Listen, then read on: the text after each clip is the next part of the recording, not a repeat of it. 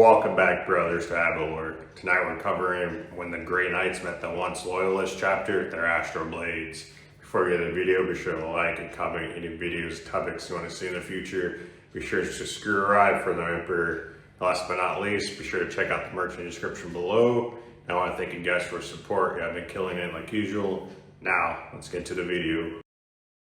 The subsector of the Astral Blades lay like a wound upon the night. World after world turned beneath the light of distant suns, each orbited by weapon stations and shipyards, bearing the raid star and downward blade of the chapter. Their colors flew from fortress spires that broke cloud decks and from bastions sunk deep into continents of rockcrete and ash. In that thin belt of the Imperium, mortal men did not pray to unseen lords upon terror. They knelt to the memory of armored giants who had bled in their streets and left the corpses of their enemies piled in sacrificial mounds. Their fortress monastery was the heart of it all, driven like a stake into the crust of their homeworld. Its upper bastions clawed up through the stone like the hilt of a buried blade, but most of its titanic mass lay entombed in the black bedrock miles below. The deepest vaults were older than the Astral Blades themselves, long forgotten by any mouth that still drew breath, remembered only by cogitators, whose logic engines had long since started to dream. For now, there was light and triumph. Hellion Vortai, chapter master of the Astral Blades, stood armored and immense upon a balcony over the primary parade avenue of Carceris Prime, a hive world newly broken to compliance. His armor was polished to a zealous gleam, ceramite plates plated in deep midnight blue, edged in pallid steel, the raid star sigil sitting proud upon his breastplate. Honor studs climbed one side of his shaven skull, the other bore a web of scars like old lightning. Below, an ocean of humanity seethed between the canyon walls of the avenue. Serfs in chapter livery, PDF regiments in parade dress, miners and manufactorum workers dragged from their hellish labor to stand and scream until their throats bled. Macro voxes turned their ragged voices into a single titanic bellow. Vortai! Vortai! Blades! Blades! The words thumped through the stone beneath his sabatons and into the reinforced bones in his legs. Banners as tall as habblocks hung from grav cranes, each painted with scenes of Astral Blades in the act of butchery. Traitor tanks torn open by power fists, Xeno's war beasts impaled upon crackling spears, degenerate cultists reduced to heaps of meat under storm bolter fire. Hundreds of thousands of corpses hung from the walls by barbed cable, recent sacrifices in honor of the victory. Some still twitched. Carrion birds had not yet learned the new scent and kept their distance, wheeling uncertainly in the smoke-streaked sky. It should have been enough to fill any man with humility. Vortai felt only a sour, glutted pride. This is my work, he thought, watching the endless file of armored vehicles crawl along the avenue like metallic insects, each smeared with dried blood and ash. Mine, my brothers, not the High Lords, not terror. They will record this as a line in some forgotten ledger and move on. He lifted his gauntlet, and the roar rose again. The avenue shook with it. Fireworks carved brief wounds of color across the pall of smoke. Vox drones hovered, capturing his every move, every angle of his impassive face, flickering his image into the hololithic altars of a dozen worlds at once. Behind him, within the shadowed depth of the balcony's arch, another sound whispered against the oceanic chant of the crowd, the click of ceramite, the low rasp of servo motors, the crackle of static from a Crozius arcanum.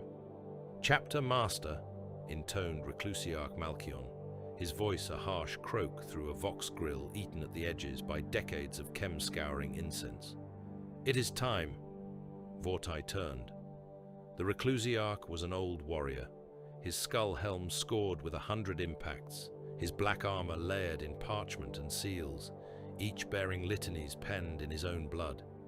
He held his Crozius in one gauntlet and a small battered casket cradled against his chest in the other. 2 honor guard veterans flanked him, halberds shouldered. Their armor was spattered, their tabards stiff with dried gore from the last day's work of executing prisoners to decorate the avenue. The casket was unimpressive to look upon. Its once ornate casing had been shattered and rebound with iron bands etched in unfamiliar runes. The sigils were scored, as if someone had tried to deface them and failed. A faint frost limned the metal, indifferent to the heat that rolled up from the crowds. "Bring it," Vortai said. They stepped out into the light. The roar below faltered, a vast beast drawing breath. Servo pylons whined as the balcony's pickcasters turned, locking onto the small rectangle of dead metal in Malkian's hands. On distant worlds, priests and governors leaned forward over whispering projectors, desperate not to miss any sign or symbol that might hint at the chapter master's favor. Malkion bowed his helmed head and raised his voice so that the picked-up vox could carry it into every ear. "Children of the Astral Blades," he cried, "hear and bear witness. Upon a world that had no name, upon a dead rock at the edge of the eye, our brothers trod forgotten ground. In the tomb of some nameless warlord, they found this relic, a blade that knew the blood of traitors and aliens long before this age, a weapon that survived when all else burned."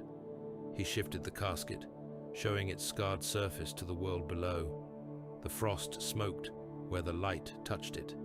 "I name it an omen, a sign that our chapter is favored, a sign that there are greater wars yet to be won." The crowd roared again. Vortai watched their uplifted faces, lit by faith and the reflected glare of hollows. He felt the hungry thrum of adoration pressing up at him like heat. Behind Malkian, at the rear of the balcony arch, stood 3 librarians. Their armor was deeper blue, trimmed with brass, their helms crested with psychic hoods and storm of cabling that fed into their spinal plates. Each bore a force staff. Each had his gauntleted, hands clenched at his sides. One, Epistolary Kael, did not bother to hide the sweat trickling down the side of his pale, tattooed skull. The casket made his teeth ache. He could feel it even through his helm's wards, like a finger pressed against his mind, probing for weaknesses. Malkian approached Vortai and sank to one knee, holding the casket up. "Will you claim this sign, my lord?" the Reclusiarch asked, words sounding for all the subsector as ritual, but meant in truth for one man alone. "Will you bear this blade in the Emperor's service and break his enemies with it, as it was broken upon them in ages past?" Vortai let the silence hang for a heartbeat. 2. Long enough for anticipation to rise, to taste like iron on the tongue. He took the casket. The metal burned cold through his gauntlets. Frost crawled up the plates, cracking and flaking in the hot wind.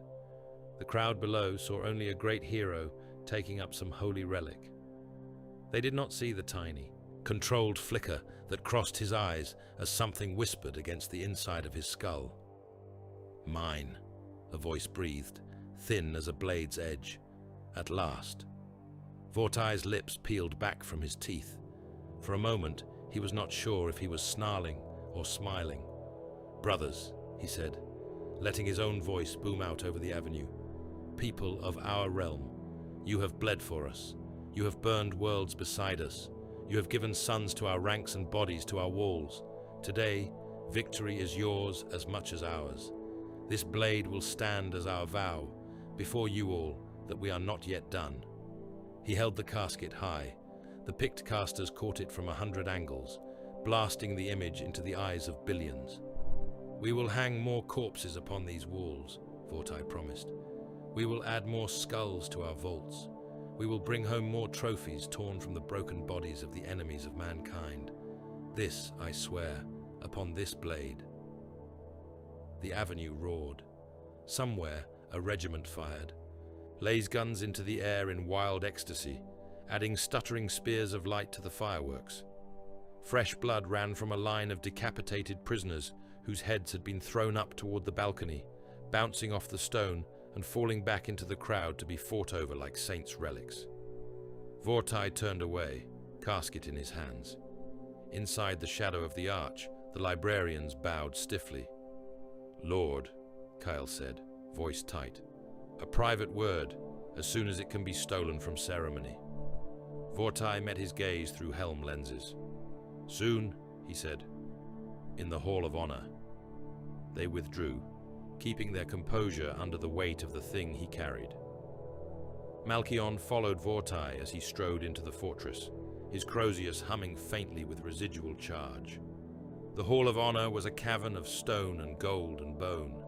Statues lined the walls, towering visages of long-dead chapter masters and legendary captains, each immortalized in stained ceramite and polished marble. Banners hung between them, trophies stitched from the flayed skins of alien generals and traitor primaris, preserved by alchemical rites into crackling sheets of parchment. At the center, beneath a vault painted in blood and lapis pigment, stood the high altar. It was a slab of black stone quarried from the deepest pit of the world, its surface worn smooth over centuries by the knees and foreheads of penitent serfs and kneeling battle brothers. Vortai ascended the steps alone and set the casket down upon the altar. The wrongness pressed at him more insistently now that the roar of the crowd was gone. The air felt thin. The lumen strips seemed dimmer. His gene-wrought heart beat a fraction too fast. "Open it," Malkion whispered, unable to keep the hunger from his tone. Vortai's gauntlets found the twisted clasps. When he wrenched them aside, frost cracked and fell in a stinging shower. The lid came up with a stiffness that spoke of long stasis, of being locked for longer than any human empire had claimed the stars. Inside lay the sword.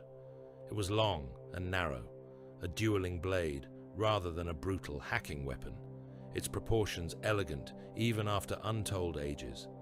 Its metal was black, not the dull black of paint or the gleam of obsidian, but an absence that drank light and color alike, creating a depth that hurt the eyes if stared at too long. Runes crawled along its length, not neatly engraved, but scorched into the metal, as if by some patient fire. Vortai reached down. The librarians arrived then, too late to snatch his hand away, but in time to see his gauntlet close around the hilt. The world punched inward. For a heartbeat, for less than a heartbeat, he stood upon another field entirely. Oceans of blood boiled around him. Stars burned in a sky of bruised purple, each one screaming. A figure of shade and hunger rose from the horizon, taller than any god machine, its outline constantly tearing and reforming, a living absence, a ragged wound in reality, holding a silhouette of a warrior wreathed in ragged banners of flayed skin. "Mine," the voice whispered again, closer, intimate. The inside of his skull was a throne room, and the thing seated itself upon it as easily as a man might sit upon his own chair. Then it was gone. The Hall of Honor returned. The statues loomed.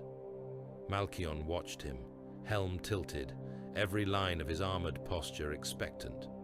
The sword lay in Vortai's hand. It fit there perfectly. It might as well have been forged to the measure of his fingers and thumb. "Lord," said Kale. His face was pale now, despite the blue of his armor, the tattoos and scars that chain-linked his flesh. "That weapon is fouled. It is wrong. I can feel it from here. It presses against the veil of the immaterium like a climbing blade against cloth. Cast it into a star. Do it now, while there is yet time." Another of the librarians, younger but no less marked with esoteric sigils, nodded stiffly. "It is a lure." "Master! A hook pushed into the flesh of your soul. It will not grant you glory. It will drag you down into—" Vortai rounded on them, the sword humming faintly in his grip. "You question my resolve," he said softly. His voice did not need to rise. It carried the promise of violence as naturally as breath. "You stand in the hall where our ancestors swore their vows. You stand beneath banners earned by men who fought with relic blades taken from the hands of dead enemies, and you tell me I should cast this away because you are uneasy." Kyle did not flinch, but his knuckles were white on his staff. "I feel the warp, Lord. That is my purpose. There is something coiled in that metal. It watches us. It waits. It is no gift. It is a curse. Let me destroy it. Let us petition the Mechanicus to build a sun casket. Drop it into the heart of a star, and never speak of it again." Vortai felt heat rise in his chest, a slow, ugly burn. "Do you mistake me for some mortal?" "Governor," he asked, "to be led about by the hand of his pet psyker. Do you think me afraid?" "Fear would be wisdom here," Kale said. "If it stays, it will not be you that wields that blade. It will be whatever lurks within it."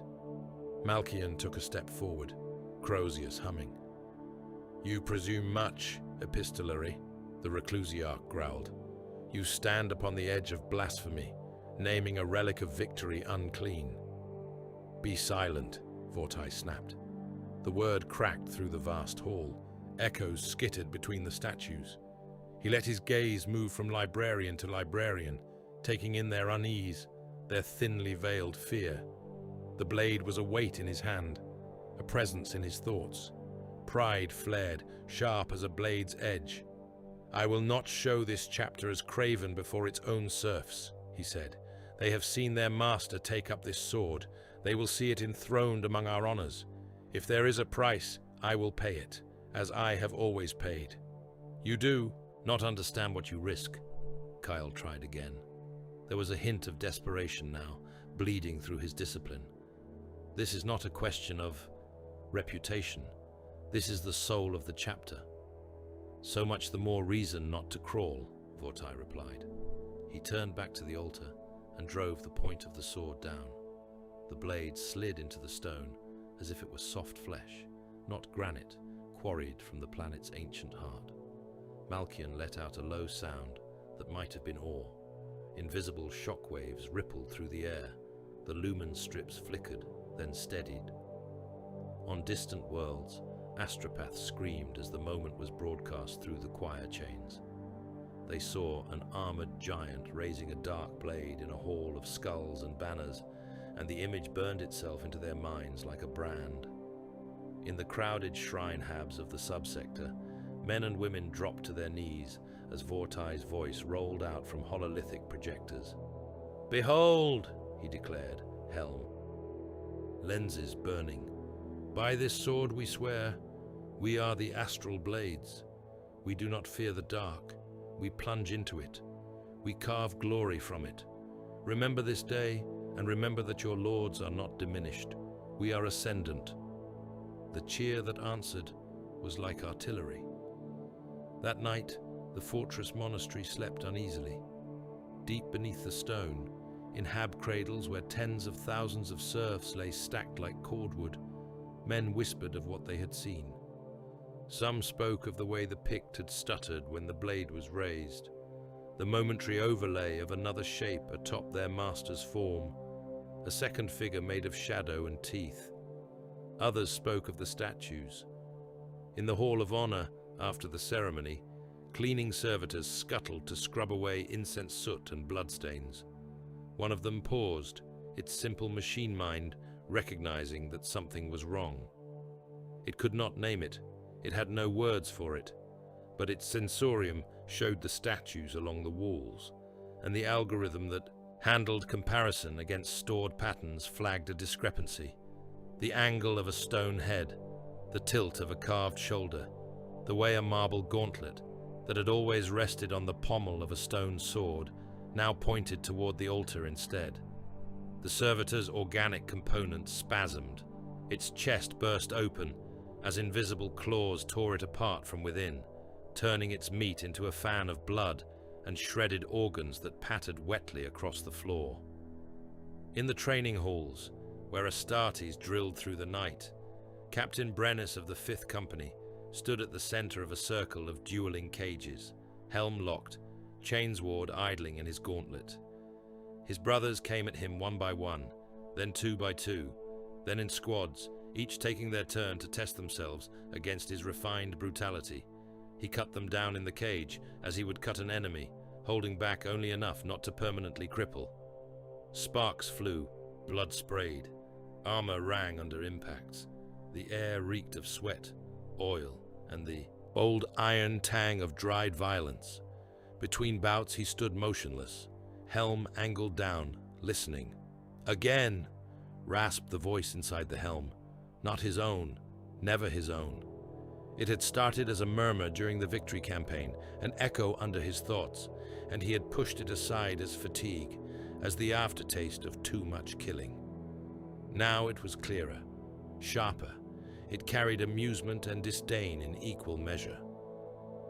"Your brothers are dull, Brennus," it whispered as another warrior charged. "They are blunt instruments. They deserve battles fit for the fodder they are sent to face. You, though, you were made for more." He parried, pivoted, smashed an elbow into his opponent's helm, and drove the chain blade up into the gap beneath the gorget. Teeth shrieked. Blood sheeted out across the cage floor. The brother dropped, stunned, coughing amidst the spray. "Petty compliance wars," the voice continued, as the training masters shouted and dragged the downed warrior clear. "Petty rebellions on backwater worlds. You have never fought a true enemy, Brennus. You have never known what it is to be tested." "Silence," Brennus grated, unheard beneath the echoing noise of the hall. "You could be more than this," the voice said. "Your strength is being wasted. There are crusades hidden from you, wars worthy of you. All you must do is follow." He slammed a power fist into the cage wall, making the metal scream, drawing startled looks from the nearest squads. He turned away from them before they could see the brief flicker of doubt behind his lenses. In the catacombs that honeycombed the fortress's lower reaches, serfs moved in shuffling lines, carrying ammunition crates and promethium drums and sacks of bone and ash for the ossuaries. The lumen strips flickered here more often than elsewhere. Shadows pooled in corners and around the bases of statues set into wall niches. Men spoke in low voices of seeing those shadows move against the direction of the light, of hearing whispers in the vox silence of the lower levels, of helms left hanging upon pegs that seemed to watch them as they passed. On Carceris's distant moon, where the chapter's orbital bastions hung fixed above the fortress like a crown of iron thorns, a navigator sat alone in his sanctum, charting the warped tides of the subsector. His third eye was veiled, the skin over it tattooed with sigils of restraint. Void glass panes showed the hard brilliance of the starscape beyond, crisscrossed with the faint lines of escort patrol routes. He had been charting this subsector for many years. He knew its currents, as a mortal sailor might know his familiar sea. The Astral Blades realm was a place of relative calm, a lull in the great madness that boiled around the eye's distant, hateful glare. Tonight, the charts bled. He saw it first as a hairline fault, a fine line of darkness that was not the absence of light but the negation of it, cutting across. His representation of the warp like a sword stroke. Where it passed, the usual riot of color and movement stilled, as if the roiling chaos were frozen by the intrusion. He blinked, thinking at first that his lenses were damaged. He pulled them off. The line remained, visible not with his eyes, but in some horrid pressure in the center of his skull. He felt the presence of the Astral Blades homeworld, as he always did, a heavy mass in the tides, like a stone sunk in a stream. The line intersected it cleanly, not passing by, piercing.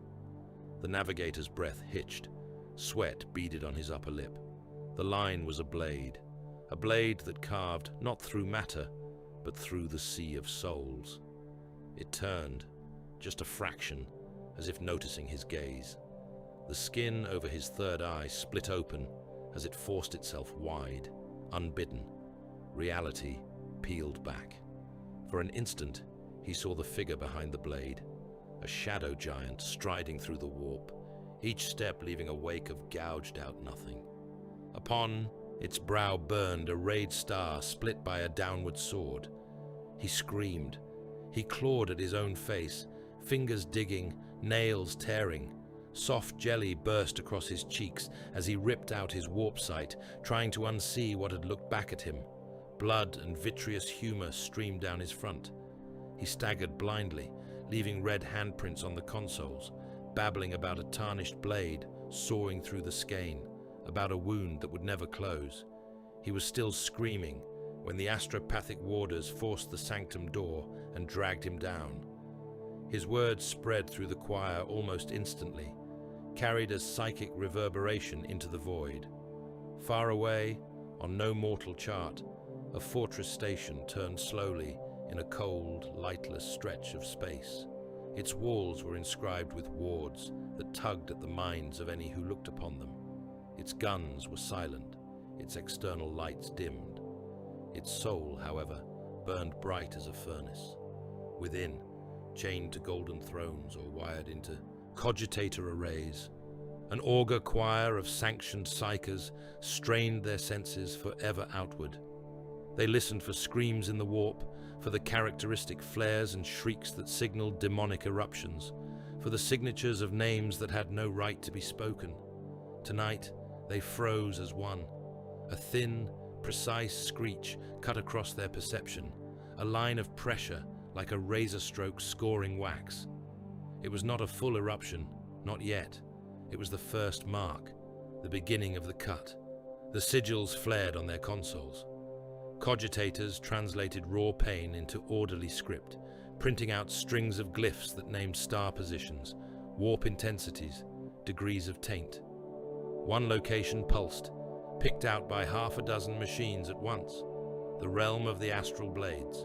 A robed scribe plucked the still warm parchment from the cogitator mouth, eyes scanning the spidery script. He swallowed, tasting copper. He turned to the silent, silver-armored giants that stood like statues along the edge of the chamber, their helms bowed, their fists resting on the pommels of Nemesis blades. "My lords," he said, voice shaking despite his efforts to keep it steady. "A new distortion, narrow as a knife, centered upon a chapter realm." One of the warriors lifted his head. His helm lenses burned like twin chips of frozen blue fire. "Record it," he said. His voice was iron. "Name it for now as the Tarnished Blade. Mark the system. Notify the Ordo Malleus.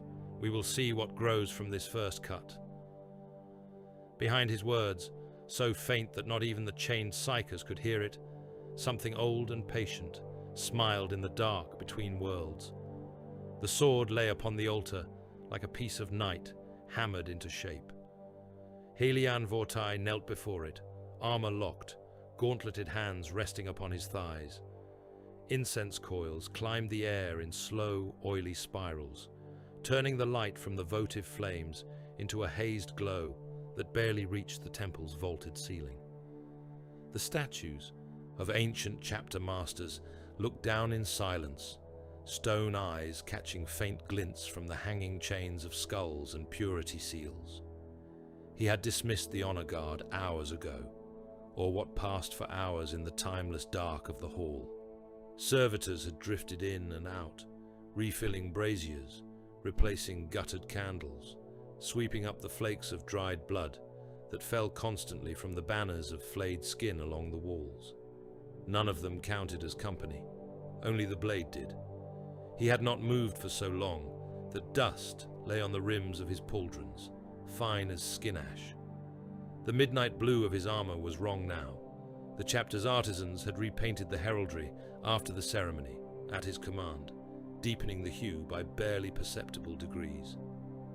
Under the warm lamps of the arming chambers, it might pass as the same color it had always been. In the cold light of the hall, it looked like a bruise, like old blood beneath skin. The rayed star sigil upon his chest had been edged in, a darker shade, the dividing blade given a shadow that made it seem to sink into the ceramite itself.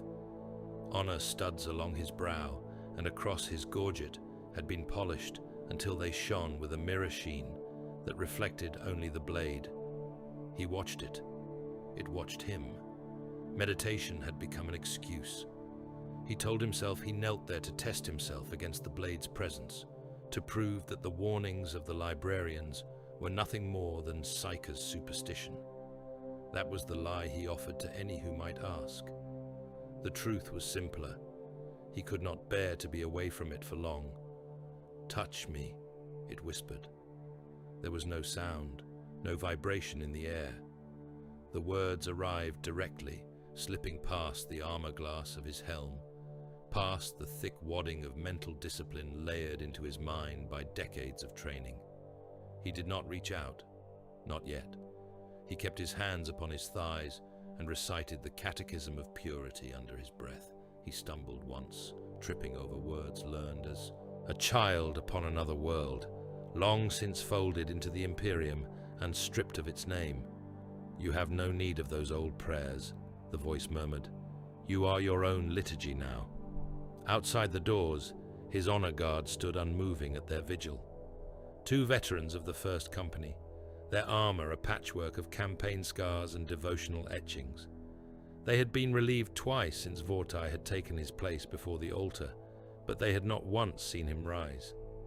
"He has not left since the end of Second Watch," one murmured softly over a private vox band, his voice a low grind of static and consonants. "The Reclusiarch says he communes with the relic," the other replied. "He says it speaks of wars to come.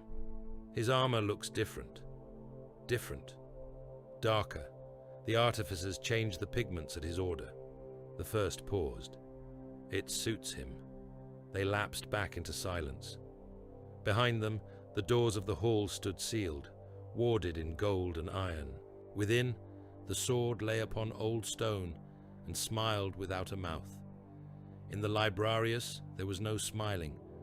The librarium vault was a sealed hex of stone and warding. Thick cables ran up into the ceiling, feeding power and cooling to banks of cogitators and scrying engines. Book spines of flayed skin and parchment-crackled tomes bound in ceramite sat upon shelves, heavy with the knowledge that could not ever be allowed to escape. Epistolary Kyle paced along the central aisle, staff tapping against the floor with each irritable step. His brothers sat in a circle upon the etched sigil in the room's center, each cross-legged upon the cold metal grating, each with eyes closed and hands resting palm up upon their knees. "You all dreamt the same," Kyle said. "Say it." One by one, they spoke. "A blade," muttered one, "a scarred lexicanium with augmetics in place of both eyes. Not the one upon the altar. Larger, older, tarnished, yet still sharp enough to carve stars from the sky." "A hand gripping it," said another. "Armored, but the armor was shadow, not matter, not ceramite." "A name," said the youngest of them. "A name repeated. Etherak." The word hung in the air like a taste. Kyle stopped pacing. He planted the butt of his staff upon the floor with a hollow clang. "You all heard it." There were nods, grim faces. No one smiled. Psykers who had faced down demons and stared unfaltering into the howling madness of the warp now looked like men who had discovered black mold in the foundations of their house. "It stalks us," said the augmetic-eyed lexicanium. "I feel it in the corridors, in the training halls, in my own skull when I sit in stillness. A pressure, as if something were walking just behind me, reaching out a finger to touch the back of my neck." "A hunting beast," the younger one whispered, "tasting the air, choosing which of us to take first." Kyle bared his teeth. "It chooses none of us," he snapped. "We are the watchers upon the threshold. We do not get taken. We stand. That is what we were made for. That is why we were forged upon the anvils of Titan and elsewhere." "It has a name," one of the others said. "That means it has been bound before, banished. It has played this game with other souls and lost. That will not comfort us when our gene seed collapses into corruption," Kale replied. "Nor will it comfort the chapter when their master becomes host to a nameless thing cradle-born in the eye. Not nameless, corrected the youngest. Etherak, the unrepentant. The title slid into the room like a knife blade. Kyle felt it in the new scar that had appeared on his mind surface the moment Vortai drove the sword into the altar stone. The blade had stung him even at that distance. Since then, every time he closed his eyes, the same vision came. A figure of living shadow striding the corridors of the fortress. A weapon of black screaming metal in its hand, stopping at each brother it passed as if considering them. "What do we do?" asked one of the older librarians. His face was a ruin of old burns. His eyes yellowed with the overuse of his gifts. "The chapter master will not listen. He hears nothing but his own pride. The Reclusiarch hungers for the blade as if it were sacrament itself." "We do what we must," Kyle said. "We watch. We ward. We stand ready to cut our own master down if he crosses the line." Silence answered him. No one argued. That frightened him more than any shouted defiance could have. In the Hall of Honor, Vortai finally reached out and closed his hand around the hilt. Warmth surged up his arm, eating into the flesh beneath the black carapace, burrowing into scar tissue, flooding his nervous system like molten metal poured into ducts. "Good," the voice breathed. "There you are." "You have been speaking long enough without introduction," Vortai said. His own voice was a harsh rumble in the empty hall. "Name yourself." "You already know my name." He saw flashes as it spoke, not full visions, fragments, a battlefield of broken marble and shattered statues under a sallow sky, where warriors in silver and gold fought demons upon steps slick with compiled gore. A world split open to its mantle by a single sword stroke, a laughing face carved upon the surface of a dead moon. "Etherak," he said.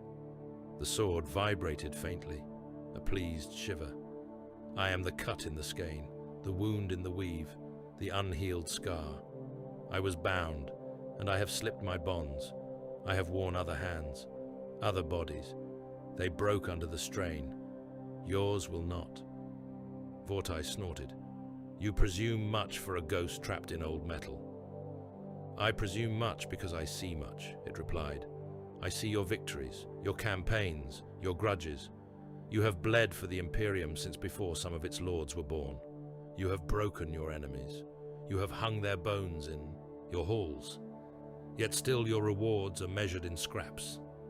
A subsector fiefdom, a fortress buried in rock, a name spoken only in backwater shrines." Vortai's fingers tightened upon the hilt. "We are honored," he lied. "You are forgotten," Etherak corrected. "When greater wars are waged, you are not summoned. When the galaxy shakes, you are told to hold the line on some nameless frontier. They use you as a blade against rabble and heretics and call it glory. What else is there?" The sword's presence sharpened. "I can show you. It began with small things." The first time Etherak spoke with anything resembling practicality, Vortai was seated in the Strategium, reviewing pict feeds from a rebellious agri-world at the edge of their realm. Uprisings had broken out in the silo cities, a tangled web of cults and criminal syndicates mixed with old planetary feuds. The local PDF pushback had been clumsy and brutal, driving more bodies into the revolt. His captains stood in a semicircle around the hollow table, discussing deployment patterns and predicted enemy concentrations. Vortai listened with half his mind. The other half hummed with the blade's presence. "There." Etherak murmured, not aloud, but Vortai heard it as clearly as the spoken words of his officers. "The silo spires are hollow beneath. They have repurposed the grain transport arterials into smuggling routes. Flood them. Do not waste your brothers on door-kicking." The thought came with an image, as clear as a Pict. Promethium poured into those hidden arteries, ignited from above, the revolt burning out from its bowels. "Cease," Vortai said, raising a gauntlet. The captain stopped, helms turning toward him. "We will adjust," he said. He reached out and dragged icons on the hololith, redirecting reserve companies to the planetary fuel depots. "We drown the traitors from below. Use promethium streams to choke their tunnels. Let the fires do the work." There was a pause. Old Brennus tilted his helm, admiration clear even through the impassive mask. "A cruel solution," the captain said. "Efficient. Cruelty is a form of mercy," Vortai replied. "It ends things quickly." The campaign unfolded exactly as the sword had shown him. Flames roared up from beneath the silo cities, turning grain conveyors into chimneys, incinerating tens of thousands of rebels hidden in their rat tunnels. The upper habs burned as well, of course. Whole districts became slag. Millions choked on smoke. But the revolt died. That was what mattered. A single coincidence, he told himself. A lucky insight. A commander at his level developed a sense for such things. The second time came too soon after to be dismissed.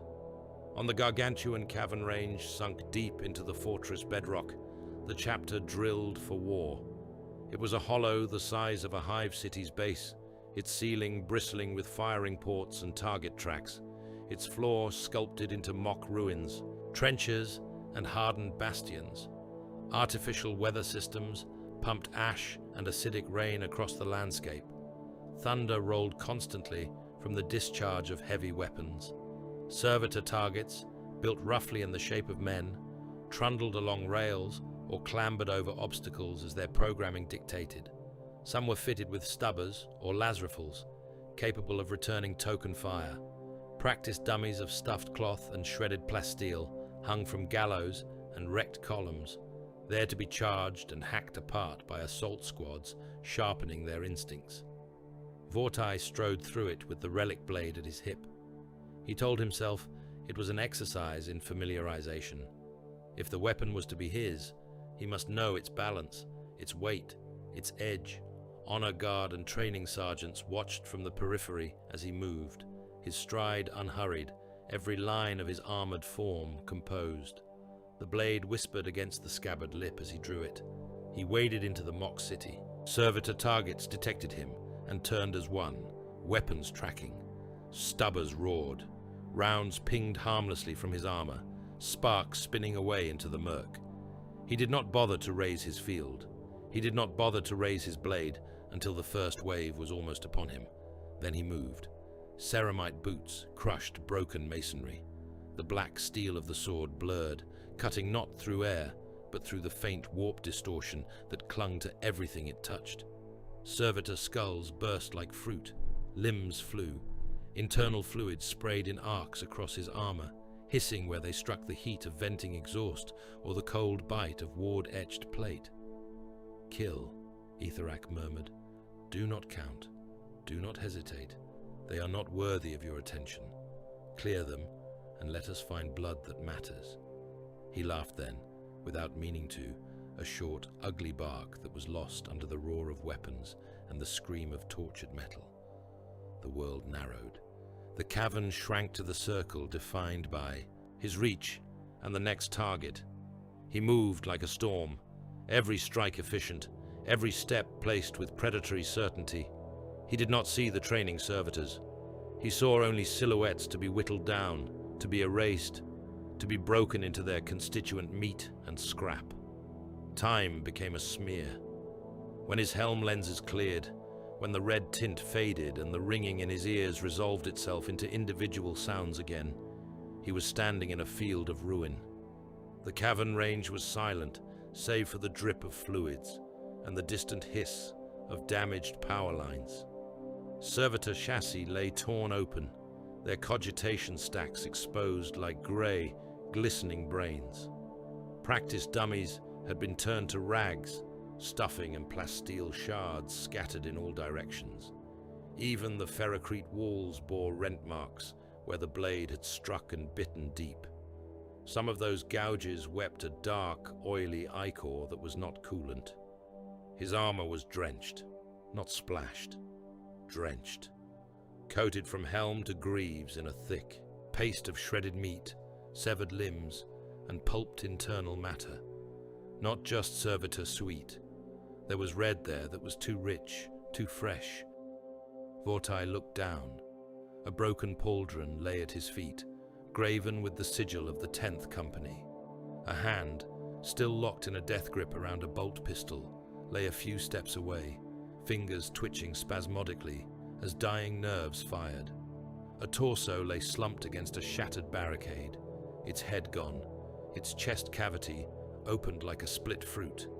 Ribs jutted from it like snapped teeth. The exposed hearts had been pulverized into an unrecognizable slurry. His honor guard stood at the edge of the devastation, frozen. "Lord," one began, then faltered. "Live fire," Vortai said.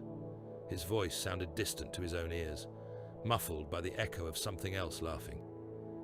"I ordered live fire drills. Against servitors," the guard managed, "not against the scouts." One of the training sergeants lay face down, half of his skull missing. The remnants steamed on the floor. Vortai's gauntlet tightened on the hilt. The sword's black edge dripped, shedding little clots that smoked when they touched the ground. "They were in your way," Etherak purred. "They were weak. The strong learned an important lesson. The dead learned their place." He wiped the blade on a dangling strip of practice dummy skin and sheathed it in one smooth motion. "Gather the dead," he said. "Recover their gene seed. Note their names. They died in the service of honing my art. That is honor enough." No one moved to contradict him. He left the cavern range with gore drying on his armor and the taste of iron under his tongue. The first overt possession happened not long after. In the forges, where artificers and tech marines toiled amid blazing furnaces and shrieking machinery, Battle Brother Corvin stood at an anvil, guiding servo arm and auto hammer as they beat a damaged pauldron back into shape. Sparks flew around him like fireflies. Molten metal glowed in troughs. Servitors shuffled past, their cogitation stacks chattering, their flesh parts blackened with old burns. Corvin was a solid warrior, unremarkable in the annals. He had fought in campaigns, taken wounds, returned. He had never broken, never shone. He was the kind of brother who made up the bulk of any chapter's strength, dependable, faceless in the line. He straightened, flexing shoulders that ached from long labor. He heard a whisper, not in words, in a sensation, in a tug at the base of his spine, at the buried interface of the black carapace. A hook, sliding under skin, lifting. He froze. The servo arm behind him, sensing his stillness, also froze, clutching the half-shaped pauldron in its claw. The forge noise seemed to recede. The whisper became words. Yield. His vision narrowed. The world tilted. The heat of the forge roared up suddenly, a rush that washed through his armor as if it were not there. Corvin opened his mouth to shout for the tech priests. Nothing came out. The hook yanked. His eyes burned. The battle brothers around him saw him jerk, saw his helm snap back. The lenses flared, not with the dull reflection of forge fire, but with a searing, unnatural light that bored through the red-lit gloom. He moved, too fast and too fluid to be entirely his own. His gauntlet shot down, closing around a chain blade resting against the anvil. He tore it up in a sweeping arc, teeth shrieking as they spun to life. "Corvin!" one of his squad mates called, stepping toward him. "What are you doing? Stand down!" Corvin laughed. The sound was wrong. It had too many echoes. It sounded like someone laughing down a corridor, far away, through walls of bone. "Etherak!" he screamed. The name ripped from his throat with such force that blood sprayed from his vox grill. "Etherak! I see you! I open!" Then the chain blade came down. It bit into the nearest brother's gorget, tearing through, ceramite and the flesh beneath in a fountain of arterial spray. The victim staggered, hands clawing at his own throat, fingers sinking into the mangled ruin as blood jetted between them. Corvin pivoted, the teeth chewing deeper, severing spine. The head rolled away, helm still locked, red mist hanging in the air like a curtain. The forge exploded into chaos. Brothers shouted, reaching for weapons. Some had pistols, some had only their fists and the heavy tools of their trade. It did not matter at such close quarters. The forges became a killing pit. Corvin lunged, chain blade roaring, cutting another in half at the waist. Guts and oily loops of tubing burst from the bisected armor, slapping wetly across the floor. Servitors walked into the spray without hesitation, slipping and grinding over spilled organs as their programming struggled to reconcile the new obstacle field. "In his name!" Corvin shrieked. "Etherax! Etherax!"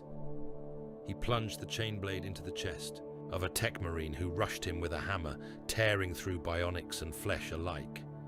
The tech marine caught him even as he died, pinning him for a moment with sheer mass. Corvin bit the man's exposed throat out through the rent in his collar, teeth snapping bone. The hammer fell. It was a thunder hammer, half completed, its disruption field generator wired into a test rig. The tech marine's dead hand convulsed as systems overloaded, thumb depressing the stud. The hammer's head flashed white-blue and detonated against Corvin's torso. There was no subtlety in what followed, no elegant dismemberment, no clean kill. Corvin ceased to be. His armor, his flesh, his bones, his blood, his gene seed, all of it converted in an instant into an expanding sphere of incandescent force. The sound was beyond thunder. For a moment, the forge chamber became a sun. Brothers nearby were hurled from their feet, armor cracking, ceramite buckling inward. Servitors exploded like bags of meat. Molten metal sloshed from containment troughs, raining across the floor in a storm of fire. When the afterimage faded, when ringing ears began to hear again, there was little left of Corvin, but a black smear upon the wall, and chunks of ceramite welded into it. In the apothecarian they gathered what they could.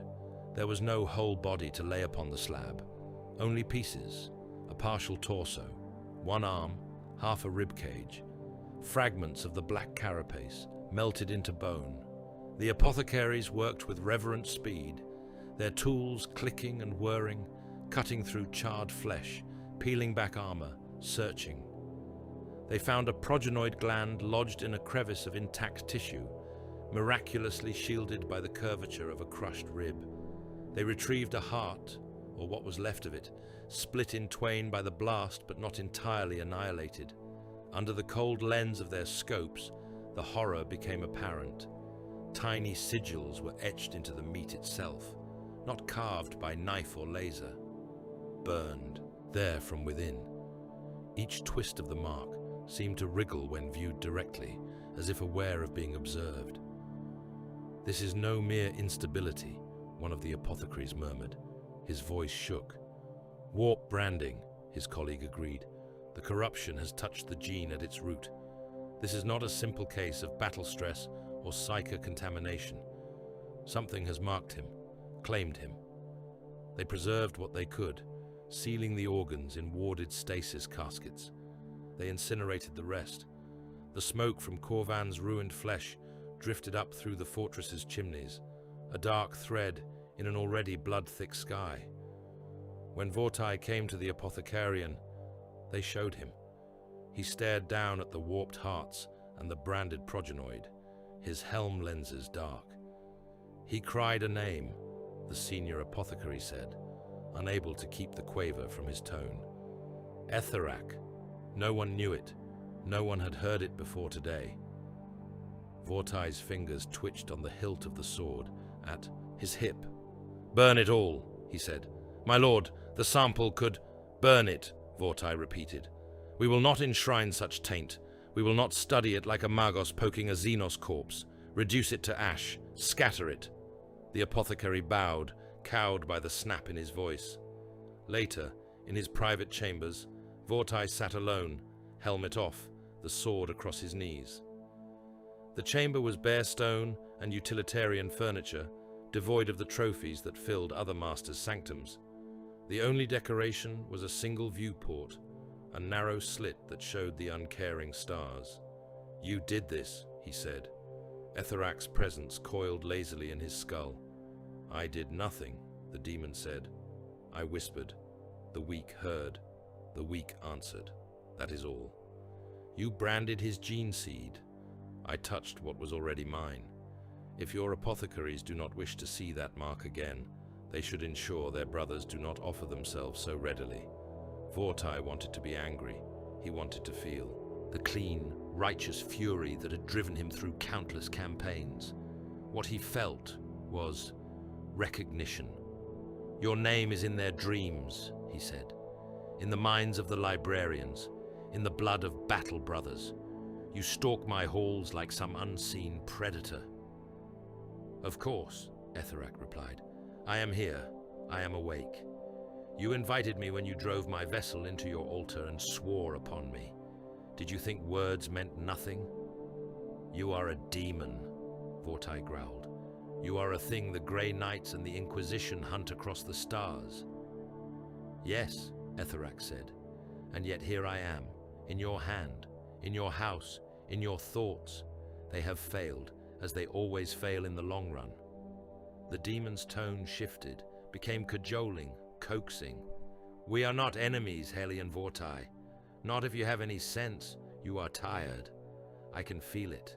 You are tired of grinding down worthless rabble. Tired of being sent to swat flies on the fringes while your so-called peers glory in wars whose names are carved into history. I can give you more. You can give me damnation. You already stand upon that path. Every kill you have made in the Emperor's name has stained you. Every world you have burned in the name of some distant lord who does not know your face has moved you further from whatever purity your librarians mutter about. You are not a saint, Vortai. You are a weapon. A weapon deserves a worthy hand to guide it. I offer you that hand. The demon's laughter was soft and cold. Submit to me as host. Give me flesh and voice. Together, we will carve a new realm from the bones of this tired Imperium. No more petty strictures. No more censure from thin-blooded lords who have never heard a bolter's bark. Your brothers will become something more than lapdogs chained to a crumbling throne. My brothers are loyal. Your brothers are wasted, Etherak countered. I do not speak of making them traitors to themselves. I speak of purifying them, burning away cowardice, cutting out hesitation. You have seen what I can do with a single Forge brother's weak mind. Imagine what I can do if you stand with me instead of sniveling in fear. Vortai rose. The chamber seemed suddenly too small. The stone walls pressed in. The air smelled of sweat, oil, and the faint metallic tang of the blade's presence. He staggered, hand tight on the hilt, and made for the door. Where are you going? Etherak asked, amused. To a place where your kind does not belong, Vortai grated. If there is any such place left in this cursed galaxy. He lurched through the corridors, each step making his vision pulse. Statues that lined the walls seemed to lean after him.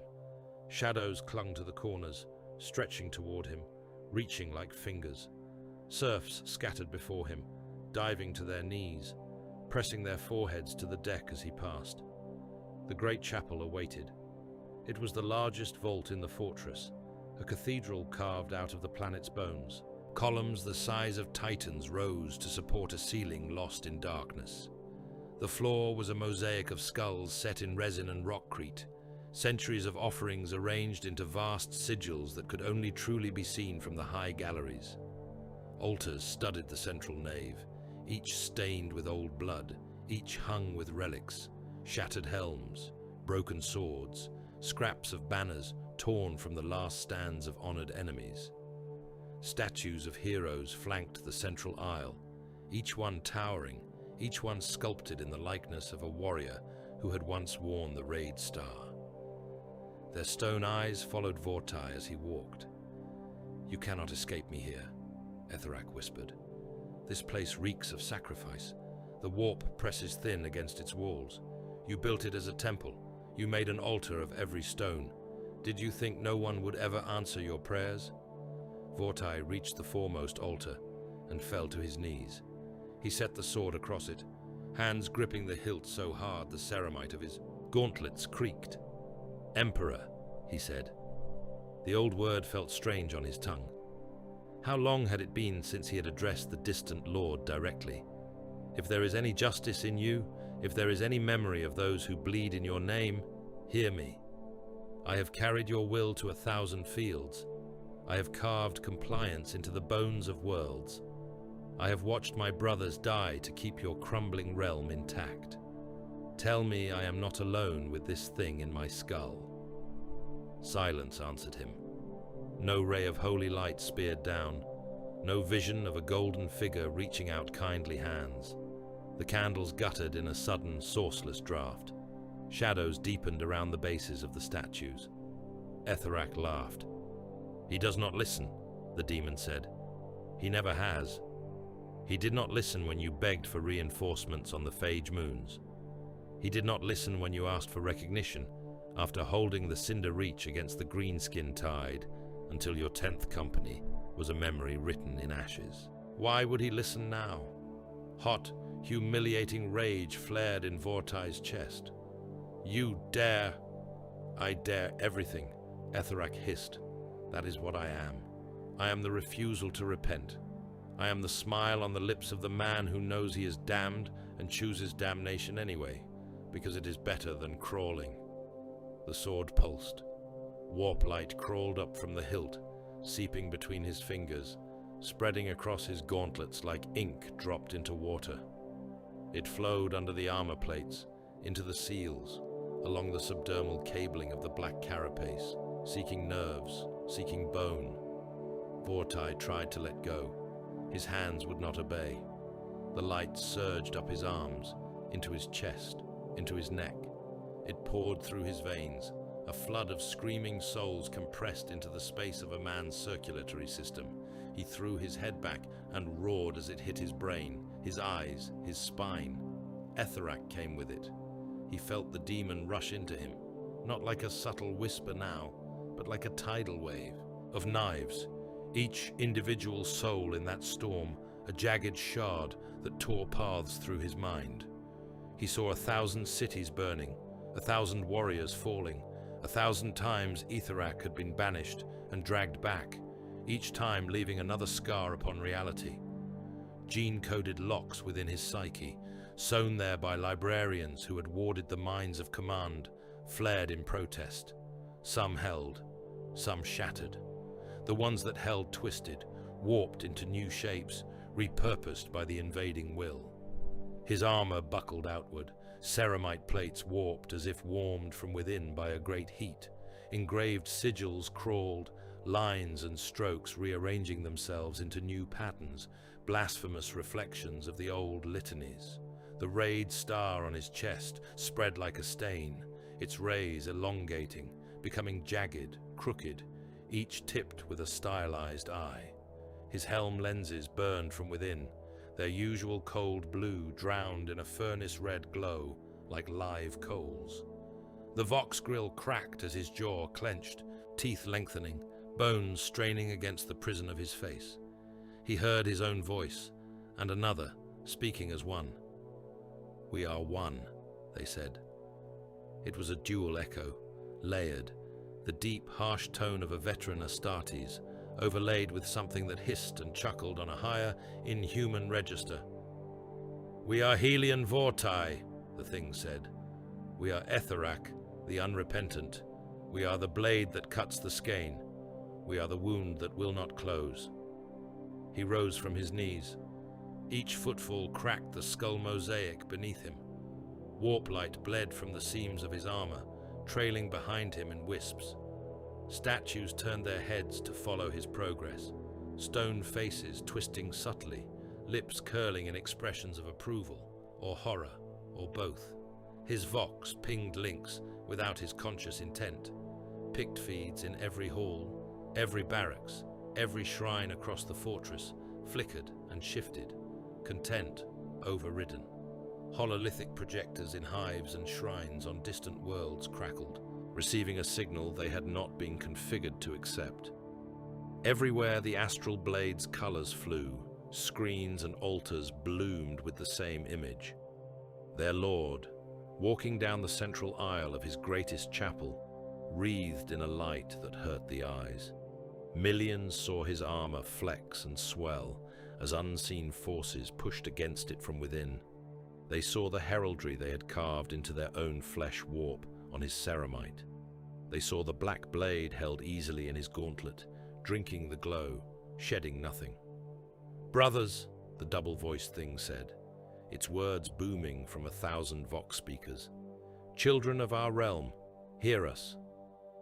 In hab-cradles and manufactorum dorms, men fell to their knees, hands to their heads, as the sound drove spikes of pressure into their skulls.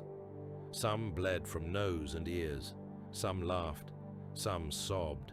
None could look away. "We have been chosen," it said. "We have been tested and found wanting by those who sit in judgment upon distant thrones. We have been spent like coin in petty wars, our blood poured out to water the ambitions of cowards. No more." In the training halls, Brennus dropped his chainsword as the words hit him. For a moment he saw himself as Corvin had, through the demon's eyes, a weapon without a war worthy of his edge.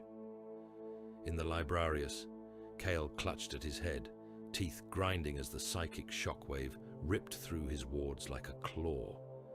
Across the fortress, every Astartes felt it. It was not merely sound. It was a hook thrown out upon invisible lines, snagging in the gene-coded patterns of their minds. Every implanted organ, every altered cell, every black carapace interface hummed in answer.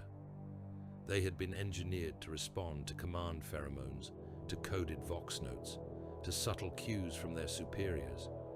Now those same channels carried something else. "We are the Astral Blades," the voice continued. "We are the Emperor's wrath made manifest. We have been loyal. We have been obedient. Our reward has been neglect, betrayal by indifference. We will not accept this." Etherak smiled through Vortai's mouth. Teeth gleamed like knife edges. "Our old oaths are chains," the Demon Master said. "We break them. We cast them aside. We swear anew, not to a throne of dust, but to the war itself, to the eternal conflict, to the only truth this galaxy has ever known." In the surf pens, men screamed and clawed at their faces as the pressure built. Some tore their own eyes out rather than watch. Others began to chant without knowing the words, tongues shaping syllables of a language never meant for mortal mouths. "We will be purified," the voice promised. "The weak burned away, the strong tempered. We will become more than a forgotten blade in another's hand. We will become the cut that reshapes the galaxy." The shockwave peaked. Some brothers fell to their knees, helmets in their hands, weeping blood. Others surged to their feet, hearts pounding, a savage elation rising in their chests, as if something inside them had finally been given permission to stretch, to breathe. In the armory, a rack of bolters clattered to the floor as the servitor tending them convulsed, skull splitting under sudden catastrophic pressure. In the forges, one of the tech marines began to laugh, a dry, broken sound as the sigils carved into his armor rearranged themselves. In the Librarius, Cale forced himself upright, staff braced, every muscle in his body quivering. He stared at the image of Vortai on the hollow slate, at the demon burning in his eyes. "Too late," he whispered, tasting blood. He invited it in. In the great chapel, Vortai's head tilted, as if listening to distant cries. "Do you hear them?" Etherak murmured in their shared skull. "They are singing our name already." He did. And in the far reaches of the warp, where the fortress of the Grey Knights turned in its lonely vigil, augur choirs shuddered, as a thin, precise line of corruption on their charts widened, the cut deepening, the first blood of a chapter's soul beginning to flow. The re-sanctified reliquary was colder than any void chamber. Its walls were slick with condensation that was not quite water, beading along reliefs, carved in honor of forgotten martyrs. Where once the stone had been bare and austere, New sigils crawled across it, etched in fresh blood and inlaid with tiny chips of bone. Candles burned in hanging cages of human ribs, their flames guttering green and violet. Incense hung thick in the air, its reek cloying and metallic, half chapel censer smoke and half gunpowder. Helion Vortai stood at the center of the chamber, the black sword planted point down in the stone before him. Warp light seeped from the blade's edge in faint, oily threads, snaking across the floor toward the boots of the officers gathered around him. He had called them to a war council. Captains, company champions, the senior. Sergeants whose names carried weight in mess halls and barracks. A handful of tech marines and apothecaries. Men who had fought beside him across countless campaigns, who had bled under his command on worlds whose names no one bothered to record. They stood in a rough circle, armor muttering and servo motors whining softly as they shifted. Their helms were locked, but unease seemed to hang about them like another layer of smoke. "This is your chapter," Vortai said. His voice was a twofold rumble, the demon's hiss braided through it so deftly that most ears would never have noticed the second tone. His officers did. They were Astartes. They knew the cadence of their master's speech as well as they knew the weight of their own bolters. None spoke of it. "You have earned every honor upon those plates," he continued, gesturing with one gauntlet. "Every stud, every etched kill tally.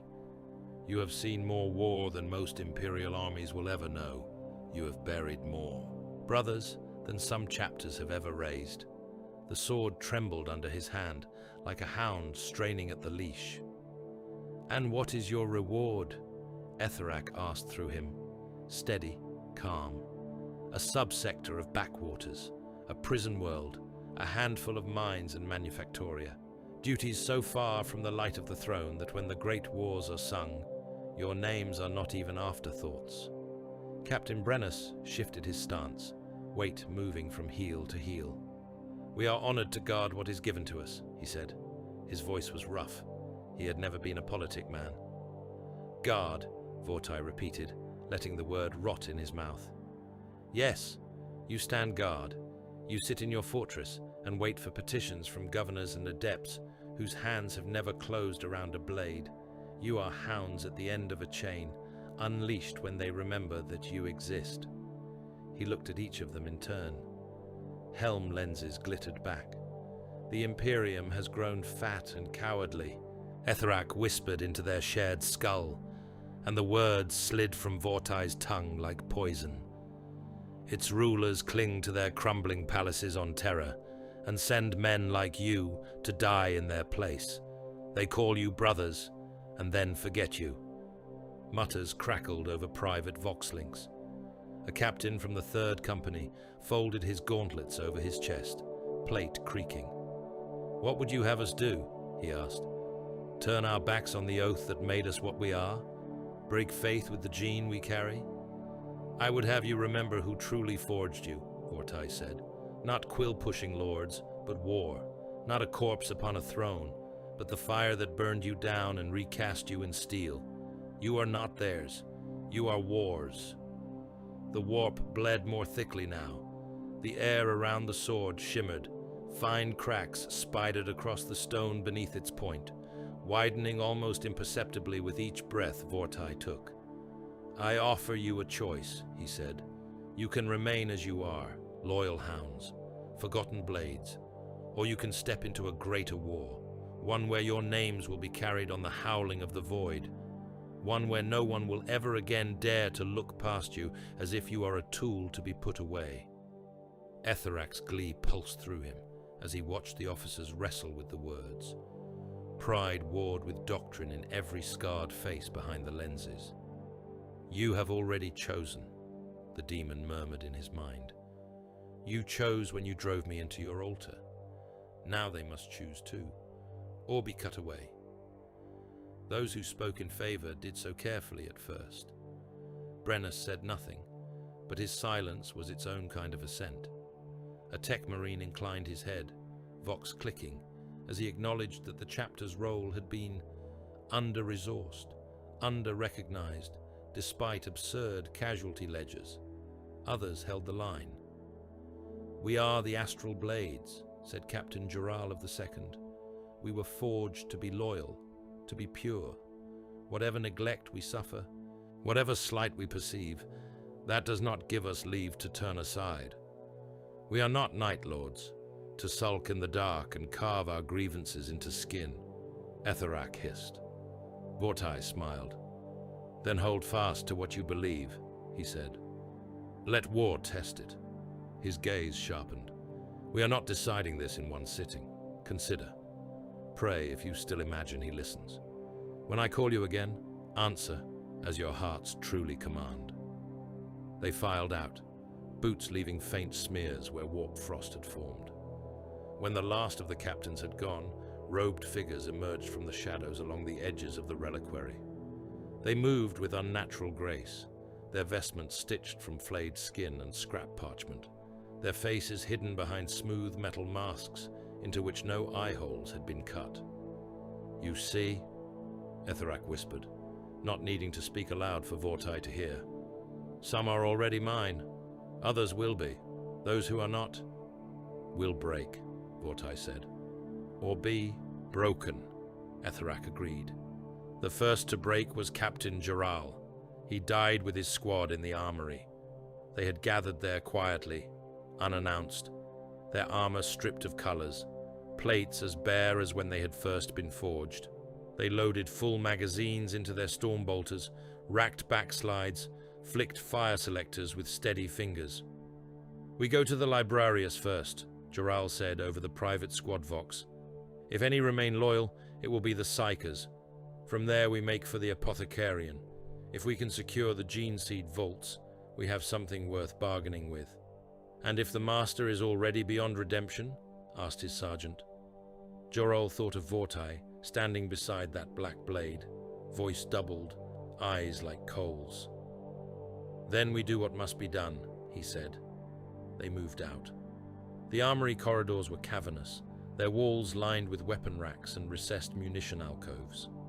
Lumens burned steady, casting harsh, uncompromising light across row upon row of storm bolters, plasma guns, chainswords.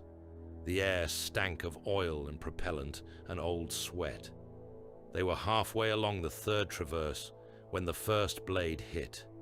It came from above, dropping from the darkness between rafters. A combat knife the length of a man's forearm, honed to a shriek-keen edge, punched through the back of the rearmost brother's neck seal and out through his throat. Blood fountained, a thick, pulsing torrent that painted the wall. Joral spun, storm bolter barking. Shapes moved overhead, dislodged by the muzzle flare. Brothers. Astral blades wedged up among the gantries and structural girders, armor repainted in shades darker even than Vortai's, lenses blazing. They dropped like hunting beasts, chainswords already revving, combat blades already raised. The corridor became a furnace of muzzle flashes and shrieking steel. Joral cut one in half as he fell, storm bolter rounds chewing through his torso until he was a ruin of ruptured organs and shattered ceramite. He ducked another's swing, felt the teeth rake sparks from his pauldron. His own blade punched into the attacker's flank, more by instinct than aim. There was a grunt, a gush of fluid. The two of them slammed into the wall, armor grinding, knife buried to the hilt. "Traitor," Joral snarled, tearing the blade free. The traitor laughed in his face, blood bubbling through the vox grill. "We are loyal," he rasped, "loyal to war." A chainsword took Joral's arm off at the elbow. The captain roared, half in fury, half in shock, as the limbs spun away, trailing a comet tail of arterial spray. He pivoted into the blow, using the momentum to drive his pauldron spike into the throat of the assailant. They crashed to the floor together. He never saw the blade that went through his back. Later, when the last echoes of combat had faded and the armory doors ground shut under remote command, robed figures slipped in through the smoke. They stepped around the piles of butchered bodies with practiced ease. Where a brother still twitched, they ended the motion with quick, precise cuts of their ritual blades, slicing through throat seals or breastplates to reach the hearts beneath. They worked in silence at first, opening torsos with almost surgical care. Hands slick with blood, they reached into the cavities to pluck out the swollen, gene-saturated organs. Progenoid glands still glistening, hearts heavy with engineered muscle.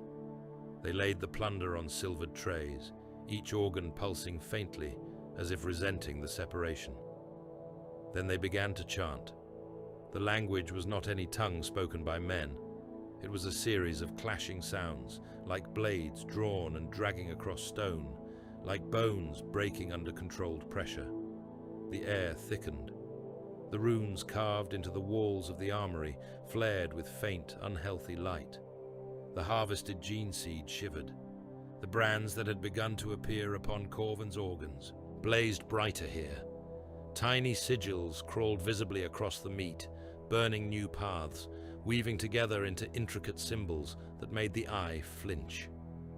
One of the robed figures looked up as Vortai entered. The chapter master's presence filled the armory like another weapon. "Continue," he said, voice doubled, the demon's amusement filling the room like a draught of cold air. "We will need much." Word spread.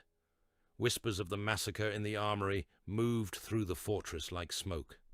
Men spoke of Captain Joral's broken body nailed to a bulkhead, with his own sword hammered through his chest, of his severed arm hung upside down from a rafter as a warning. Whispers birthed resistance. Chaplain Severin had never been a subtle man. His Crozius Arcanum had crushed skulls on 100 worlds. His voice had led brothers into firestorms and out the other side. His liturgies were simple, brutal things, full of blood and iron and the Emperor's wrath. He had watched Vortai's transformation with growing horror. He had heard the doubled voice and felt the psychic hook drag across his own gene-wrought soul. In the shrines where he once led hymns, he whispered a different creed. "Vortai is gone," he told the cluster of brothers kneeling in the tight, incense-choked space. "Whatever sits in that armor now, whatever speaks through his mouth, it is not the man we followed. It is a demon wearing his shape." Storm bolters gleamed in the candlelight. Skulls watched from the walls. "We cannot allow this," Severin said. "We cannot allow the chapter to be remade in its image. We must cut it out. Cut him out." A dozen helms nodded. "Our oaths," one whispered. "To him on terror," Severin said. "Not to the thing that has crawled into our master's skull. Our loyalty is to the idea for which we were made, not the corrupted flesh that once embodied it." They moved quickly.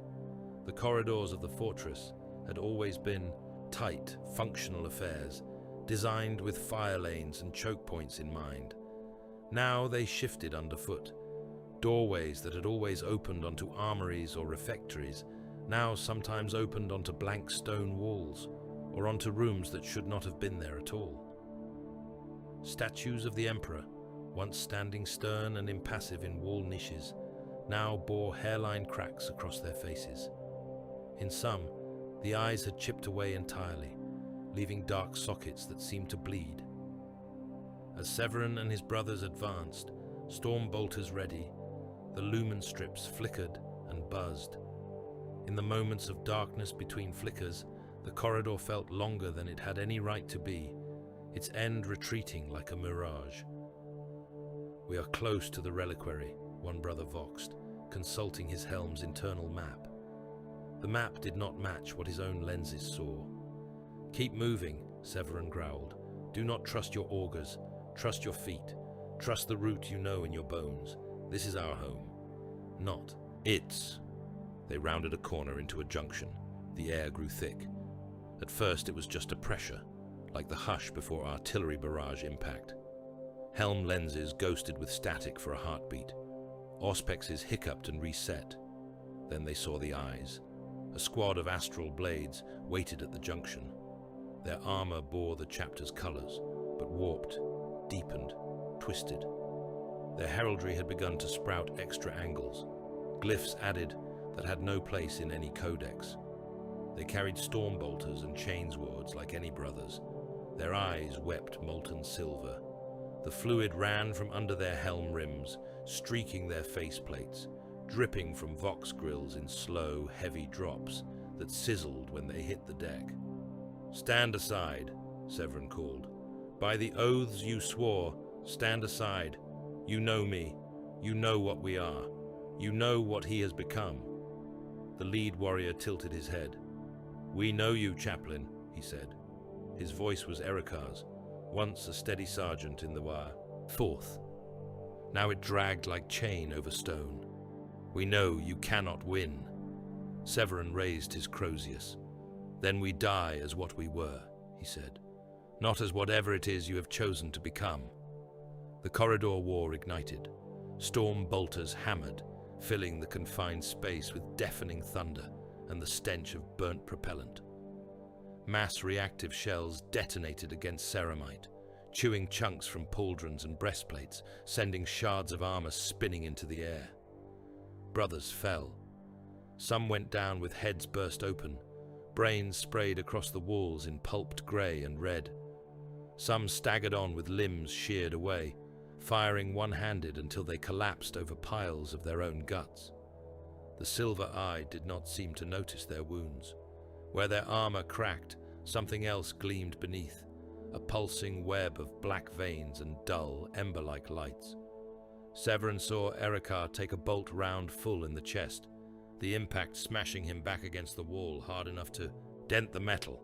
He straightened, laughing. "What are you?" Severin snarled as he charged. "Chosen," Erikar replied. Crozius met Chainsward. Power fields snarled as they crashed together, sparks bursting, blue light clashing with red. Severin drove Erikar back a step, then another, boots grinding across a floor slick with blood. A brother at Severin's side died messily, his head taken off at the jaw by a sweeping blade. Teeth and tongue flew. The body staggered on for a moment, headless, arms firing before finally collapsing. "Fall back," someone shouted. "No," Severin snapped. "Push through.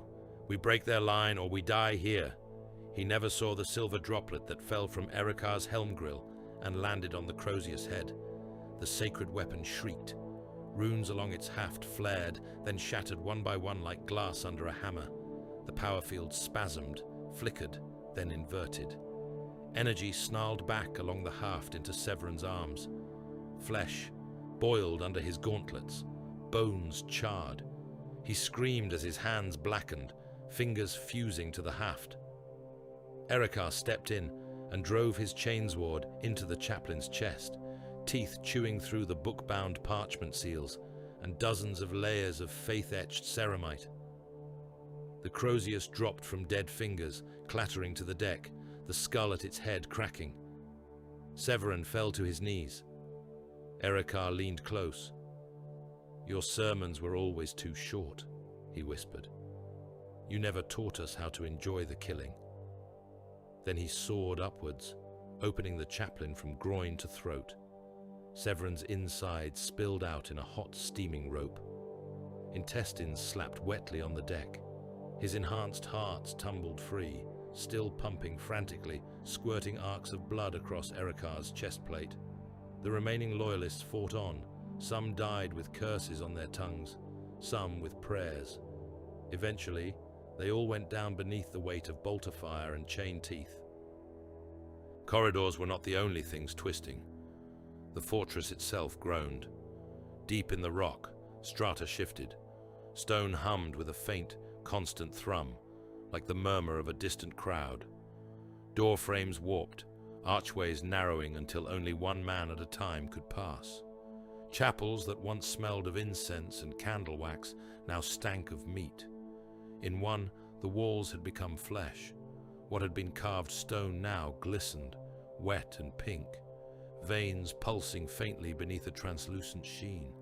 Skulls that had once been mortared into the arches now jutted like tumor growths, eye sockets oozing pus.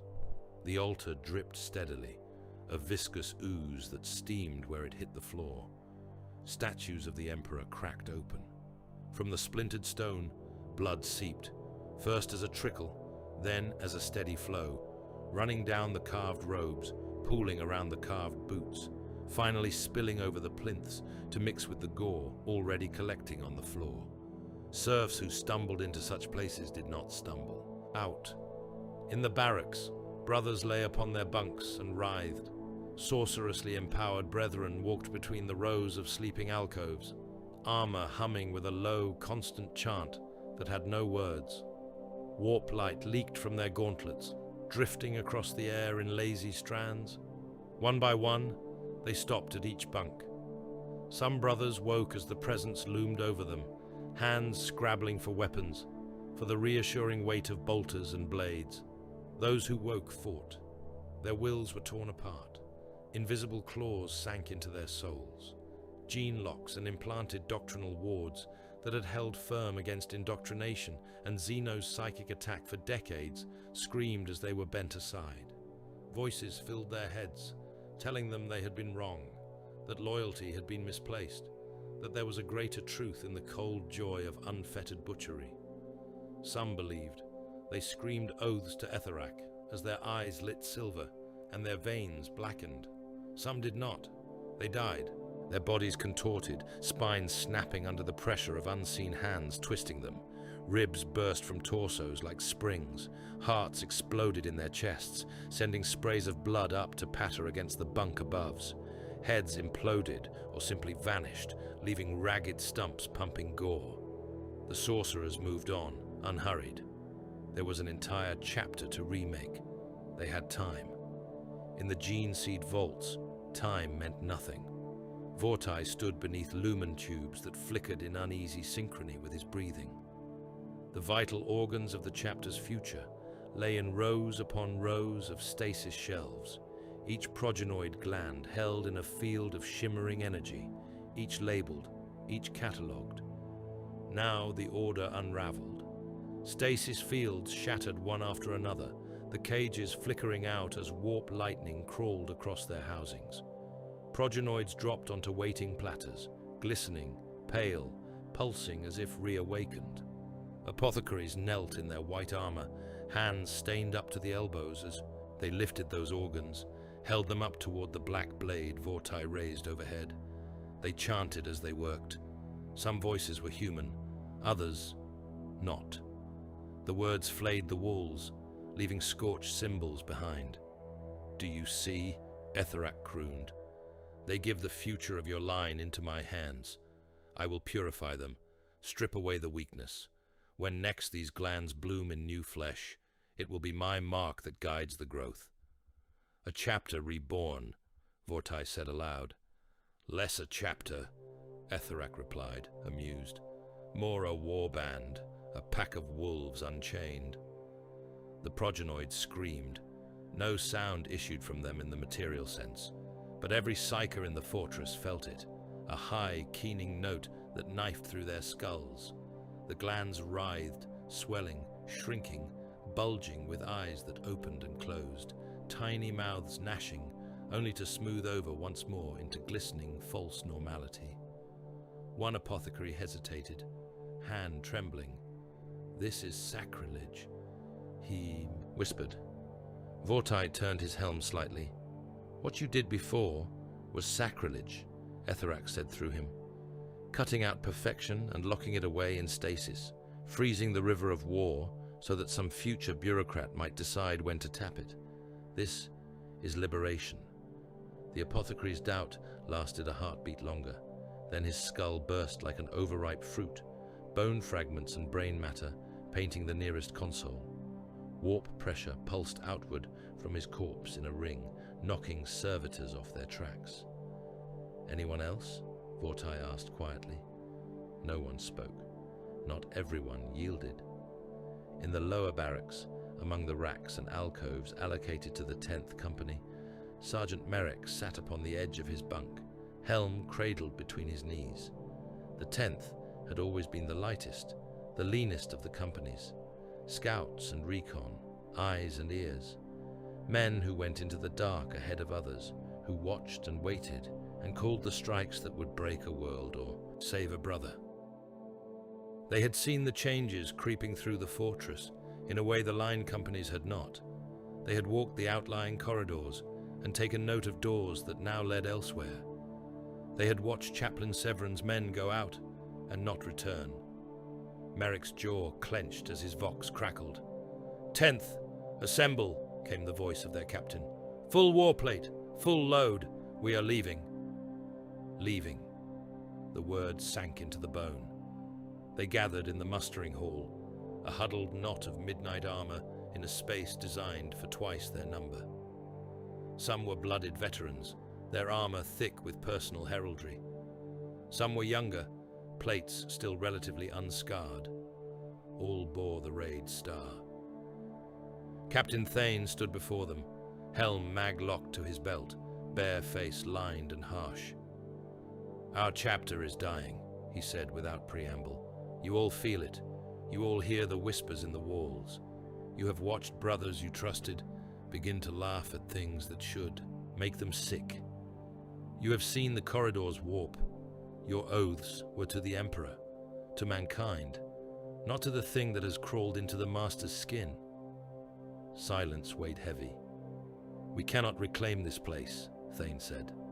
"Not now, not with our strength. But we can carry word. We can call down the Emperor's other weapons. We can make sure this rot does not spread unchecked." "You mean call the Inquisition?" one brother said bitterly.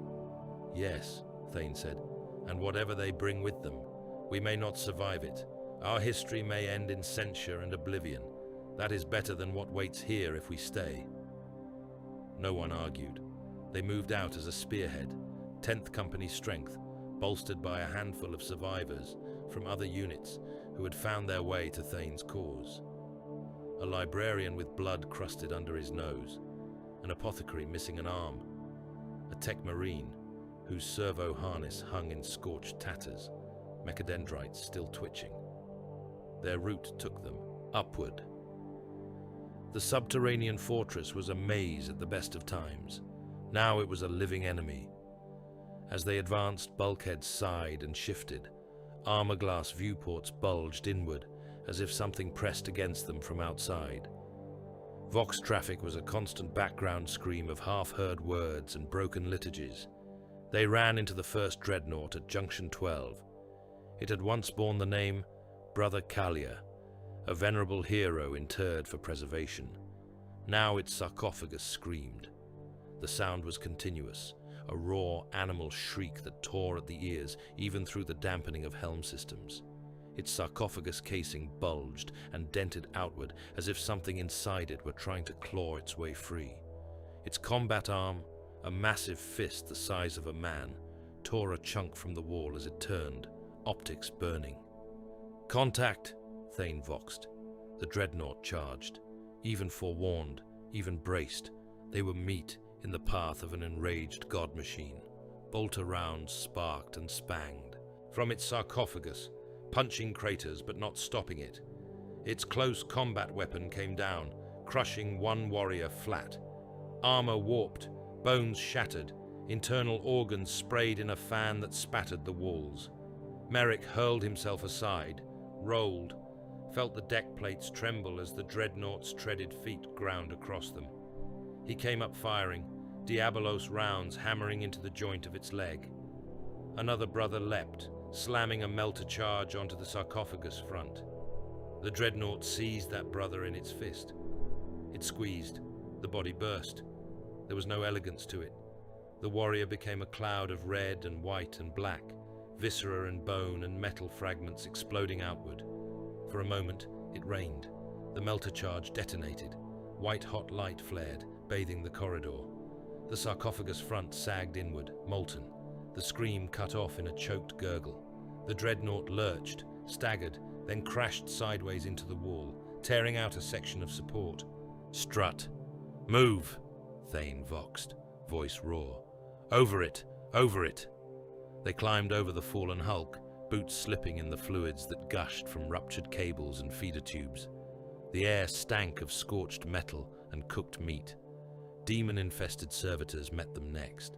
Servitors had always been unsettling. Once human bodies stripped down and rebuilt, their minds cored and replaced with simple task logic. Now something had poured new thoughts into them.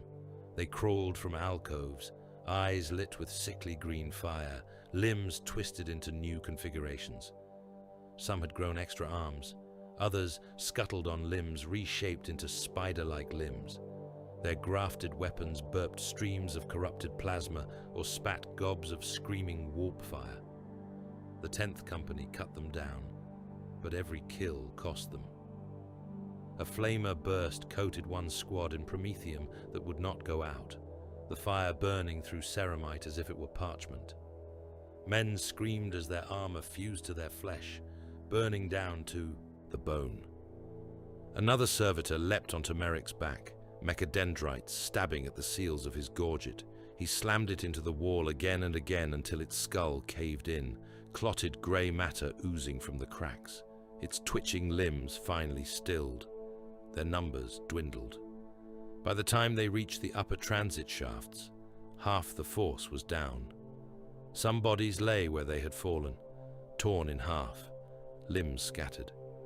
Others had been dragged into vents by unseen things, their boots leaving long streaks of blood. "We are running out of time," the librarian gasped over Vox. His voice was frayed. "The warp pressure builds. I can feel it. The fortress is slipping. It is not entirely in real space anymore." "Then we move faster," Thane said. They burst into the surface bastions like a bullet leaving a barrel. The change in air hit them first. The heavy tang of stone and machine oil gave way to the thinner, colder bite of surface winds. The sky above the bastions was a churning mass of dark cloud, lit from within by flashes of unnatural lightning. Orbital batteries loomed overhead, their barrels tracking slowly, not always in sync with any visible target. The bastion emplacements were already manned. Corrupted battle brothers manned the gun nests, armor cracked and seeping, eyes blazing. They turned as the 10th Company poured onto the gantries, weapons swinging up. "Forward!" Thane roared. The clash was savage. On the open platforms, there was nowhere to fall back, nowhere to seek cover. Men met at arm's length, chainswords chewing into collarbones, power blades carving through wrists and helms and hearts. The wind tore at banners, snapping them like flayed skin in a storm. Blood sprayed in sheets, blown sideways by the gusts, painting the bastion walls in streaks. Merrick saw a brother he had trained with since induction go down under 3 blades. His legs cut away, his torso kicked aside like refuse. He saw Thane himself locked. In combat with a warrior bearing the markings of the 1st Company, both men lost in the blur of strike and counter-strike. Above, the orbital batteries moved of their own accord. Their machine spirits had been touched. Gun barrels swiveled, great adamantine throats yawning. Tracking cogitators predicted arcs that did not exist, locking onto targets only they could see. They fired. Lance beams stabbed into the empty void, ramming into points where the warp thinned. For a heartbeat, those watching from the bastions thought they saw shapes there, writhed silhouettes in the high atmosphere, torn apart by the beams. The recoil shook the bastions, sending men staggering. "We need that Vox," the tech marine voxed. His mechadendrites lanced out, jacking into a control panel. "I can punch a signal through, but I need time." "Take it," Thane said. "We hold." They formed a ring around the Vox mast, bolters thundering, bodies piling. Every step the traitors took toward the mast cost them. Every step the loyalists held cost more. Merrick felt his armor lock at the knees as a blade sheared through the servos. He went down onto one leg, firing until his bolter clicked empty. He dropped it, pulled a combat knife with fingers slick with his own blood. The tech marine screamed a string of Binharik as the console jolted. Lightning arced from the mast, scorching everything nearby. Static filled every ear. "Signal away," he rasped. I piggybacked it down spine the astropathic conduits. It will be a corrupted mess, but someone will hear. A moment later, a chain axe took his head off. Merrick saw it through a haze. The Tech Marine's helm spun away, trailing cables from the severed neck. His body stood for a heartbeat longer, mechadendrites twitching, then toppled.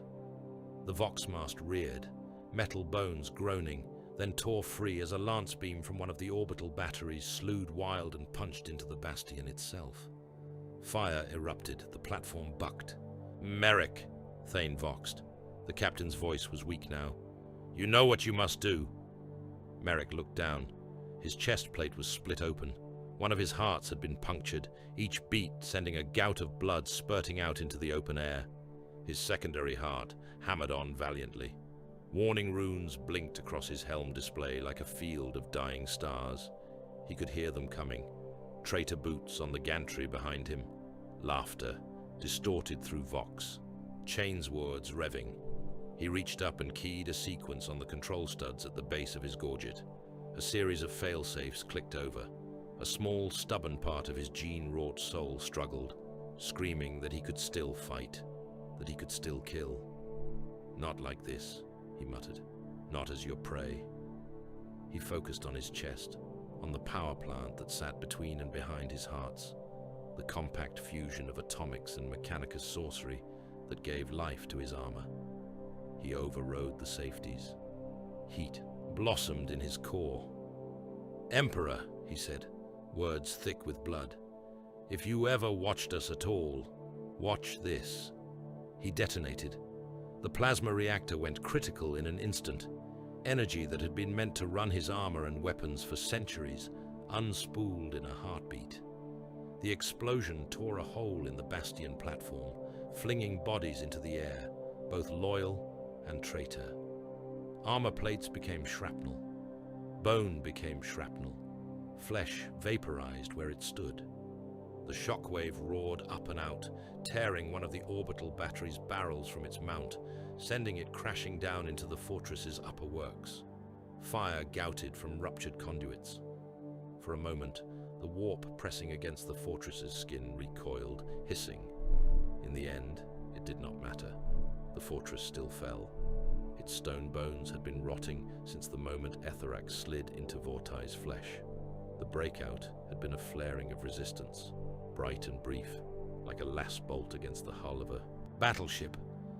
But the signal had flown. It left the dying bastion as a jagged, shredded transmission full of static and overlapping code, half words and half raw emotion. Screams, Vox grill curses, the grinding mantra of a dying librarian binding his own soul to the message so it would carry. It leapt from relay to relay, bouncing along astropathic chains, catching in choir pits as a sour note among the constant sordid songs of 10,000 other deaths across the Imperium. In one sealed chamber, far from any star, a bound psyker convulsed as the message struck him. His handlers moved to sedate, then stopped as they saw the sigils blooming on their consoles. Chapter designation, subsector coordinates, keywords, daemon, possession, Astral Blades, beware. The data scribe on duty went pale. His fingers flicked over rune keys, routing the fragment along encrypted channels. It flowed like poisoned blood into the veins reserved for only two organs of imperial might. One, the Ordo, Malleus. The other, the true heirs of Titan.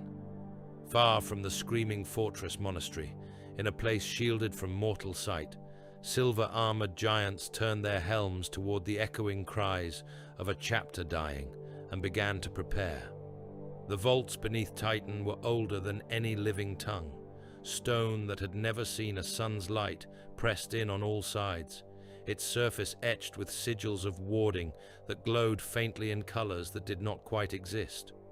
Chains of psychically bound iron hung from high ceilings, swaying in breezes that had no source. In the darkest depths, drums of caged thunder rolled at measured intervals, beating a rhythm that kept the warp itself at bay. In one such chamber, a circle of silver giants stood around a well of light. They were the grand masters of the Grey Knights, each a hero whose deeds would never be sung in any human tongue, whose victories would be recorded only in forbidden data crypts and whispered litanies. Their armor was plain for all its ornamentation, silvered plate without the gaudy banners and ostentation common to other chapters. What decoration there was, all spoke of killing. At the circle's center hovered a sphere of shimmering air.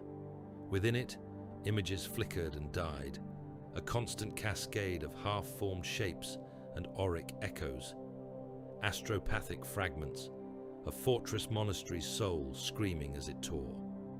Vox bursts full of static and bolter fire, the slashing, blade-thin smear of a warp signature that knifed across the charts of a dozen listening choirs. Etherac. The name slid through the chamber like a memory of pain. "We have confirmation?" one Grandmaster asked. His voice was a low growl, flattened by the Vox grill, heavy with age and the weight of too many decisions. "At least as much as we ever get," replied another. "Multiple choirs report the same cut in the skein, the same name screamed at the moment of death. Astarte's minds flaring and going dark in rapid sequence. The pattern is consistent with mass possession upon chapter scale." "Astral Blades," said a third. "Unknown founding, reliable performance along the eye's fringe, no prior taint recorded." "Until now," murmured the first. They watched in silence as another echo played out within the sphere. A voice, broken with static, snarling a half-prayer and half-curse, then cutting off in a howl. The brief outline of a bastion tearing itself apart in a flood of white light. "Sergeant Merrick," one of the prognosticars said quietly from the shadows. "10th Company, Astral Blades. He bound the last seconds of his life to that message. He did not want to be forgotten." "He will be," the Grandmaster said, "for the protection of mankind." He reached out and gestured. The images died. The sphere collapsed in on itself with a faint pop, leaving only the cold glow of ward lights. "Etherac the Unrepentant," he said, "bound twice in the last millennia, once upon the blood, altars of Karsis, once in the hollow moons of the Ghast Reach, banished on both occasions by our hand. The scars of those banishments are still visible to those who know where to look." "The scars were," another corrected. "They are different now. Something has been picking at the scabs. And now he wears the flesh of a chapter master," said the first. "He is nothing if not ambitious." For a moment there was only the soft whine of servos and the distant pulse of the fortress warding engines. Then the eldest of them inclined his helm. "A brotherhood," he said. "Terminators, librarians, purifiers, full strength. We will cut this rot out before it reaches the bone." "And the Inquisition?" another asked. "We do not act without their seal," said the eldest. "Not in matters so large. Not when an entire subsector may need to burn." He turned his helm slightly. "Summon Ordo Malleus Inquisitor Carsus Vel," he said. "He will want to watch this purgation, and he will ensure the ledger is balanced afterward." The strike cruiser that bore the chosen brotherhood into the void was an arrowhead of warded steel and fury. Its prow was carved with sigils that made human eyes water. Its hull was studded with reliquary shrines, each containing the relics of demons slain, fragments of horns and claws and bones pinned under seals of wax and sanctified lead. Its name was the Argent Penance, though that name would never be written on any imperial chart. In its arming halls, the Grey Knights prepared. Servitors moved between the ranks of waiting warriors, bearing armor plates upon cushioned frameworks, carrying weapon racks heavy with Nemesis Force halberds, swords, warded hammers. Scribes followed, each with inkpot and knife, ready to carve fresh litanies into metal and flesh. Brother Captain Tiberan stood upon the central dais, armor already sealed to his body. His helm hung from his belt, mag-locked, its expressionless face glaring down at the deck. His own human face was seamed with scars, the lids around his eyes tattooed with minute script. Before him stretched his brotherhood. Terminators, bulky and inexorable, their plate as thick as a lesser chapter's dreadnought's front armor. Strike squad veterans, leaner, helms bowed in silent contemplation. Librarians with their psychic hoods crackling faintly, cloaks stirring in breezes that did not exist. Purifiers, their gauntlets still stained from the last fire they had walked through. "Names," Tiberon said. The first of the warriors stepped forward. A scribe approached, blade in hand. "Speak," Tiberon commanded. The warrior lifted his head, helm cradled in his left gauntlet. "Elias," he said. The scribe carved the name into the inside of the warrior's left greave, the knife biting into the sanctified metal as easily as flesh. The wound in the armor bled light. Tiberon nodded. "That name is a weapon," he said. "You will carry it into battle. You will lose it only in death. Until then, with every demon you slay, you will add another mark. When the armor is returned to the vaults, the metal will remember you." He moved down the line as the ritual continued. Purity seals were pressed to plate with gloved care, wax cooling as oaths were spoken. Nemesis blades were held out as librarians traced new wards along their spines, whispering kill canticles that clicked in the back of the throat. "By this edge, I cut the warp," each warrior murmured as his weapon was handed back. "By this ward, I bind what crawls. By this name, I will be remembered until the vaults are ash." In an adjoining chamber, Inquisitor Casus Vel watched through a warded hololith.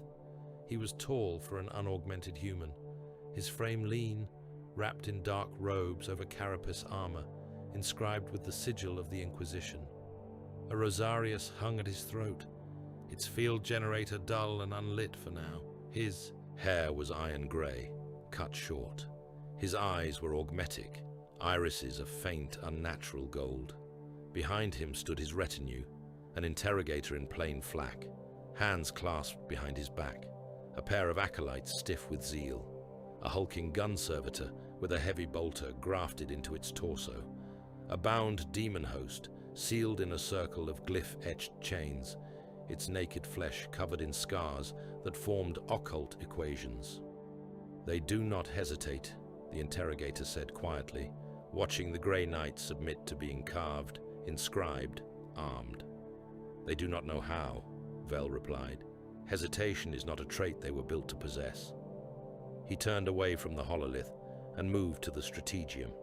The Argent Penance's main hololith burned with the image of the Astral Blades subsector. Worlds hung as ghostly spheres, each haloed with scrolling data. Garrison strengths, known cult activity, degrees of warp saturation. One of those spheres flickered, its halo crackling. The Astral Blades homeworld. Vel touched a control rune. New information scrolled. "Mass Astartes possession confirmed," he said. "Fortress monastery compromised. Reports of warp intrusion on planetary scale. Civilians, billions." He spoke the last without inflection. Brother Captain Tiberon joined him, helm now in place. The silvered skull face regarded the hololith in silence. "You understand the scale," Vel said. Tiberon's vox was a cold rasp. "I understand that an entire chapter has been turned into a vector," he said, "and that every world under their protection is now suspect." "More than suspect," Vel corrected. "Corruption spreads from apex to base. When a chapter falls, it does not fall alone. Their serfs, their attached regiments, their vassal worlds, all of them are touched. Some will turn willingly, some will be turned by proximity, some will be tainted simply by knowing the truth." He gestured, and a dozen new runes flared around the subsector map. "Exterminatus protocols are prepared," he said. "One word from us, and these worlds burn.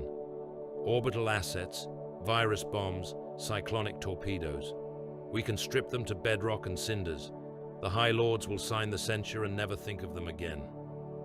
Tiberon did not flinch. "We will go in first," he said. "We will be the scalpel before you use the axe." "That is why you are here," Vel agreed. "But understand this, brother captain. If Aetherach has anchored himself deeply, if the taint is too widespread, we will not hesitate. The Astral Blades are already lost. Their serfs, their regiments, their worlds, their billions of souls, all expendable, all witnesses to something that must be buried." Tiberon inclined his helm. "We do not fight to save them," he said. "We fight to save those who will never know they were in danger." "That is why I trust you," Vel said softly. When the final litanies were spoken, and the last seals pressed, the Argent pennants slid into the warp.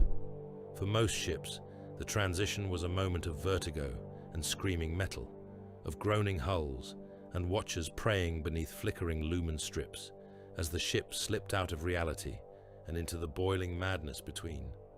For the strike cruiser of the Grey Knights, it was a passage through familiar territory. Chambers within its depths contained bound things that writhed and hissed as the ship passed through their plane. Wards along the hull flared, turning back the probing tendrils of hungering entities. The hull sang, but its song was one of defiance. In the sanctum of the prognosticars, a choir of hooded psychers knelt around a pool of quicksilver. Their eyes were blindfolded, mouths stitched shut. Their hands rested upon the surface of the metallic liquid, fingers barely dipping. In the mirrored plane, images rose and fell, each leaving a faint echo behind. They saw the Astral Blades fortress breaking. They saw Aetherach striding, its halls like a king. They saw worlds burning that had not yet been touched, possibilities branching and curling like smoke. Brother Captain Tiberon knelt at the edge of the pool. He removed his helm, setting it aside, and let the cool warp light play across his ruined features. "Show me," he said. A dozen stitched mouths split, threads snapping. Blood dribbled down pale chins. None of the prognosticars cried out. That part of them had been burned away long ago. The quicksilver churned. He saw a battle barge aflame, its hull a torn wound spilling bodies and wreckage into space. Gun decks burned. Cathedra collapsed. Warp fire crawled along its spine like a living thing. He saw a blade, not the black sword upon Vortai's altar, but something larger, made of 10,000 souls welded together, each one screaming, the whole mass hammered into a single screaming edge. It cut through the warp like a guillotine, leaving behind a vacuum of silence that hurt to look at. He saw a space marine kneeling. The warrior's armor was midnight blue, bruised and broken. His helm was gone. His face was ravaged, one eye a blind socket, the other bloodshot and wild. Before him stood a figure in silver, Nemesis blade held in a two-handed grip, point touching the floor. The kneeling warrior lifted his head, lips moving. Tiberon could not hear the words. He did not need to.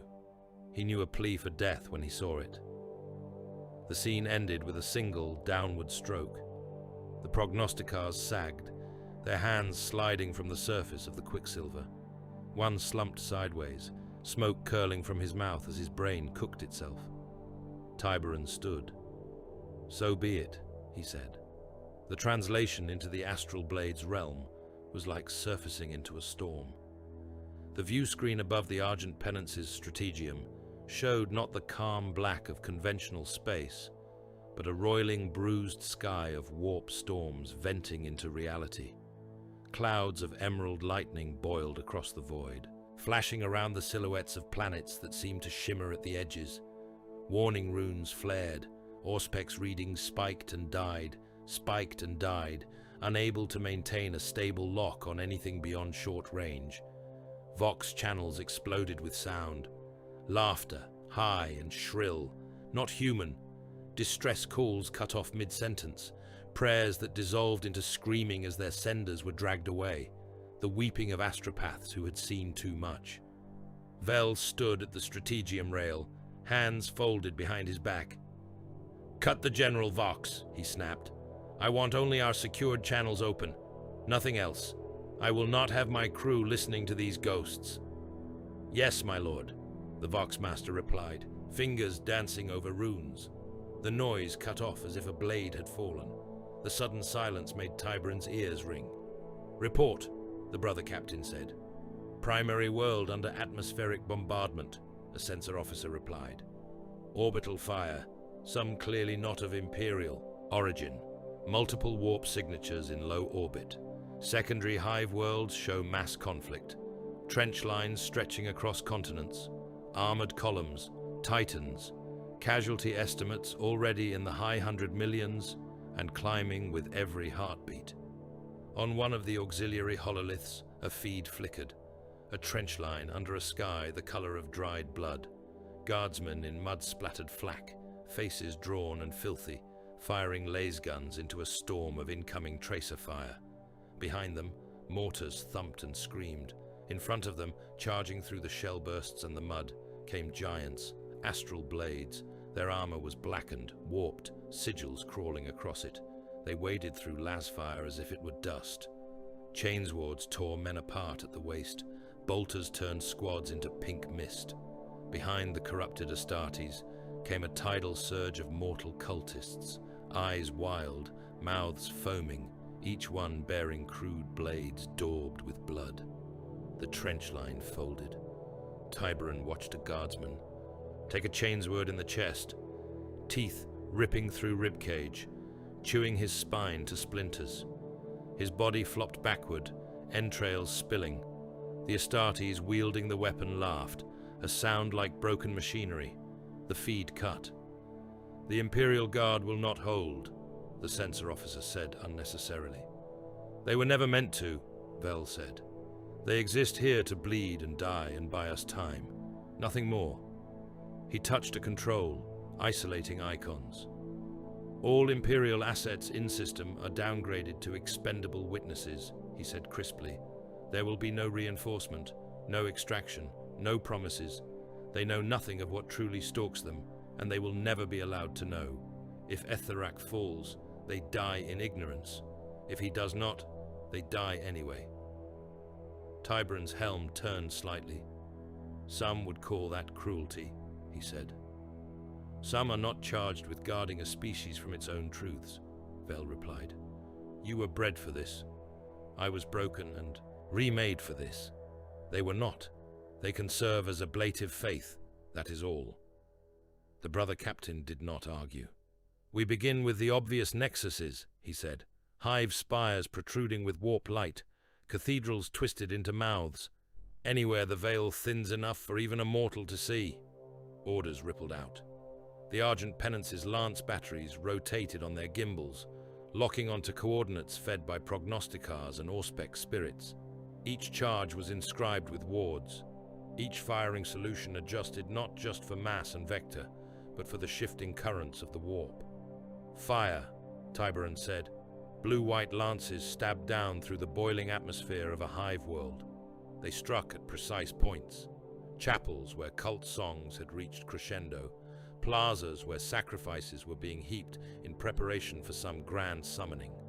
Each impact vaporized stone and flesh alike, cutting out the heart of rituals that might otherwise have birthed horrors. On another world, an entire manufactorum complex erupted as a macro cannon shell, sanctified and blessed by a squad of chanting purifiers, drilled into its central shrine. The explosion took with it not just the congregants, but the warped tears they had managed to create, snuffing them like candles in a storm. Teleportarium engines throbbed. Runes along the floors of the assault chambers flared. Grey Knights stepped into the circles, lines of silver and warded steel. Nemesis weapons held at the ready. Air crackled and smoked. The sense of up and down wavered. "Target 1, a tech adept intoned. Cathedral complex, upper hive. Warp saturation at critical. Demonic manifestations confirmed." "Squad 1 and 2, Tiberan said. "Cleanse it. Leave nothing." The world inverted. For a heartbeat, the assault squads hung in a place without direction, surrounded by the thin, keening wail of the warp. Then, reality asserted itself again, and they arrived. The cathedral was a wound. Its once Gothic arches had been twisted into ribbed curves of living bone. Stained glass windows had melted, colors running like tears, to congeal into slabs of translucent meat. The altar was a pit full of bodies, stacked in a pyramid, blood still streaming down the steps. Demonettes capered among the corpses, claws slick. Larger shapes lurked in the rafters, eyes like burning coals. The grey knights came in firing. Storm bolters roared, mass reactive shells shredding flesh and demonic ectoplasm alike. Silver runes along the casings burned hot as the rounds tore through warp stuff. Each detonation was a brief flare of pure, blinding light. Nemesis blades cut. They did not slash like simple weapons. They carved channels through reality, their edges wreathed in crackling warp light that bit into demons and severed their connection to the material universe. A creature reared up before Brother Elias, jaws yawning to bite, and his halberd swept through its throat. There was no blood. Its head simply ceased to exist, the rest of its body imploding into nothing. Congregants screamed and died in droves.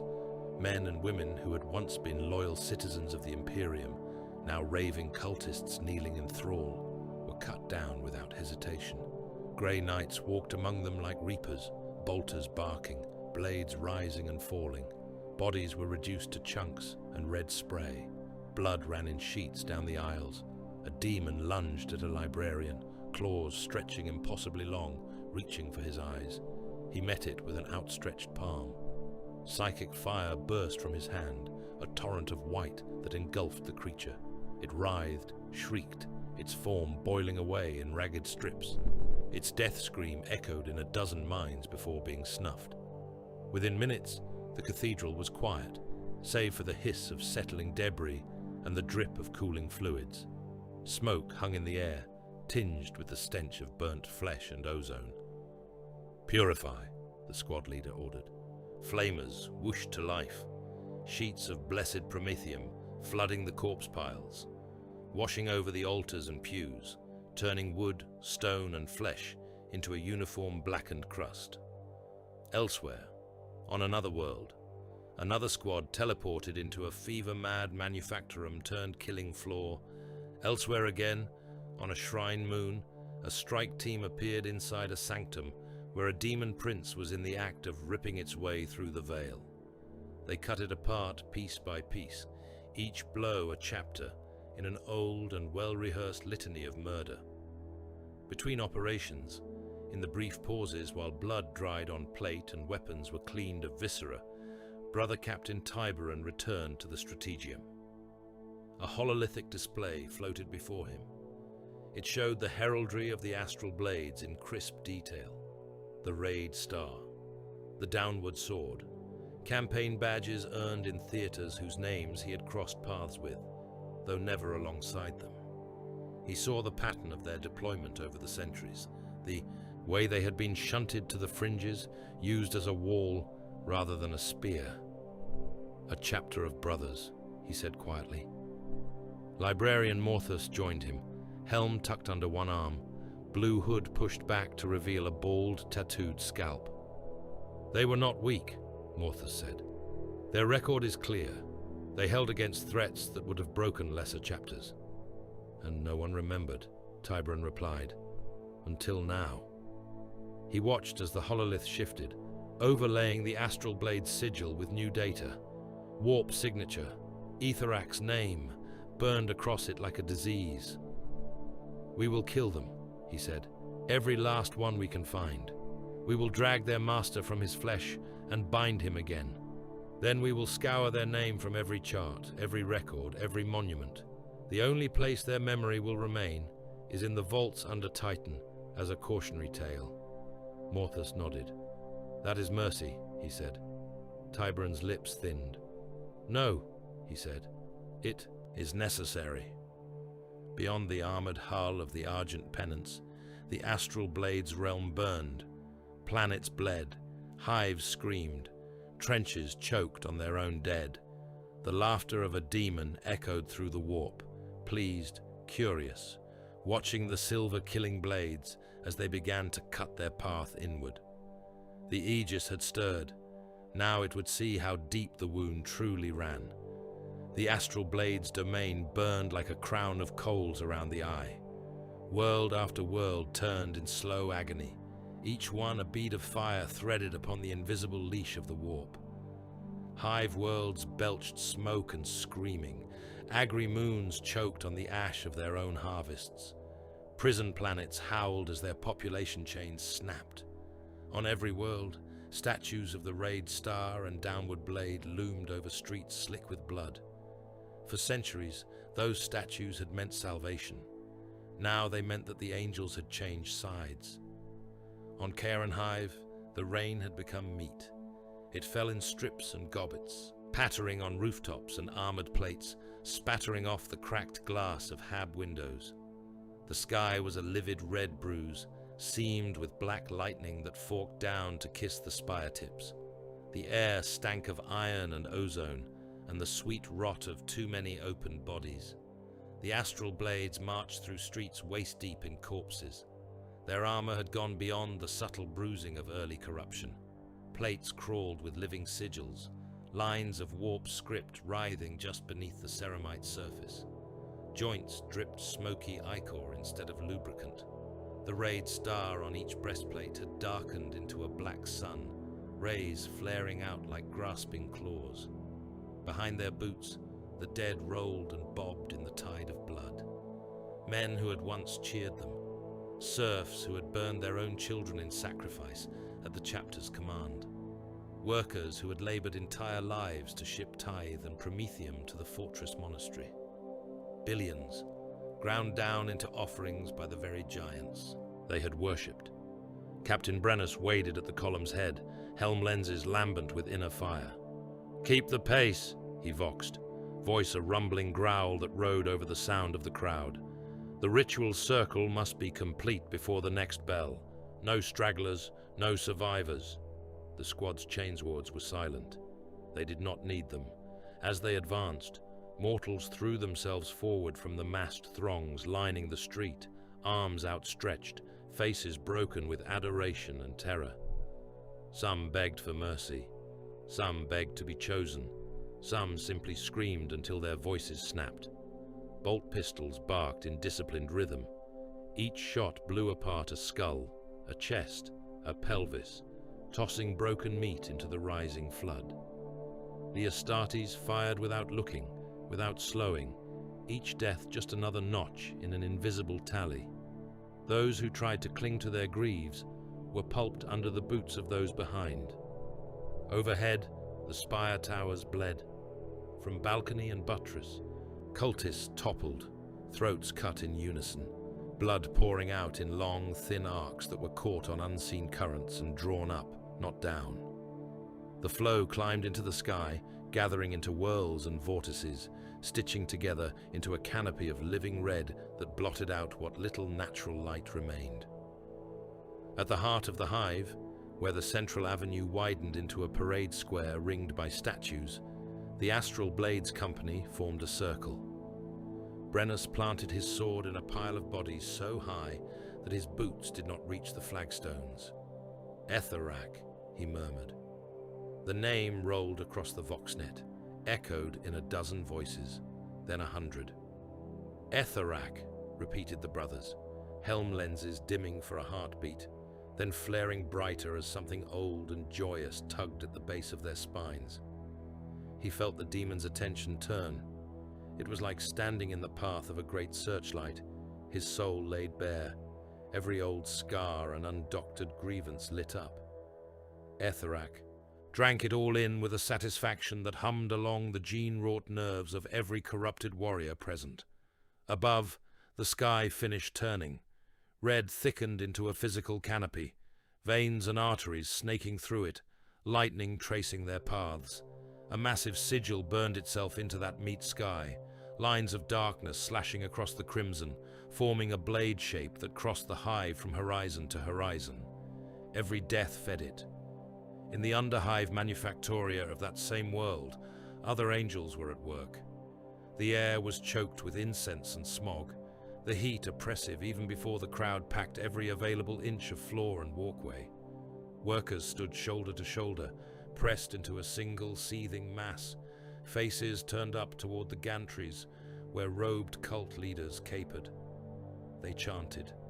The words were a corruption of old hymns, fragments of ecclesiarchy, cant half remembered and twisted. Each syllable dragged its nails down the inside of the skull. The manufactorum. Machines had been shut down, their roaring replaced by the rhythm of 100,000 voices stamping and clapping in time. On a raised platform at the center of the hall, an overseer with a flayed face mask raised a knife. Blood for... The air inverted. There was a crack like the snapping of a god's bones, a flare of actinic light. The tang of ozone blew through the hall like a sudden wind. Silver giants appeared among the crowd. Grey Knight's Terminators, teleport runes still steaming on their plate, Nemesis halberds already up and ready. Their armor bore no gaudy flags, no personal icons beyond purity seals and carved script. Their eyes burned cold behind their visor slits. For a fraction of a heartbeat, the chanting faltered. Then the slaughter began. Storm bolters roared, the twin barrels of each weapon belching a steady stream of mass-reactive shells. At this range, there was no need for finesse. Rounds punched into bodies and detonated, turning torsos into blossoming clouds of pulverized rib, shredded viscera, and bone shrapnel. The front rank simply ceased to exist, replaced by a pink mist that sprayed across those behind. The crowd collapsed in panic, pressing against itself, trampling its own feet, presenting even denser masses of meat for the next volley. Limbs flew, heads burst like ripe fruit. Blood slapped against the walls and pillars in great sheets, dripping down through grated walkways in curtains. Demonettes and other lesser warp things flickered into being as the ritual energies, cut loose from their planned channel, coalesced into whatever shapes best expressed the crowd's fear. They clawed their way out of the mass of bodies, eyes wild, tongues lolling. Nemesis blades cut them down. Every strike dragged a screaming afterimage back into the warp, trails of unlight following the arc of the blades. A daemon tried to wrap itself around a Terminator's helm, jaws clamping on the visor ridge. He closed his fist around its midsection and squeezed, his psychic will pouring through the gauntlet. The creature shrieked as it crumpled inward, compressing into a black sphere the size of a fist before imploding soundlessly. One of the librarians raised his staff. Wards carved along its length flared, each rune catching a fragment of the screaming warp. He spoke a kill litany in a language never taught to mortals, words that tasted of cold iron and old blood. The air burst into white fire. For a heartbeat, everyone in the manufactorium saw their own souls laid bare, warped and stained. Then the flame consumed the demons wholesale, tearing them out of the material realm. Mortals caught at the fringes simply burned, their bodies collapsing into ash that blew away on a wind no one felt. Minutes later, the hall was quiet. The only sound was the drip of liquefying fat from girders and the occasional crackle of burning bone. "Cleared," intoned the squad leader, helm turning slowly to take in the obliteration. Warp presence reduced to trace, residual taint manageable. "Set charges," came Brother Captain Tiberan's reply over Vox. "We will not leave this place to be re-corrupted. We break the tools as well as the hands." Elsewhere in the same system, above a world of ash plains and rusted oceans, an Astral Blades strike cruiser had forgotten that it was ever just a ship. The hull of the Sword of Judgment crawled, its once smooth surface buckled and flexed, armor plates bulging outward like diseased flesh. Eyes opened along its flanks, weeping pus and warp light. Gun decks yawned as mouths, teeth of twisted metal and flensed crew bone grinding together. Great, chitinous growths had thrust themselves from its spine, forming spires topped with burning brazier skulls. From its swollen launch bays, drop pods fell in a constant rain. Each one screamed as it entered atmosphere, not just from metal stress, but in voices that were not the panicked recordings of mortal pilots.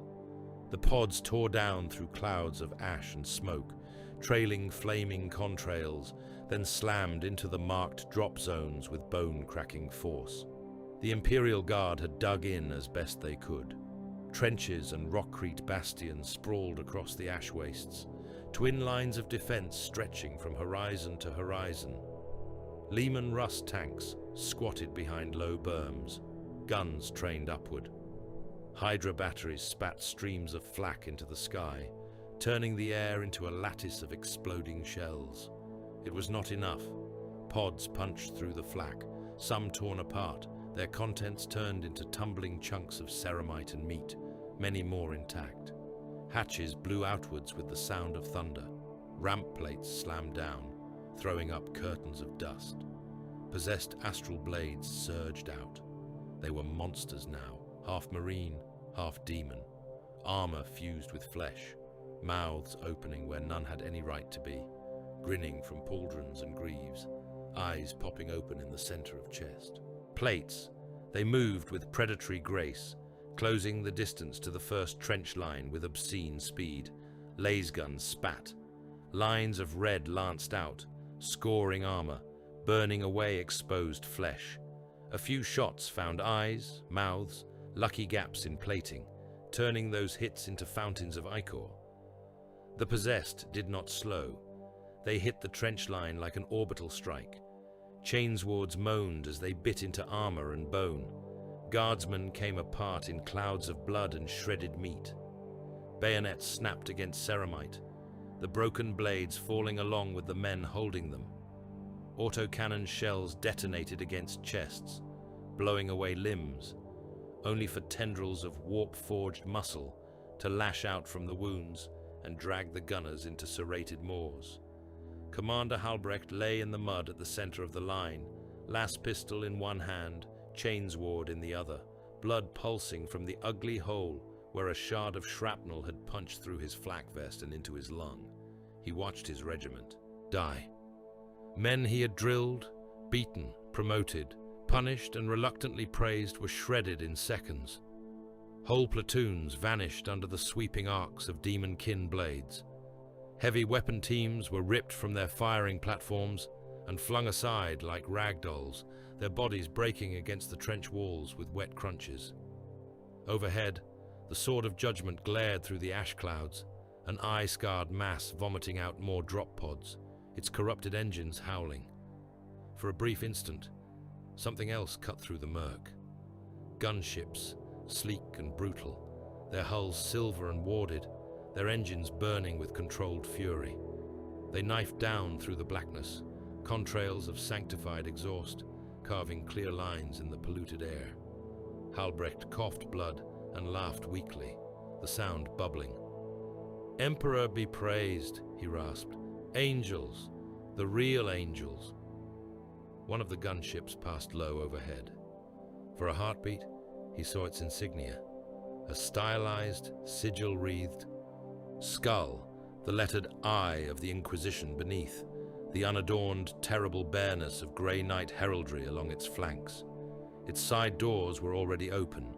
Storm bolters chattered from the hatches, their tracers cutting down both cultists and possessed in tight, lethal groups. A flash of silver and smoke marked a teleport strike a little further back, Terminators materializing in the midst of the melee, with weapons blazing.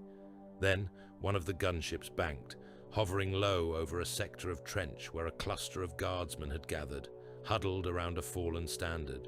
They waved up at it, some dropping to their knees, some grasping at rosaries, tears carving tracks through grime on their faces.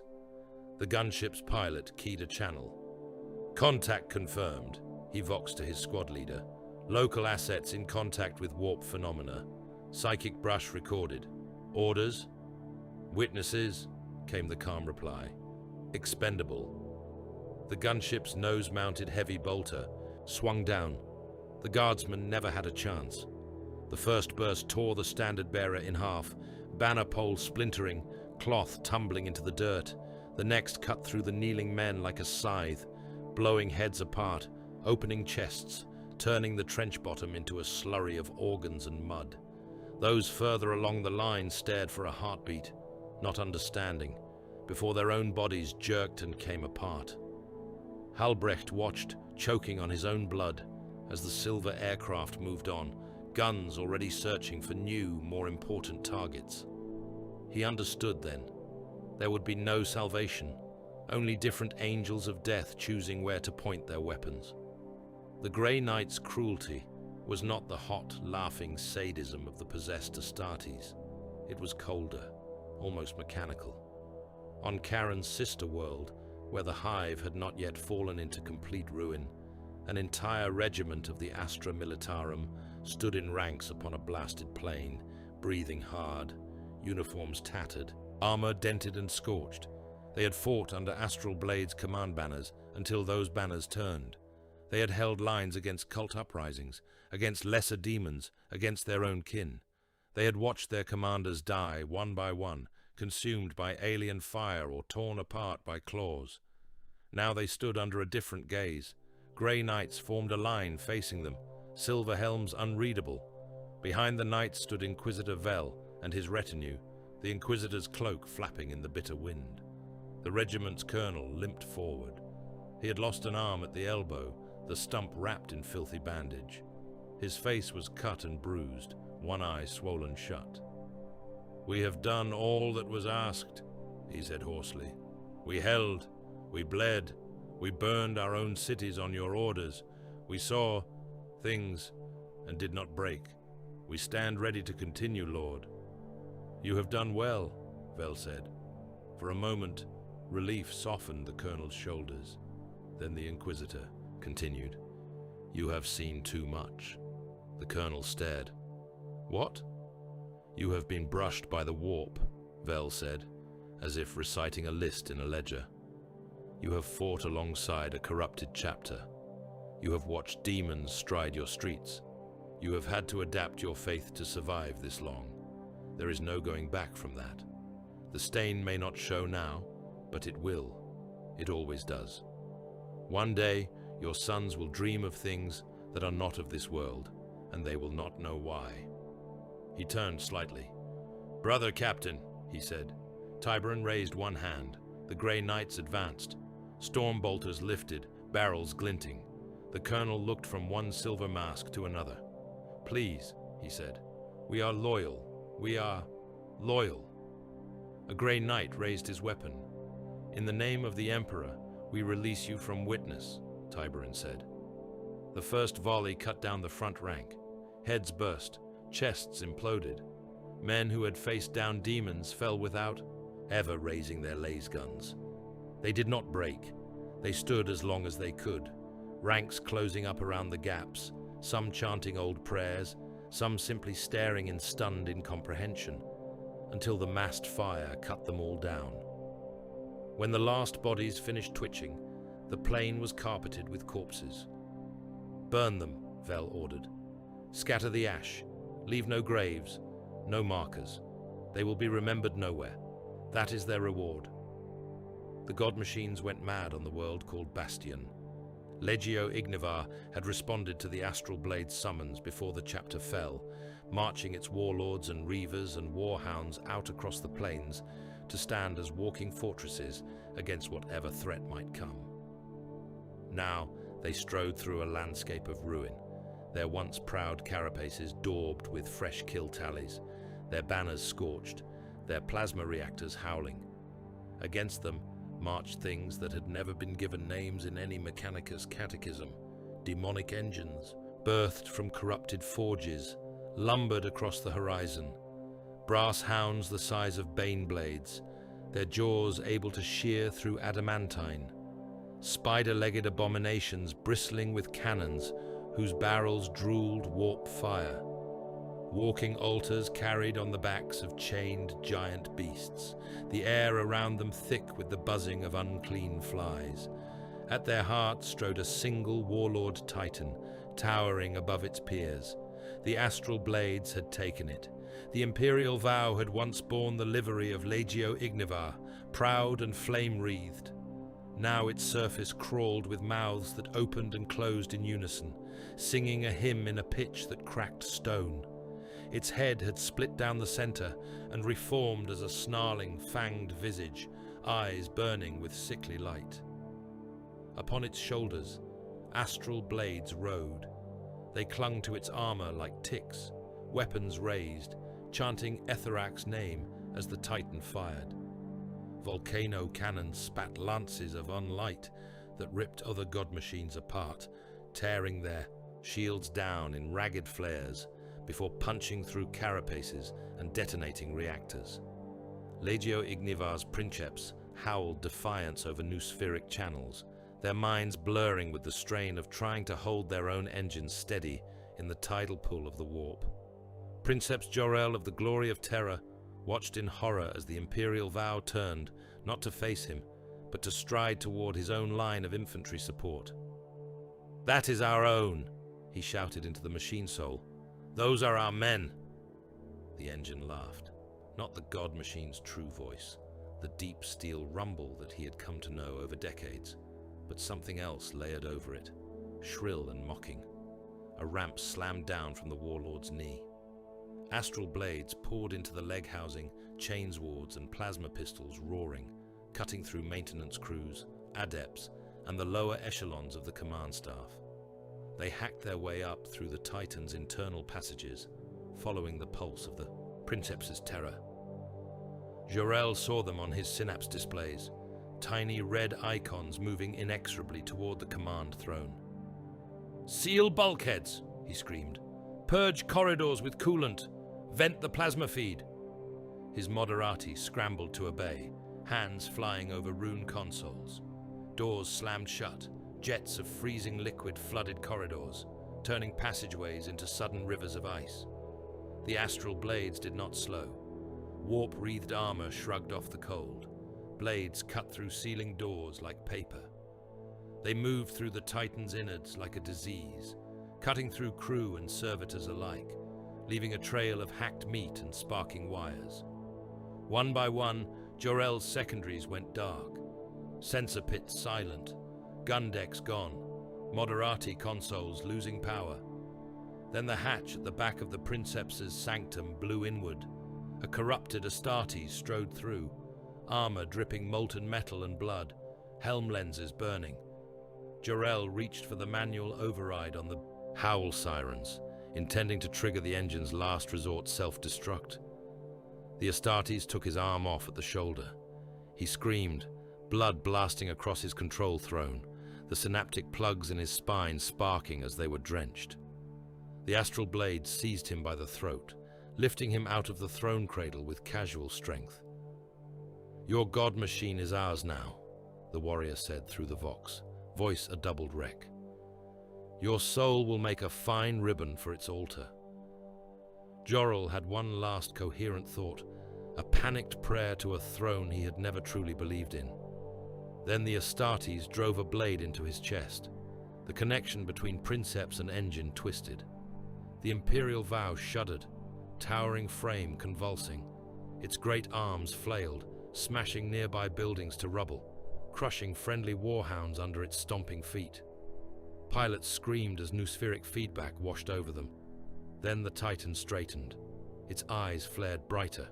Its banner burned, the flames licking up the cloth and devouring the once loyal heraldry. New symbols burned themselves into its armor, warped fractals that hurt the eye. It roared. The sound was not machine, not entirely. It was the bellow of a demon forced into mechanical form, a soul made of hate poured into steel. It turned the weapons that had once defended mankind upon the lines of guardsmen and knights and other titans, mowing them down with barrages of impossible fire. From orbit, the Grey Knights watched. The havoc was plain even on the Argent Penance's hololith. A corrupted god machine rampaging across a war zone, its warp presence a towering spike in the prognosticar's senses. "Target acquired," intoned a tech adept, mechadendrites twitching as they interfaced with the ship's weapon control spirits. Warp infestation confirmed. Banishment protocols ready. Fire, said Brother Captain Tiberon. Macro torpedo tubes cycled. Each warhead was a work of art and sacrilege. Its casing was engraved with banishment sigils and litanies, each line cut by hand. Within, caged shards of bound demons howled, their torment bent to the purpose of countering their own kind. The warheads slid into firing chambers, racks locking them in place. Engines ignited. The torpedoes burst from the ship's flanks, streaking down into the planet's atmosphere, leaving contrails of sickly light. On the surface, the Imperial Vow tramped through a forest of burning habs, each step a localized earthquake. Loyal guardsmen and cultists alike scattered before it, some crushed under its feet, others incinerated by the wash from its guns. It never saw the torpedoes. They plunged down like falling stars, impacted around the Titan in a precise pattern. The ground heaved. Light exploded outward, not the orange and red of conventional detonation, but a harsh white radiance that seemed to cleanse color from the world. It came with a sound like a million nails being hammered into a million coffins at once. The Titan's warp presence screamed. Those sensitive to such things heard it, a psychic shriek of rage and denial that seemed to tear at their own souls. The corrupted engine flailed, armor blistering and sloughing off in sheets, mouths along its carapace stretching wide and then bursting, vomiting flaming ichor. Then it was gone. Not just destroyed, but erased, ripped out of reality, along with the demon riding it. In its place was a crater of glassed rock and vaporized stone miles across. The blast wave rolled out across the battlefield. Hundreds of thousands died in its path.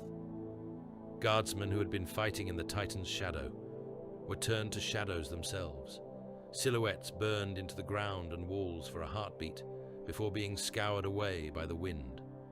Cult leaders were flung from their altars, bodies broken mid-curse. Tanks were tossed like toys, hulls spinning end over end before smashing down and crumpling. It did not matter whose uniforms they wore, loyal, traitor, all were ash now. Tiberon watched the readings settle. Warp trace null, reported the adept. Infestation eliminated. Record collateral as necessary expenditure, Tiberon said. We are not here to save individuals. We are here to cut infection. A god machine is too valuable a vector to leave to fester. Through it all, Etherak fed. From his throne in Helion Vortai's skull, he watched the system convulse. Hives gutted, worlds with their atmospheres aflame, titans falling, regiments executed by their own supposed saviors. Demons birthed and bound and banished in an endless roaring cycle. Every soul torn free was another trickle into the great reservoir he was building. He saw the Astral Blades' homeworld as a knot of light, its fortress monastery a wound in both rock and skein. The sacrifice there, the deaths of brothers and serfs and prisoners, formed a column of power rising like flame. He tugged at it. The warp roiled. From his perspective, the subsector was a bowl. The worlds were islands of flaring pain. The Grey Knight's work was a series of cuts and cauterizations, each one diverting or wasting much of the energy. He saw it all and smiled. All this, he thought, for me. Do you see what your loyalty earned you? He whispered to the shred of Helion Vortai still coiled around his core like scar tissue. Do you see how much you are worth to them? A whole realm burned rather than risk you spreading your new truth. Vortai did not answer. Etherak scarcely noticed. He felt the moment when the subsector passed a threshold. Billions dead, countless more marked for death. Exterminatus sigils flickered into being on hidden charts, held deep within Ordo Malleus vaults, little skull icons marked beside world names that would soon be crossed out entirely. Enough. Now, he purred. He reached out, on the Astral Blades' devastated homeworld, in the bleeding halls of the fortress monastery. Engines thrummed.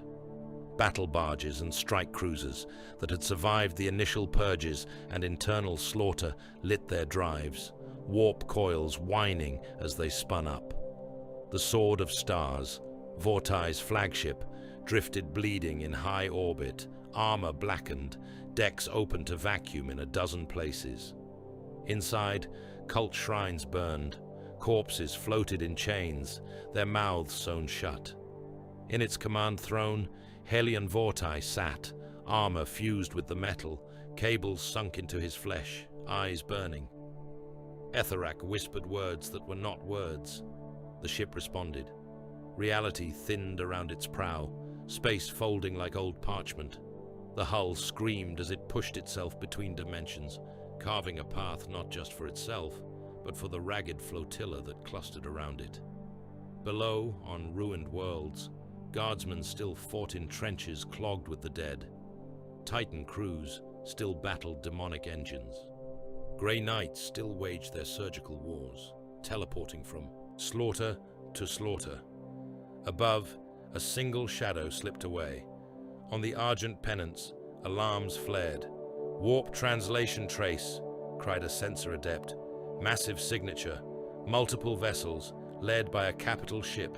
Trajectory, away from the system, toward the eye. Brother Captain Tiberon strode to the hololith. A smear of darkness like a knife cut glowed across the star chart, moving steadily outward. "Helm," he said. "Plot intercept. We follow. We do not let that shadow reach the eye unchallenged." "Course laid in," replied the helmsman. "Warp translation ready on your command." Tiberon's gaze lingered on the star map for a heartbeat longer, taking in the exterminatus sigils already glowing faintly beside the names of doomed worlds. Each one represented 1 billion souls consigned to fire and void. "Mark this subsector as lost," he said.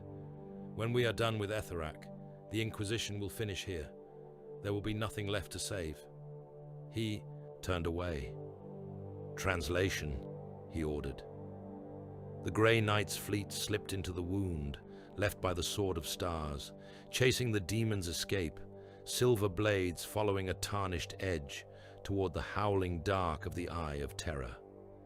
The fortress monastery had forgotten how to be stone. Its halls had been carved deep into the world's crust, hewn from black rock and clad in ceramite and iron. Now the walls flexed with a slow, obscene pulse, as if some titanic heart beat behind them. Banners of flayed skin hung from rafters that had once borne battle honors, the stretched flesh crinkling as if it still tried to shrink away from the cold. Chapel vaults that had echoed with hymns now rang with the wet sound of birthing. In what had been the Chapel of Triumph, chains descended from the darkness of the ceiling, each link set through meat.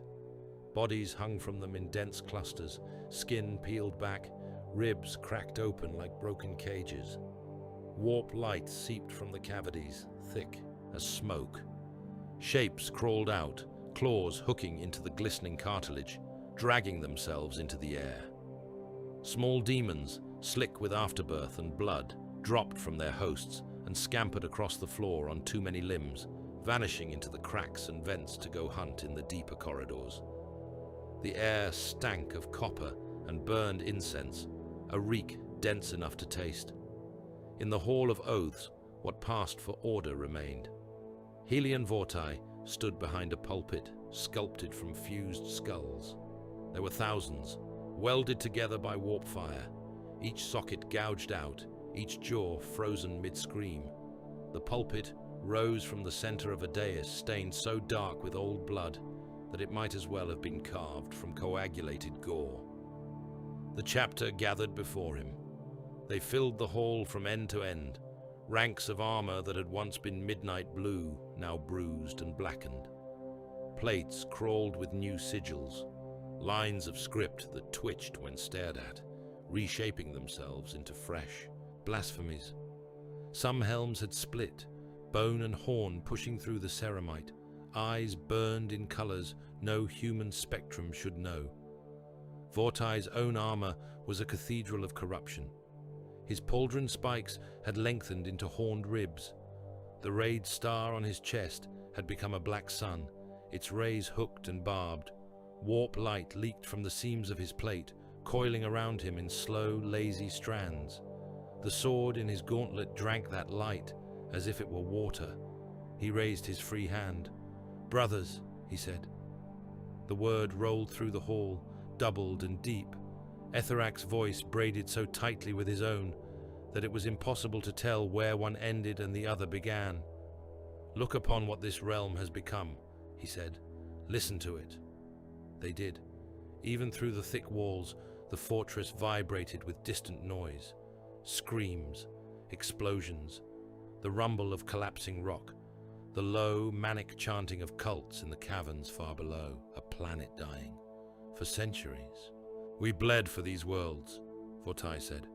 "We broke their rebellions. We burned their heretics. We hauled their governors from their palaces and nailed their tongues to our gates when they displeased us. We were their salvation." He let the word curl in contempt. "And what did it earn us?" Helm lenses watched him, a forest of dead stars. "Oblivion," Etherac whispered through his teeth. "Neglect, a subsector and a pat on the head. No summons when the great wars were waged. No place in the sagas recorded by scribes who have never felt recoil in their hands. We stand here as our fortress rots," Vortai continued, "as our serfs die in the dark, as our vassal regiments burn away in wars they never chose. The Imperium would rather see us all wiped out than risk its delicate illusions. They will censure us. They will burn our worlds and scratch our name from their records and never speak of us again." He leaned forward, the skulls beneath his gauntlets, creaking. "Let them." A low murmur moved through the ranks. It was not dissent. It was something uglier, a hungry agreement. "We owe this realm nothing," Etherac said. "We owe those above nothing. They took our strength and gave us scraps. Now we take that strength back and spend it where we choose." He lifted the blade. Warp light spat from it, licking up toward the vaulted ceiling, casting shadows that writhed like strangling hands. "We will abandon this ungrateful pit," he proclaimed. "We will rip out our gene seed and carry it with us. We will go to the Eye, to the caverns of the gods, as a warband blessed directly by the power we now serve. No more leash, no more chain, only war as it was meant to be." The word war rippled through the hall like an electric shock. Brothers banged fist against breastplate. Some laughed, raw and wild, the sound distorted by their damaged vox grills. A few hesitated, gauntlets flexing, as the last brittle fragments of old doctrine crumbled inside them. "You have felt the change," Vortai went on, voice dropping to an intimate growl that crawled under their plates. "You have tasted what it is to fight without apology, to kill without pretending it is for anything other than the joy of killing well. I offer you more of that. Worlds without number, enemies worthy of your edge, glory carved into the flesh of reality." Etherac swelled inside him, pleased. "Those who cannot follow," Vortai said, "will not follow. They will die here, in their filth, forgotten. Those who come with me will never be forgotten. Even if the Imperium erases our name, the Warp will remember. The gods will remember. That is enough." The hall roared. Helmets tipped back as the corrupted Astral Blades howled, some tearing purity seals from their plates and biting into the wax and parchment, chewing and swallowing as if devouring the old oaths. When the conclave broke, the fortress crawled with purpose. In the gene vaults, sacral machinery hummed. Where once progenoid glands rested in stasis caskets, each sealed with mechanicus sigils and ecclesiarchy blessings, now they lay piled in circles, traced upon the floor in burning warp script. The circles overlapped, creating a lattice of symbols that made the eyes water and the nose bleed if stared at for too long. There were thousands. Each was a glistening pearl of engineered flesh, still faintly pulsing, each containing the distilled potential of a future battle brother. Now they had been dragged from their protective fields and cast like bones at a diviner's feet. Apothecaries in gore-stained white armor moved between the piles. Their robes were stiff with blood, their gauntlets coated in a permanent sheen of red.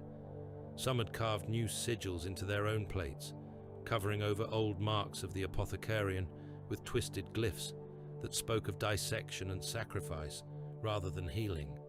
They chanted as they worked.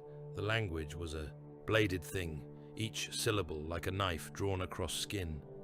As they spoke, the circles flared, lines of fire licking up around the progenoids. The glands writhed, swelling and shrinking, surfaces distorting as tiny mouths and eyes pushed out, screamed silently, then sank back. One apothecary paused, hand hovering over a particularly large gland. It had belonged to a revered captain, harvested after that warrior fell upon some far front. The apothecary remembered lifting it from the ruined chest, hearing the dying man's last gurgled prayer that his gene be used well. He hesitated. "Do you falter?" came Vortai's voice. The chapter master stood at the edge of the vault, sword sheathed for once, helm under one arm. Warp light still leaked from him, casting his face in shifting shadows that made it difficult to see where the human ended and the demon began. The apothecary swallowed. "This was Captain Joral's," he said. "He fought in the Phage Moons. He held the gate at the Cinder Reach when Scourfire fell for half a standard year. He trailed off. And now his gene will serve a greater purpose than breeding another dog for the High Lords," Vortai said. "Drop it." The apothecary obeyed. The gland landed among its fellows with a wet slap. The circle's fire leapt higher, tongues of pale flame licking at the low vault. The air filled with the thin needle-prick sound of 1,000 tiny screams. "Good," Etherak purred through Vortai's teeth. "You see, they are not lost. They are transformed. Their essence will fuel the birth of something new." Servitors trundled forward, their tread smearing old blood across the floor. Hoses protruded from their chests, ending in needle-fanged mouths that plunged into the piles of gene seed. Pumps whined as they began to draw, sucking the essence out, turning it into a viscous, luminous fluid that flowed through glass tubes toward a central reservoir. The reservoir sat beneath a crystal lens, the fluid swirling in it like a captive storm. "This is your legacy," Vortai said softly, looking up at the light that played across the vaulted ceiling. Not a chapter bound by someone else's book, a blade without a scabbard. Not everyone in the fortress agreed. In a small shrine halfway between the gene vaults and the outer bastions, a door had been welded shut from the inside. Melted ceramite and fused rockcrete formed a rough seal, studded with the stumps of broken blades that had been driven into the join as extra reinforcement. On the inside, old banners had been nailed over the improvised barricade, covering it in the colors of campaigns long past. Within that cramped space, a handful of loyalists made their last stand. They were a ragged remnant, armor mismatched and burnt, plates missing or replaced with bolted-on scraps scavenged from the dead, limbs gone and replaced by augmetics that whined with every movement, helmets cracked or entirely absent, faces revealed and streaked with soot and blood. They had dragged the bodies of their dead into corners, stacked like cordwood. Their bolters sat in their laps, magazines taped together in pairs, worn fingers running automatic checks over the mechanisms. Brother Saron, once of the 5th Company, sat with his back against the altar. The statue that had stood upon it, a granite rendering of the Emperor in martial glory, lay on its side in pieces. When the corruption had started to twist its features, they had dragged it down themselves, smashing it to rubble, rather than watch it weep blood. "Rounds," he said. The brothers did a grim tally. "Half a magazine each," one reported. "Some grenades, a few melter charges." More than enough, Seron said. For what? Another asked. We seal one more corridor with our bodies while the rest of the fortress rots. For making it cost them, Seron replied. For making sure when they walk this hall they remember that not all bent the knee. For that I will spend every last round and every last drop of blood. Silence settled.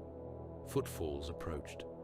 Heavy, measured, too regular to be serfs or cultists. The sound of power-armored boots on stone, dozens of them, maybe more. The air seemed to grow thicker, as if the approaching presence weighed upon it. Positions, Seron said. They moved with practiced efficiency, taking up firing stances behind overturned pews and broken statuary. The shrine was a killing box, narrow and with only one entrance. They had chosen it for that reason. If they were to die, they would die as space marines, killing until the last breath.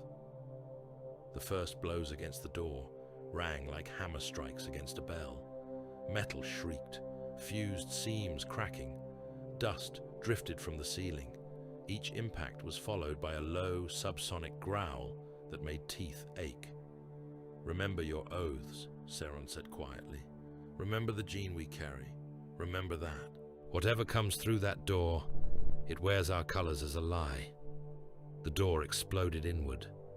Fragments of ceramite and rockcrete scythed through the cramped shrine. One brother went down without a sound, his head removed. The rest weathered the storm, armor ringing, then opened fire. Storm bolters thundered, the doorway filled with tracers, the air thick with muzzle flash and the screech of mass reactive rounds detonating. Figures stumbled in the threshold, armor sparking and cracking under the hail.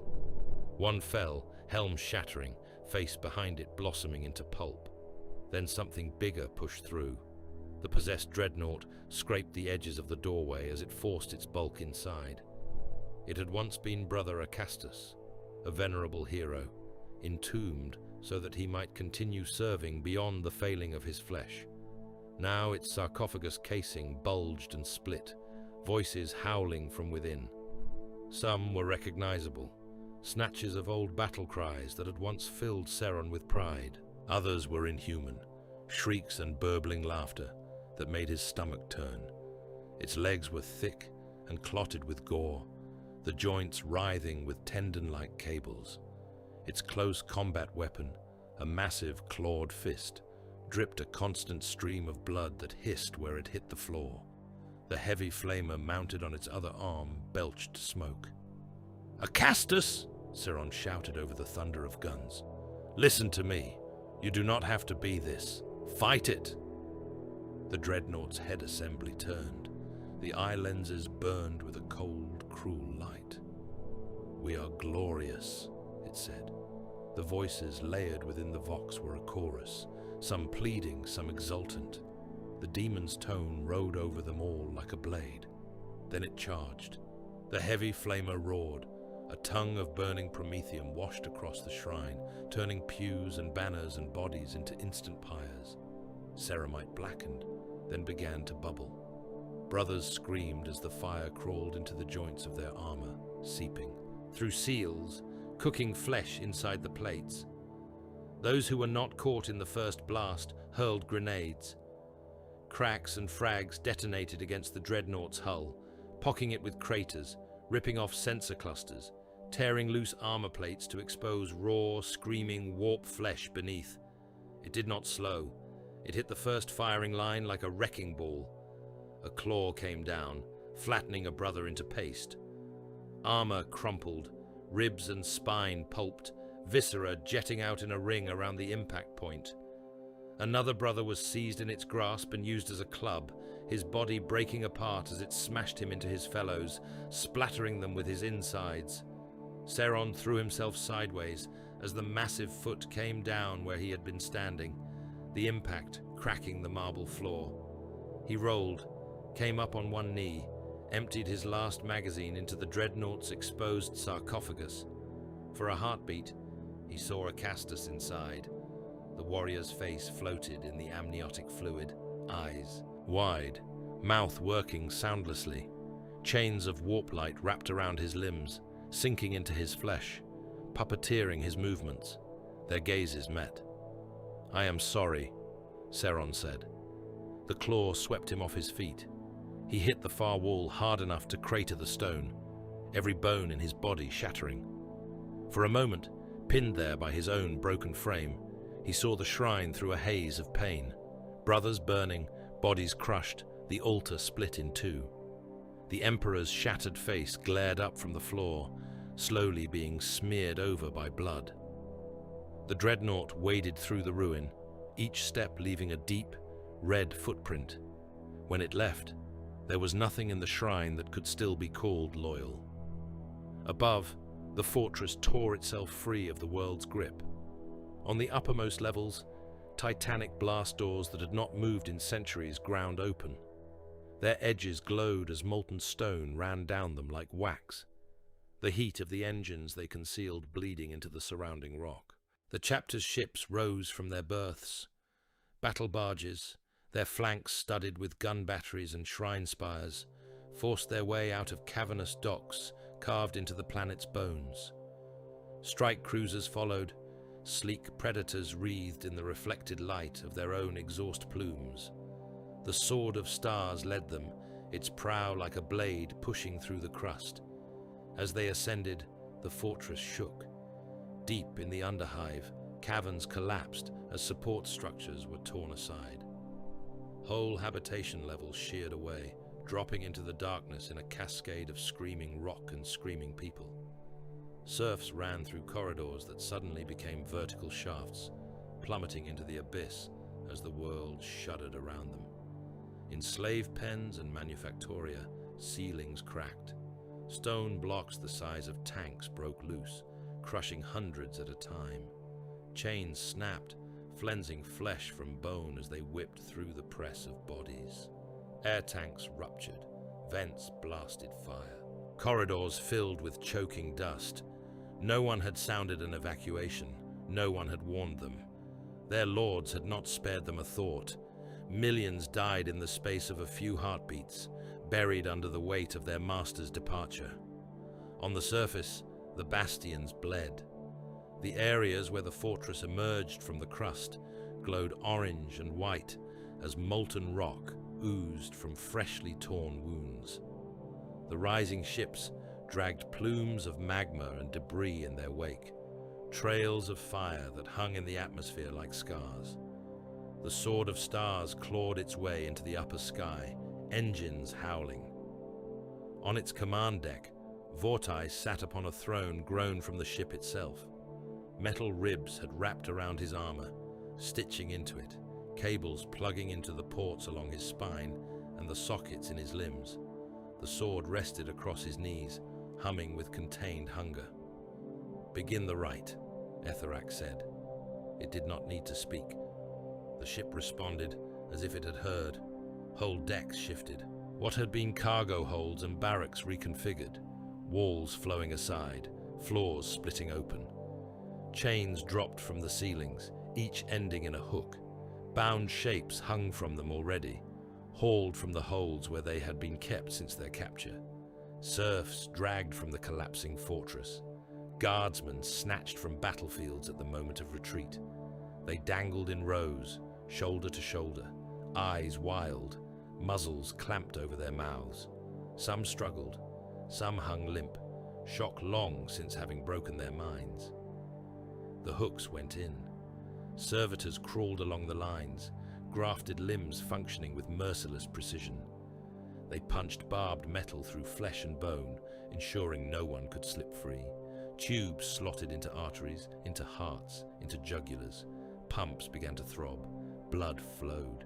It ran down the chains, into channels carved into the decks, forming rivers that glowed with a sickly inner light. It pooled in vast basins at the chamber's center, each basin marked with warp sigils that flared brighter as they filled. Above, the air burned. Warp flames ignited without source, rising from the blood, as if the fluid itself had decided to burn. The flames did not consume the liquid. They drew something else from it, some invisible essence, leaving the blood to thicken and darken, a sludge of spent sacrifice.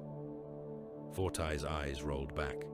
He opened himself wide, letting Etherak push through him, his mind a conduit. The demon spoke a single word that had no equivalent in any mortal tongue, a sound like a blade drawn across the fabric of reality. Psychic echoes slammed outward. The Sword of Stars became the center of a storm. In the system below, on scarred battlefields and burning cities, men and monsters alike staggered as a pressure wave washed over them. The sky darkened, clouds boiling into existence where there had been none. Rifts tore open. In a trench, where guardsmen and cultists had been hacking each other apart with bayonets, a jagged line of absence appeared in the air, as if someone had cut the world with an invisible knife. It widened, spilling light that hurt to look at. Hands clawed through, followed by faces and horns and claws, demons scrabbling for purchase in the mud. On a hive's upper platform, where grey knights were in the midst of purging a corrupted shrine, the floor bucked. A tear ripped across the nave, statues tumbling into it, vanishing. A winged horror thrust up, only to be met mid-emergence by a hammer blow that smashed it back down into unreality. Everywhere, the ritual's side effects escalated the slaughter. Etherak drank it all. He felt each soul as it tore free of its flesh and howled through the warp. He felt the fear and rage and despair. He laughed, the sound reverberating through Vortai's bones and through the Sword of Stars' hull alike. "More!" he hissed. "Push!" The ship's engines burned hotter. Reality thinned ahead of the prow, space stretching like skin under a knife. The translated path opened, a wound leading toward the Eye of Terror, its edges crackling with warp fire. As the Sword of Stars reached high orbit, ready to plunge into that passage, a new flare tore across the void. Translations rippled into existence around the outskirts of the system, not the ragged, screaming tears of chaotic intrusion, but clean, precise cuts. Sleek shapes emerged, hulls silver and slate, ward sigils burning bright along their flanks. Grey Knight strike cruisers and battle barges slid into real space in perfect formation, engines flaring as they took up positions along an intercept vector. Their Auspex arrays turned as one, locking onto the gaping hole the Sword of Stars was about to throw itself into. On the Argent Penance's command deck, Brother Captain Tiberon watched the corrupted battle barge rise, a dark mass wreathed in warp light. "Target in sight," a sensor officer said. "Sword-class capital ship, Astral Blades livery. Warp saturation at extreme levels. That is our beast." Tiberon's helm dipped in a slow nod. "The last monastery leaves its grave," he said.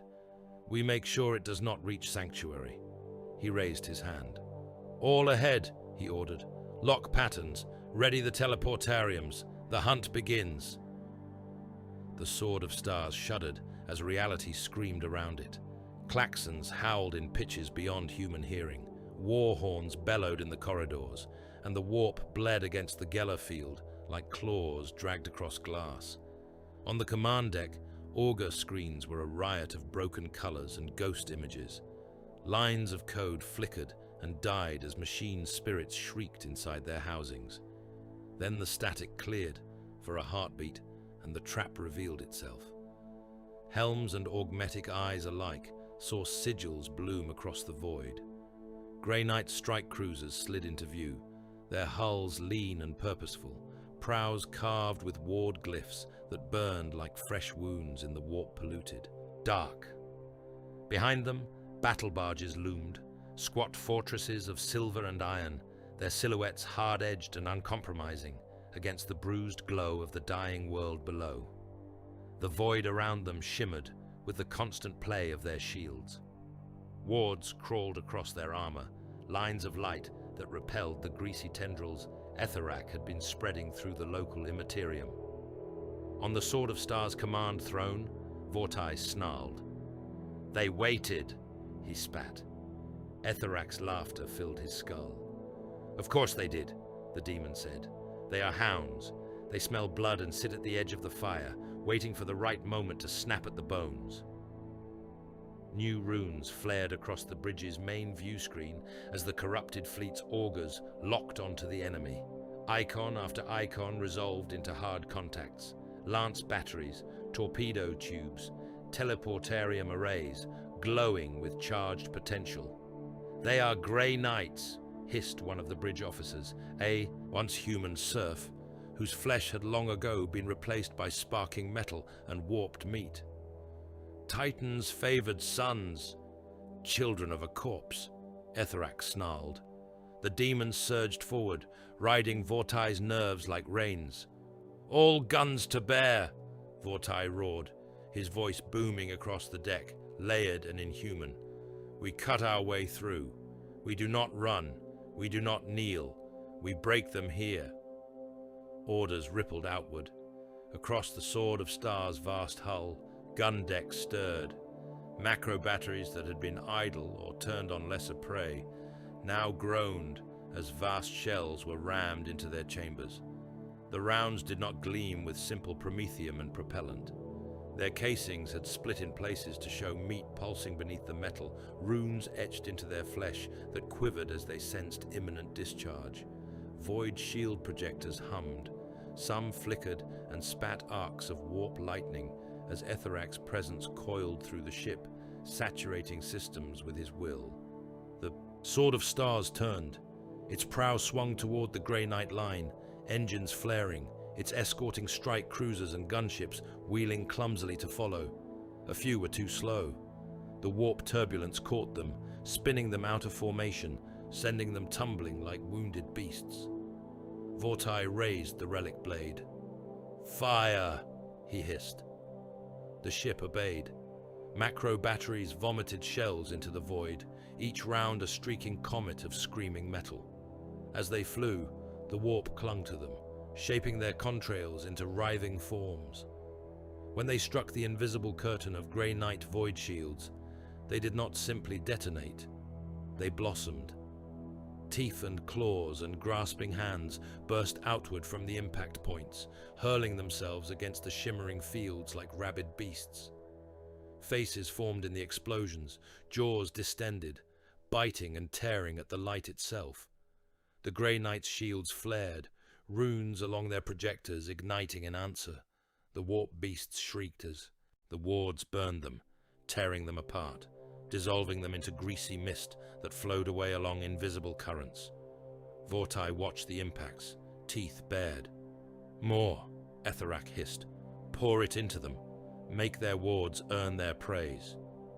The Sword of Stars guns roared again and again. Around it, the rest of the Astral Blades fleet unleashed. Strike cruisers belched torpedoes, their warheads wrapped in butchered astropath spirits. Gunships swooped, their hulls trailing warp fire, spitting barrages of corrupted missiles. The void became a storm of shrapnel and tearing reality, a maelstrom of detonation that lit the bleeding world below in strobing flashes. The Grey Knight warships answered without haste. The Argent Pennants cut through the torrent like a blade through flesh. Void shields flared, absorbing the obscene barrages, shedding runoff energy as auric glows that skated across the hull.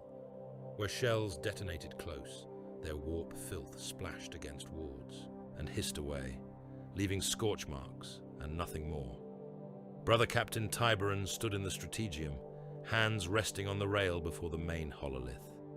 "They are throwing everything at our screens," observed a tech adept, voice a modulated drone. "As predicted, their main guns are slave to Etherak's whim. He will not hold back." "Good," Tiberon said. "The more they expend on our hulls, the less they have for what comes next." He watched icons representing Astral Blades escort swarm. "Firing solutions?" he asked. "Locked," replied the gunnery officer. "All lance batteries in range, macro batteries loaded with sanctified ordnance, boarding torpedoes held in reserve." "Inquisitor?" Tiberon asked, turning his helm slightly. Vel stood with hands clasped behind his back, eyes hooded. "Proceed," the Inquisitor said. "Target priority as planned. Ignore the chaff unless it threatens to interfere with the main strike. The demon wears that. Battle barge like a crown. Break the crown. Tiberon nodded. All ships, he voxed. Primary target, Sword of Stars. Secondary, engine escorts on direct vector to our formation. All other elements are tertiary. We are not here to win a fleet action. We are here to pin a beast. The Argent Penance's lance decks powered up. Deep within the ship, vast capacitors hummed with contained fury. Targeting cogitators whispered prayers to the Omnissiah and the Emperor both, aligning reticles with demonic precision. Wards inscribed along the length of each lance barrel flared, ready to channel not just raw energy, but carefully tuned frequencies designed to tear through warp-mutated matter. Fire, Tiberon said. Blind lances stabbed out. Brilliant spears of white light punched across the void, ignoring intervening debris and lesser ships, as if they were translucent ghosts.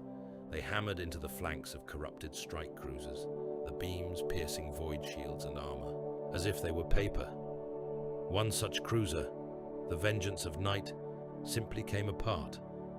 The lance struck through its spine, drilling a hole from prow to stern. For a heartbeat, the ship held together. Internal decks lit glaring white as the beam passed. Then its core failed. Plasma reactors ruptured. Magazines cooked off in sympathetic sequence. The entire vessel bloomed, its hull erupting into expanding shards of red-hot metal and flash-frozen atmosphere. Bodies tumbled outward, crewmen torn from their stations, their lungs crystallizing as they hit vacuum. Elsewhere, another lance sheared the prow off a gunship, sending it spinning end over end, entrails of cabling and warped steel trailing like viscera. Macro batteries joined the symphony. Grey night shells were not tainted with demonic filth. They were pure in their way. Each one carried within its casing shards of sanctified relics, filaments of scripture, tiny vials of water from shrines where saints had died. When they struck, they did not sprout claws. They simply detonated with brutal efficiency, tearing gouts of corrupted hull away, turning demon flesh plating into burning offal. A massive void battle unfolded in layers. Ship killers and torpedoes crossed paths, some colliding mid-flight in bursts of chaotic energy, others slipping past to find fresh targets. Smaller escorts died fast, gutted by lance strikes or reduced to spinning coffins by macro impacts that tore their drives apart. In the crew decks of the Astral Faithful, a torpedo punched through the outer hull, shedding its casing as it went. Blast doors tried to slam shut in its wake, servos screaming.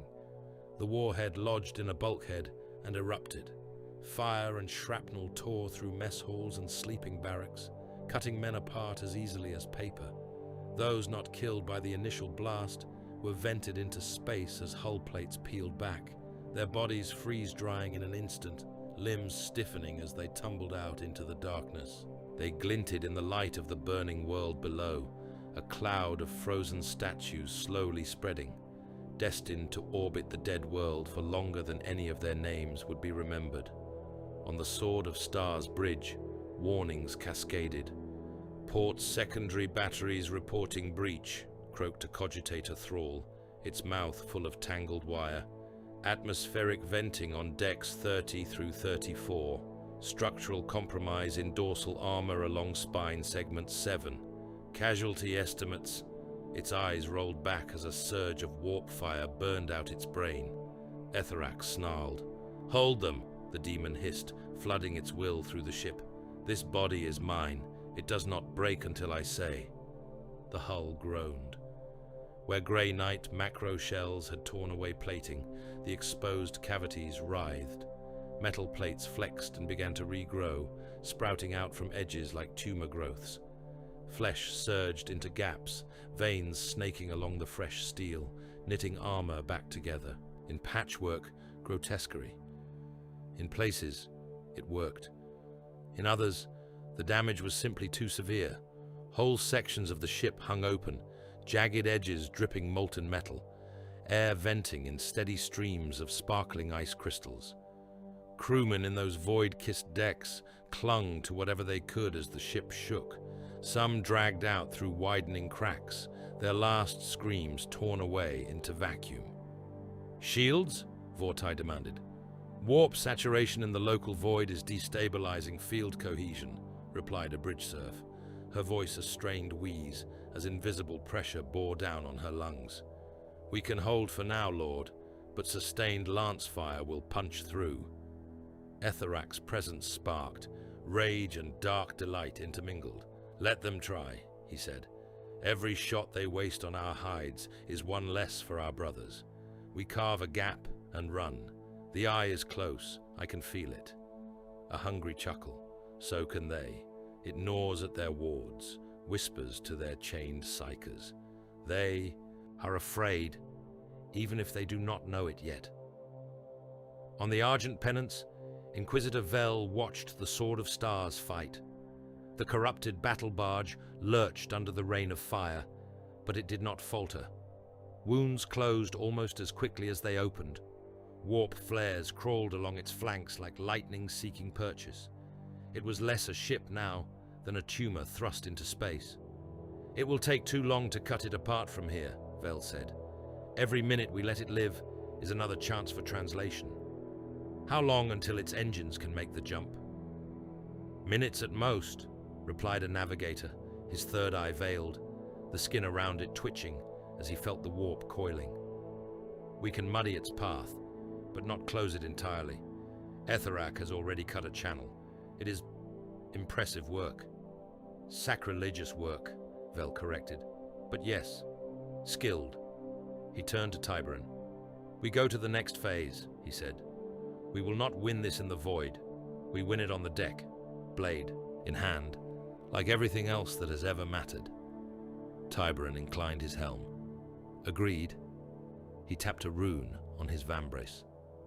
"All ships, this is Brother Captain Tiberon," he voxed over the secure Aegis channel. "Initiate Dragon's Hook. All fire to concentrate on the Sword of Stars engine clusters and teleport screen emitters. We will not destroy it, we will pin it." Battery masters adjusted their firing solutions. Lances that had been stitching patterns of destruction across the corrupted fleet now converged on the Sword of Stars aft quarters. Blinding beams stabbed into the swollen bulges of its warp drives, cutting through half-regrown armor, turning engine casings into vaporized metal and molten slag. Macro shells hammered at the raised spines of the ship's teleportarium shielding, detonating in gouts of force that made the sword's hull ring. Inside, whole sections of corridor simply ceased to be as lances bored straight through. Air rushed out in screaming winds, dragging crew, debris, and demons alike into the sudden vacuum. Fire suppression systems triggered and promptly failed as the flames feeding on warp pockets refused to go out. Etherak hurled his will into the buckling structure. "Stand," he snarled. The Sword of Stars shuddered like a wounded beast forced to its feet. Engines coughed, then flared, pushing against the tether of reality.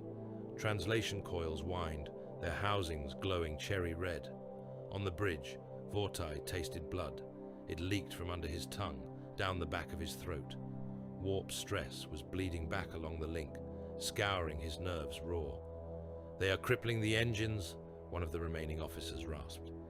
"Translation stability at hazard. Teleport screens are losing coherence.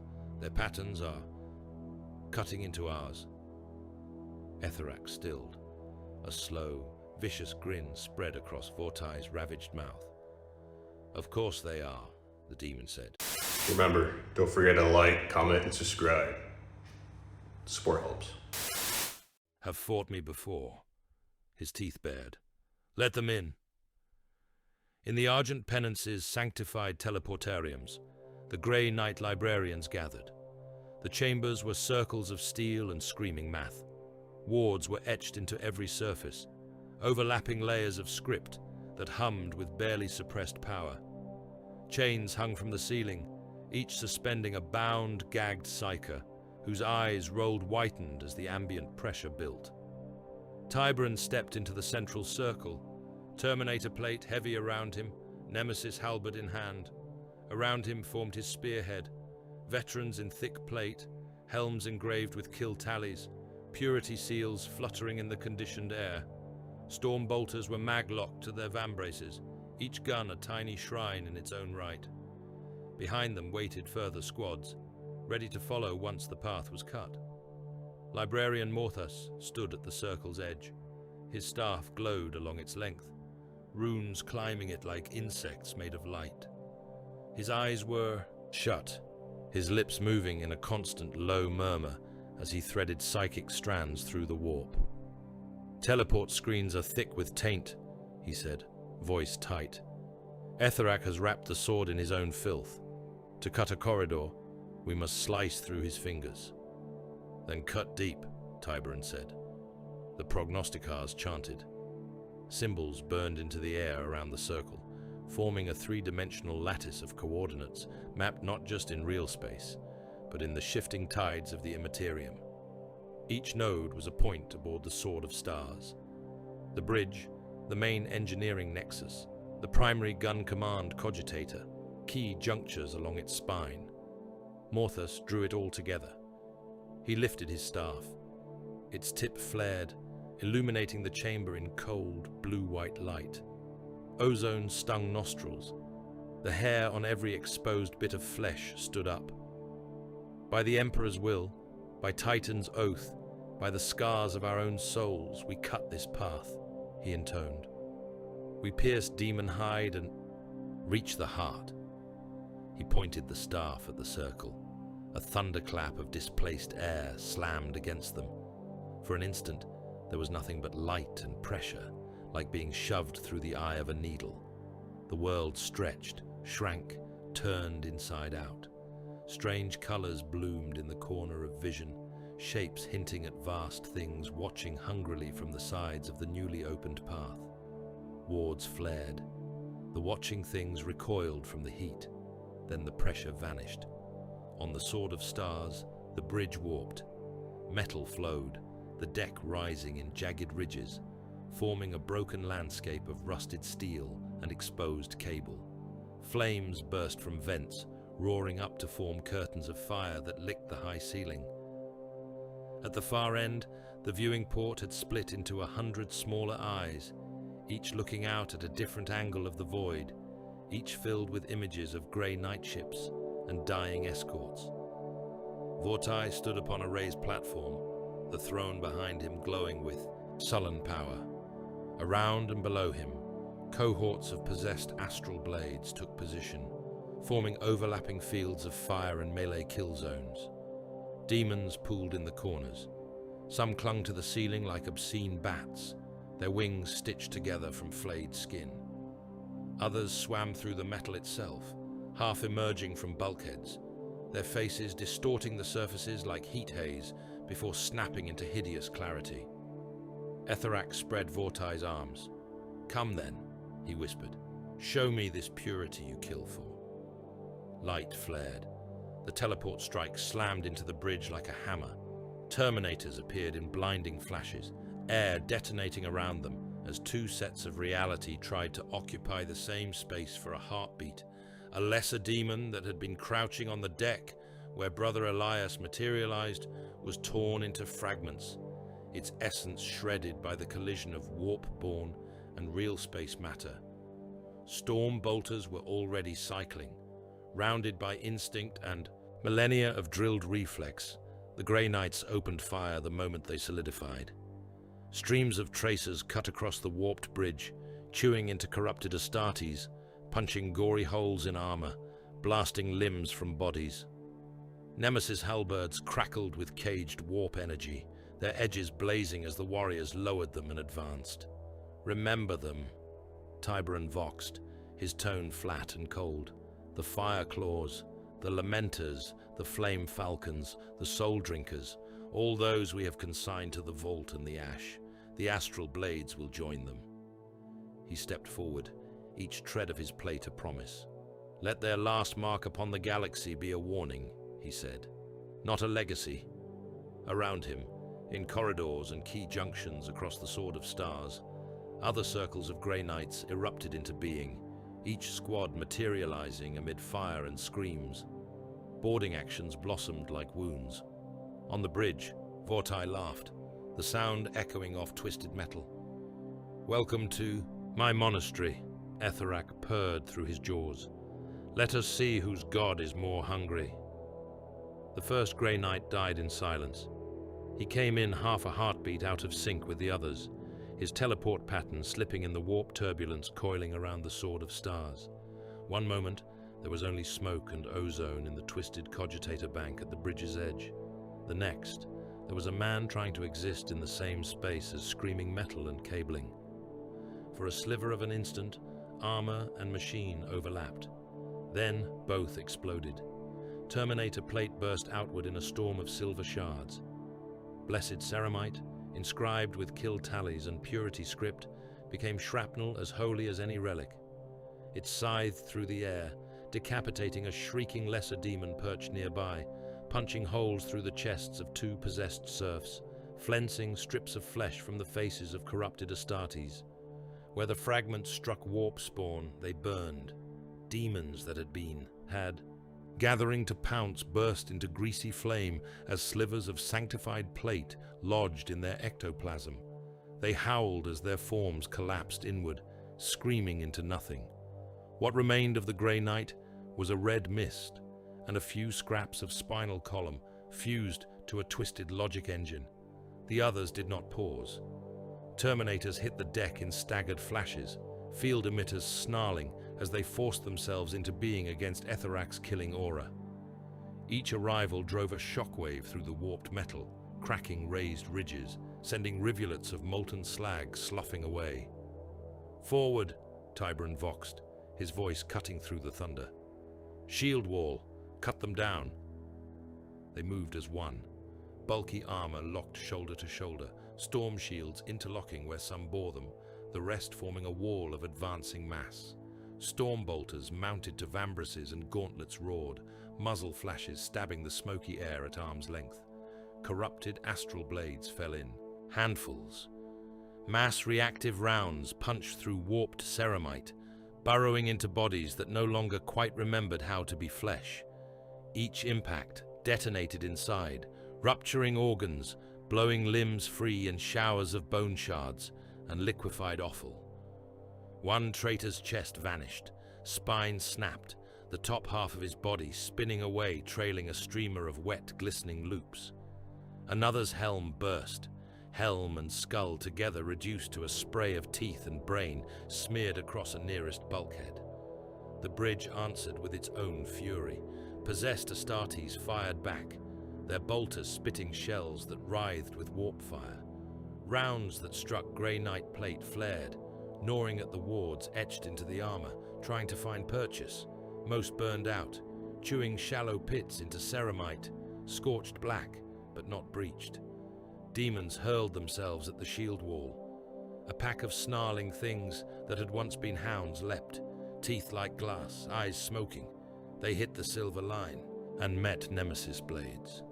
Halberds swept, their tips trailing arcs of light that were not entirely of this universe, cutting the beasts into ribbons of howling vapor.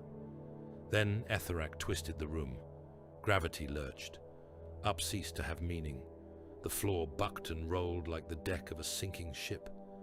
Bodies, intact and torn, lifted from the metal in a sudden surge, floating free. A cloud of blood droplets, ripped from puddles and wounds alike, rose in a glittering storm, each bead catching the hellish light like a tiny ruby. Grey Knights staggered. Terminator boots dragged grooves in the deck as armor servos fought to compensate. Shields dipped for a heartbeat. "Anchor!" Tiberan snapped. Runes carved into the soles of the Grey Knights' boots flared. Psychic wards along their shin plates lit, gripping the twisting grav fields with invisible hooks. Where the world around them turned on its side, then upside down, then tried to smear itself into some new orientation, they held. They stomped forward as if wading through thick fluid, each step deliberate. Around them, corrupted serfs and lesser demons pinwheeled helplessly, torn from their footing. Traitor Astartes, with weaker warp anchors, clutched at twisted railings and jagged outcrops, fingers slipping as the unseen force tossed them into the air. Tiberon watched one spin past, arms flailing, and simply raised his halberd. The nemesis blade took the traitor at the waist as he tumbled, slicing him in two. Intestines and shards of spine continued their slow, tumbling arc, trailing behind the upper torso for a heartbeat before momentum pulled them free, turning the space around the grey night line into a grisly halo of floating meat.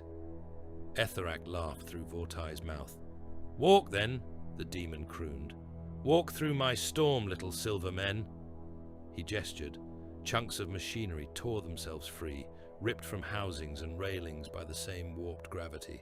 A cog stacked the size of a rhino tank ripped from its mount and hurtled toward the grey night line, edges sparking and screaming. Brother Elias lowered his shoulder and met it. His shield cracked under the impact, dents spidering out from the center, but his stance held. The massive machine rebounded, spinning away, crushing 3 flailing cultists who had been trying to scramble toward cover. Behind the bridge battle, throughout the Sword of Stars, the boarding war spread like shrapnel through flesh. In a corridor choked with pipes and cables, a strike squad fought its way forward one step at a time. The passage was barely wide enough for a grey knight to advance 2 abreast. Corrupted Astral Blades had chosen it as an ideal choke point, stacking their bodies 2 and 3 deep, firing from the hip, their laughter constant over the booming of weapons. Stormbolter fire turned the narrow space into a furnace of sound. Shells detonated at arm's length, shredding armor, flaying augmetic limbs into spinning shards. The walls blossomed with impact craters and splatter. Flesh, loyal and traitor both, coated every surface, decorating dangling cables with webs of torn tissue. A grey knight shoved forward, chainsword grinding against his armored thigh, where an enemy blade had chewed into it moments before. He smashed his shoulder into a traitor, the impact crunching ribs, driving the corrupted warrior back into the press of his brothers, then rammed his nemesis sword up under the man's chin. Warp fire burst from the traitor's visor as the blade's psychic edge tore through the parasite coiled in his soul. Something screeched, a thin, wailing tone that made the deck vibrate, then went silent as the body went limp around the impaling weapon. Another traitor slammed a chain axe into the grey knight's shoulder, teeth shrieking, chewing through plate. The knight turned, almost lazily, and shot him in the face twice with his stormbolter. Helm, skull, and upper vertebrae became a ragged crater, brain and bone spraying the low ceiling. Elsewhere, in a maintenance deck threaded with fuel lines, a single nemesis blade met a chain blade in a clash of sparks.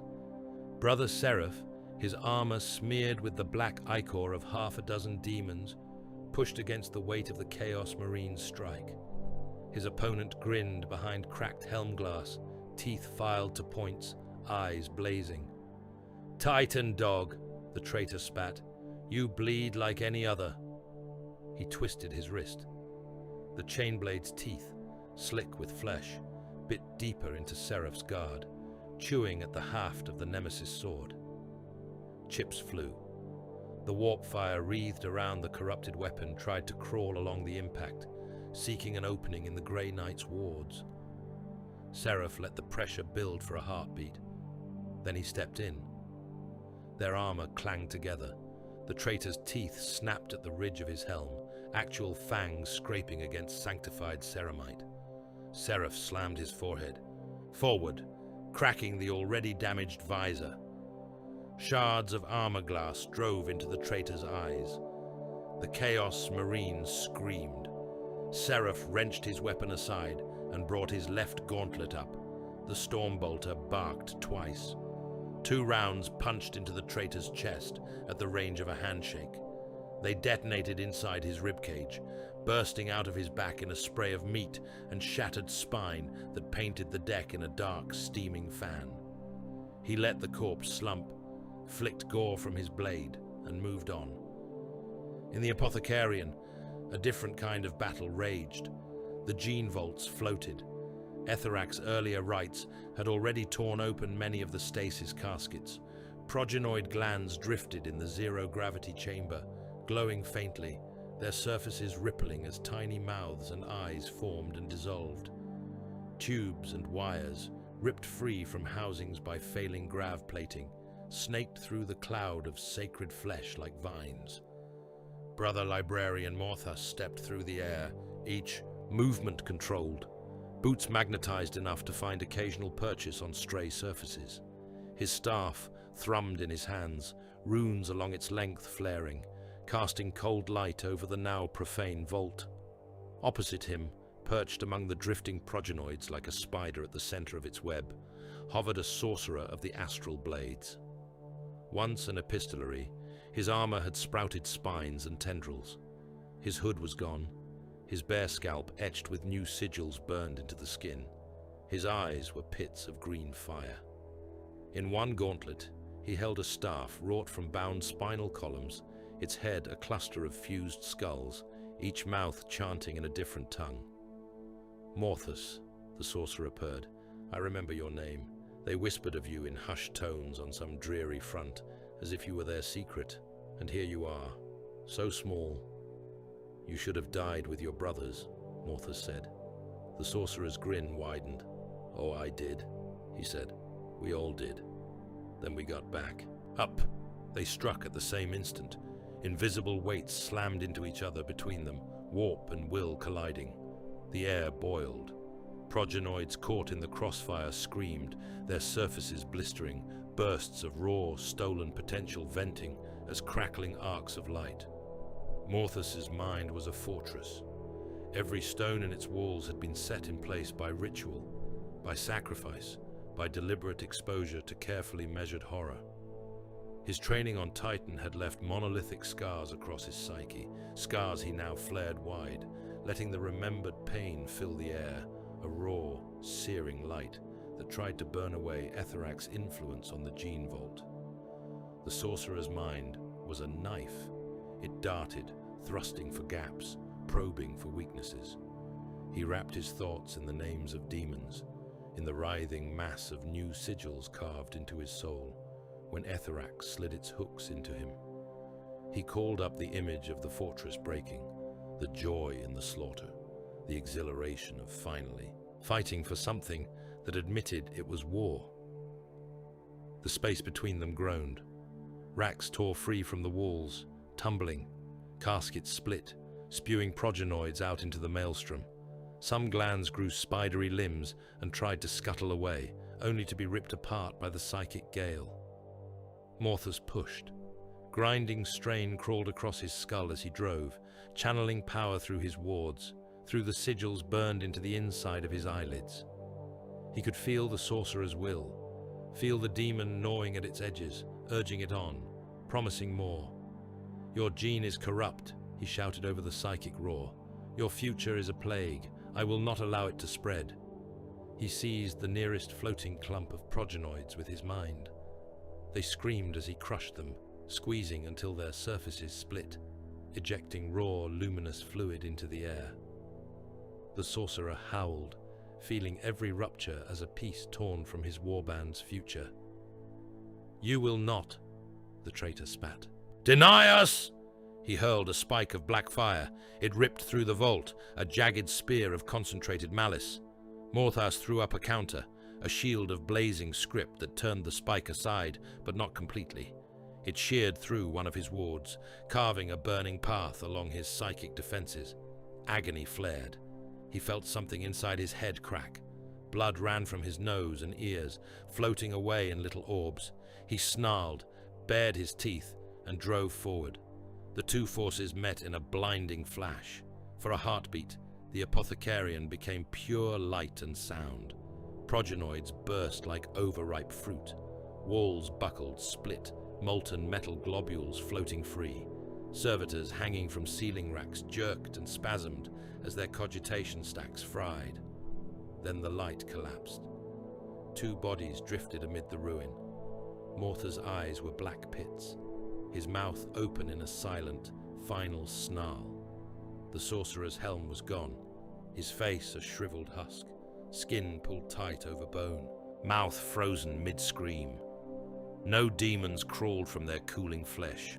No spirits lingered. Their minds had torn each other apart, locked together in annihilation. Elsewhere, the Sword of Stars tried to birth its own defenders. Demon engines tore themselves out of the ship's bones. In a hangar deck, cargo cranes twisted, their arms merging, cables and chains fusing into chitinous limbs. Hull plating rippled, forming carapaces studded with jagged blades. Cogitator columns bent, faces pushing out from their surfaces, mouths groaning as they spat warp flame. Spider things made of cable and steel scuttled along the ceiling, dropping down onto advancing purifier squads. Their legs ended in multi-toothed drills, their bellies in furnace mouths that belched gouts of screaming fire. The purifiers met them with hammers. They moved in tight formation, white tabards already turned dark with demon ichor. Their nemesis hammers sang as they swung, power fields humming at a pitch that made the air itself shudder. By the name of the Emperor, by the oath of Titan, by the blood we have willingly shed, they chanted as they advanced, their voices a steady litany under the screeching of warp-bound machines. Be bound, be broken, be gone. A demon engine lunged at Brother Arta, its cable legs punching into the deck for purchase. Its furnace mouth yawned, a cyclone of warp fire gathering. He stepped in and brought his hammer down on its skull. The impact detonated with a sound like a world cracking. The demon's head imploded, carapace folding inward, legs collapsing as its essence was slammed back into the immaterium. Flames gouted out of vents along its sides, then sputtered and died as the shell became little more than dead, twisted metal. Another engine wrapped its legs around a grey knight's chest, drilling into his plate, screeching. He grunted, teeth grinding, blood filling his mouth as drills chewed into ribs. Before it could finish the job, a hammer smashed into its flank, sending it spinning away, legs ripping free in a spray of oil and ichor. The wounded grey knight looked down at the ragged holes in his armor and nodded once. "Thank you," he said. "Your fight is not yet done," his brother replied.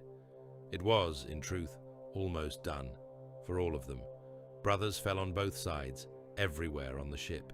In a munitions corridor, an Astral Blade with one arm missing and half his helm hanging off his face hurled himself at a grey knight, biting down through ceramite, where his chain blade had failed to find purchase. His teeth broke, but bone shards still punched into the thinner armor around the neck seal, drawing blood. The grey knight slammed the butt of his bolter into the traitor's skull again and again until the head caved in. Brain and shattered helm smeared across his gauntlet. He shoved the twitching body aside and moved on. Across the deck, a wounded grey knight sat slumped against a bulkhead, both legs gone at the knees, stumps cauterized by enemy flamers. A trail of blackened blood marked where he had dragged himself into cover. An Astral Blade, half his own face missing, staggered toward him, bolter hanging empty in his hand. "You are beaten," the traitor rasped. "Yield, I will make it quick." The grey knight raised his pistol. "Purity does not yield," he said. He shot the Chaos Marine in the head. Then he turned the pistol under his own chin. He did not hesitate. Blood burst up the wall in a cone, splattering the twisted pipes overhead. His body sagged, helm clattering from numb fingers. His soul did not join Etherac's feast. It was cut free, cleanly, by his own will. On the bridge, the meat grinder reached its crescendo. The shield wall had shattered under repeated charges and warp blasts. Terminators now fought in small knots, backs to jagged chunks of machinery, blades and bolters working in brutal concert. Bodies carpeted the deck. Traitors lay in, heaps, some still twitching, as demons tried to drag their souls out through their wounds. Grey knights lay alongside them, silver plate dented and torn, blood pooling beneath them, splashing in the grooves of the warped metal. Etherac drank in the slaughter and grew. Through Vortai's body he swelled, armor stretching to contain the demon's ambition. Black ceramite cracked, then re-knit itself around new growth. Wings of pure shadow burst from his back, tearing through the metal like smoke. They spread, unfurling out from his spine, each feather a knife edge of darkness. Horns pushed out through his helm. They sprouted from the brow, curling back, then out again, a branching crown of barbed bone. Each spike dripped a slow, steady ooze of warp fire that burned in colors that had no names. He moved with obscene grace. A Terminator charged him, halberd raised, storm bolter barking. Etherak let the rounds punch into Vortai's chest, feel the plates crack, feel ribs splinter. Pain flared, but it was distant, muffled by demon exultation. He caught the halberd in one hand. For a heartbeat, the blade's nemesis edge hissed against his gauntlet, burning, trying to dig in. Etherak laughed, tightened his grip, and wrenched. The weapon tore free from the Grey Knight's grasp. His other hand closed around the warrior's torso. He pulled. Terminator plate strained. Flesh and bone screamed. Then the body split. It came apart along the seam of the spine, tearing from groin to throat. Viscera poured out in a hot torrent, intestines snapping like ropes, hearts and lungs rupturing. For a moment, there were two halves of a man, arms flailing, eyes wide in shock. Then both halves were just meat, slick and heavy. Etherak swung one half in a wide arc. The corpse became a flail. It smashed into another Grey Knight with enough force to crumple his chest plate. The impact burst the dead man's insides, spraying the second warrior's helm and shoulders with a rain of shredded organ and bone. Both bodies went down, one limp, the other spasming as his life poured out through the cracks in his armor. "Beautiful," Etherak hissed. "This is what you were made for, Vortai. This is what all of you were made for. To die screaming in a storm of your own kind's blood." Tiburon pushed forward. "Justicars," he voxed, voice iron hard. "Circle." The last of his command cadre gathered. They moved without hesitation, forming a ring around their brother captain, shields raised where they had them, blades out. They planted their boots in the gore-slick deck, anchoring themselves, a silver mound in a sea of red and black. "Hold him," Tiburon said. They did. Etherak hurled himself at the ring. He crashed against it like a tidal wave, wings beating, shadow and warp fire spraying. Claws raked shields, leaving gouges that glowed and smoked. Nemesis blades met his strikes, sparks and psychic backlash flaring with every contact. Justicar Hadriel took a claw through the gut. It punched through his reinforced plate, through the hardened bone beneath, and out his back. Etherak lifted him, the Grey Knight hanging from his arm like a grotesque ornament. Hadriel jammed his halberd up under Etherak's arm and fired his storm bolter directly into the demon's side. Shells detonated under the armor, chewing chunks from warped ribs. Etherak snarled, flung Hadriel aside, and stomped down on him, crushing his helm, bursting his head like an overripe fruit. Grey matter and blood fountained out from under his boot. Another Justicar stepped into the gap. He lasted 3 heartbeats, long enough to parry one blow, to flick his wrist and decapitate a demon that had lunged in on Etherak's flank. Then the demon lord's wings swept, blades of shadow slicing him from clavicle to hip. His upper body slid from his lower, entrails unspooling between. Each man's death bought moments, moments in which Tiburon stepped, arm forward. A claw hammered into his shield, nearly tearing it from his arm.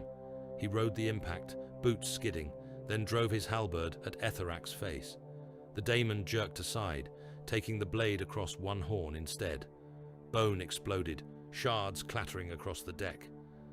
Etherak laughed. "You think you win because you do not flinch?" he asked. "Because you do not run? That is not courage, that is indoctrination." He swiped. The blow tore another Justicar's arm off at the shoulder. Blood pumped in bright arcs as the man staggered. Then a follow-up strike took his head, sending it spinning away, helm lenses flickering. The circle shrank. One by one, the Justicars fell, each making a brutal stand, each taking a piece of demon and traitor with him into the dark. The bridge floor disappeared under bodies and shredded armor, under pools of blood so deep that each step sent ripples across them. Finally, the last Justicar, his armor cracked, one leg dragging, slammed his back into Tiberon's, raising his sword. "Go," he rasped. "There is nowhere to go," Tiberon replied. "Then at least you die standing," the Justicar said. Etherak's next blow took his head off. The body folded, sliding down to its knees, then toppling into the gore. Silence fell, or as close to silence as the bridge could muster. Flames crackled. Distant vox systems spat garbled screams. Demons chittered in the shadows. The hull groaned as the ship continued its slow, tortured attempt to translate. Tiberon stood alone.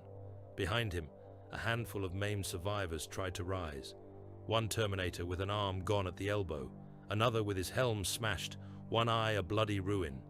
They leaned on their weapons, gasping, yet still ready to move if commanded. In front of him, Etherak grinned through Vortai's ravaged face. He dripped gore. Blood ran from his horns in steady rivulets, from the edges of his armor, from the tips of his shadow wings. Bits of bone and ragged flesh clung to him, a jaw fragment hanging from a pauldron spike, a grey knight's helm crushed flat and wedged into his breastplate like a trophy. He spread his arms. "Now," he said. "Now we speak as equals, yes? One war god to another's priest." He stepped forward, the deck buckling under his weight. "So this is what the Emperor's purest sons look like at the end," Etherak went on. "Drowned in their own dead, surrounded by the corpses of the men they came to save. You are not protectors. You are not redeemers. You are just another flavor of tyrant. You kill in his name and call it duty. I kill in mine and call it joy. At least I am honest." He bowed mockingly. "Strike then," he said. "Show me how righteousness swings a blade." Tiberon lifted his halberd. His armor was cracked. His muscles screamed. His mind bled from a dozen psychic gouges. Behind his lenses, his eyes were calm. "We do not swing for righteousness," he said. "We swing for necessity." He stepped forward through the carnage, Nemesis blade coming up into guard. "Whatever you say," Etherak chuckled. "In the end, we both just make more ghosts." They came together in a storm of silver and shadow, in the guts of a dying beast, while all around them the war for a chapter's soul narrowed to the width of a single blade's edge. For a heartbeat, there is silence. It sits like a held breath in the ruined bridge, poised between one stroke and the next. Smoke hangs in slow coils. Wrecked cogitators flicker with dying light. The air hums with the ache of tortured metal. For that heartbeat, the Sword of Stars feels less like a ship and more like a carcass, its muscles still twitching though its spine has been broken. Brother Captain Tiberon faces Etherak. The demon wears Helian Vortai like a trophy. They stand amid a circle of ruin, a ring of dead grey knights and dead astral blades, shattered helms and snapped blades, broken icons and torn purity seals. Blood slicks the deck, black and red together, smeared into a dull sheen by boot and claw. It shines under the stuttering luminators, like oil on iron. The demon blade in Vortai's fist shrieks. It is not a sound that rides the air. It cuts straight into the skull, a serrated note that sets teeth on edge, metal on mind. The black edge ripples with inner light, the runes along its length flaring, each one a wound in reality. Tiberon's nemesis force halberd answers. Caged warplight crawls along the engraved shaft, gathering at the blade in a bright, contained blaze. Sigils carved into the steel glow white, then blue, then settle into a steady, cold radiance. It is not the warp fire of demons. It is the weaponized hatred of such things. They move. To Tiberon's heightened senses, time stretches thin. Etherak prowls sideways, Vortai's boots whispering through the blood. Shadow wings unfurl behind him, their edges eating the light, their wrongness bending, the lines of the bridge around them. His horned helm tilts, the shattered remains of one crown spike still dripping. "You know what I see when I look at him?" the demon asks, voice echoing from walls and bones alike. "I see a lifetime of service, 1,000 battles for your throne. Here, little silver butcher, listen." The air cracks. Images slam into Tiberan's mind, jagged and bright. Vortai's memory, a siege on a poison world, skies full of spore clouds, astral blades charging through green fog, bolters coughing, bodies of Xenos and men alike dissolving under caustic rain. Vortai stands atop a mountain of dead, banner raised, lungs roar from shouting litanies, waiting for the honors that never come. A crusade along a nameless rim, astral blades fighting alone against a tide of greenskin war engines. Company by company ground down, names carved into the rockcrete of a temporary shrine and left there because there will never be room on Terra's walls. A transmission from Segmentum Command, a curt acknowledgement of success, a new list of troublesome uprisings to put down. No reinforcement, no replenishment, no mention of brothers lost. No thanks. They used him, Etherak murmurs, circling. They used all of them, threw them against the dark and looked away when the blood sprayed. "Well done," they said. "Here is another war. Go die somewhere we do not have to see." Tiberan shifts his stance, halberd poised. He feels the memories batter at his defenses, tries to taste the bitterness, the cold, relentless grind of unthanked duty. For an instant, he imagines what it would be to stand in one place for centuries, killing on command, watching the ledger never balance. He does not argue. Instead, his vox clicks. "In nomine Imperator," he intones, voice steady, the words old and heavy as stone. "Etherak the Unrepentant, twice bound and twice banished, on Karsis, upon altars of flayed marble, in the Ghasti, reach beneath the hollow moons, world after world scoured because you walk there." The litany cuts through the demon's monologue. "Count them," Tiberan continues, eyes never leaving his foe. "The cities turned to ash, the hives whose population screamed for days as reality tore. The lost lives, the chapters that bled to throw you back. All that sacrifice, and still you gnaw at the edges of the wound. You call the Imperium ungrateful." He steps forward, boots splashing. "You are the insult," he says. Etherak's laugh is a knife. "Words," the demon purrs, "always words with your kind. Litany to hide the truth. You call this justice, I call it fear." They collide. The demon strikes first. The black blade comes in low, an obsidian line that hums as it cuts the air. Tiberan meets it with the haft of his halberd, the impact juddering up his arms. Sparks of raw warp energy and bound psychic light spray from the clash, skittering across the deck. Etherak moves with obscene speed. A shadow wing flicks out, the edge like a guillotine. Tiberan turns, but the blow still clips his pauldron. Ceramite peels away in curling strips, dropping to the deck. Flesh beneath is laid open in a score that burns as the demon's presence chews at the wound. Pain blossoms. Tiberan channels it. He lets it flow into the weapon like fuel, gripping the haft tighter, a wordless prayer pulsing through his enhanced muscles. He thrusts, the nemesis blade lancing forward, leaving a streak of cold light. Etherak twists. The halberd bites his flank instead of his heart. The effect is still brutal. Where the nemesis blade cuts, it does not just sever armor and flesh. It bites into the daemon's manifested essence. Etherak's snarl becomes a roar as a chunk of his presence shears away, dissolving in a howl that is not his voice alone. Tiberan hears them. Souls. Each strike with the halberd drags a chorus of screaming from the metal and the air. The voices of those whose deaths fueled Etherak's ascension in this butchered system, ripped loose as the blade cuts through the demon like a hook through rot. They stagger apart. Etherak's hand presses to his wound. Black ichor spills and burns on the deck, dissolving metal where it falls. The edges of the cut fizz as the demon tries to knit them, threads of the warp pulling tight. "Good," he snarls. "Better than most. That almost hurt." He comes again. The blade dances. It darts and weaves and howls, each new arc carving fresh lines in Tiberon's plate.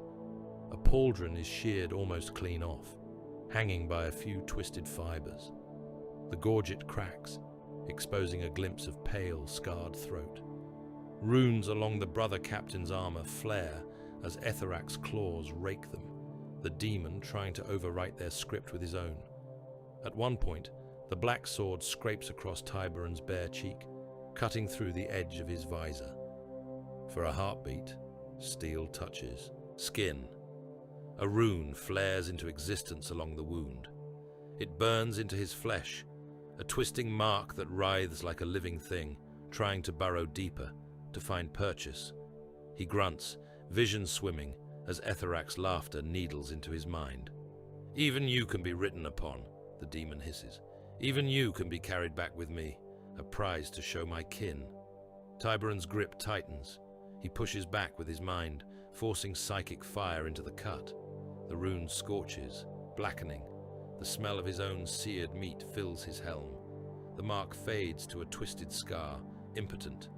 "Not yours," he says. He lashes out.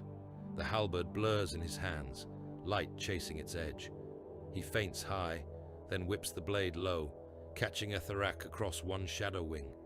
The nemesis edge bites deep. The wing tears like smoke-filled cloth, a ragged chunk of darkness shearing away and vanishing in a wail. Etherak stumbles, half turning with the force. Tiberon follows, pressing. Each step is agony. His armor feels heavier with every movement, systems screaming warnings in his ear. Internal readouts flicker, fractures in hips, micro-ruptures in his secondary heart, internal bleeding. He ignores them all. He drives the demon back over the bodies of the fallen. They clash shoulder to shoulder, blade to blade. Etherak's sword carves long gouges in the halberd's haft, the black metal hissing where it touches the bound wards. Tiberon's blade, in turn, finds openings, biting into greaves, into gauntlets, shaving slivers from horns, hacking away pieces of manifested shadow. Each hit costs them both. Etherak's essence grows ragged, parts of him flickering and fuzzing at the edges, his form threatening to blur back into insubstantiality. Tiberon's blows grow slower, the effort of channeling banishment energies through his weapon, straining mind and body alike. His lungs burn. His augmented heart slam against his ribs like fists. "You are bleeding yourself." "Dry," the demon observes, even as he slashes again, scoring another line across Tiberon's breastplate. All that power poured into a single duel. All that training, all that gene craft, wasted on me. His next words slide out like poison. "Think, Silver One. How many worlds could you have saved with the lives you have spent on my name alone? How many regiments burned because you chose me as your enemy of the hour? Your purity is very expensive." Tiberon does not answer. He does not have breath to spare for argument. He has only the old words, etched into his bones. "Karsis," he rasps between blows. "Ghast Reach, Hallow's Verge, the Pale Sepulchre. Every time you crawled out of your pit, you left bones in your wake. Every time we threw you back, you called it a game. This ends with less talk." Etherak lunges. The black blade skims along Tiberon's thigh, biting through greave and into the muscle beneath. The brother captain's leg buckles.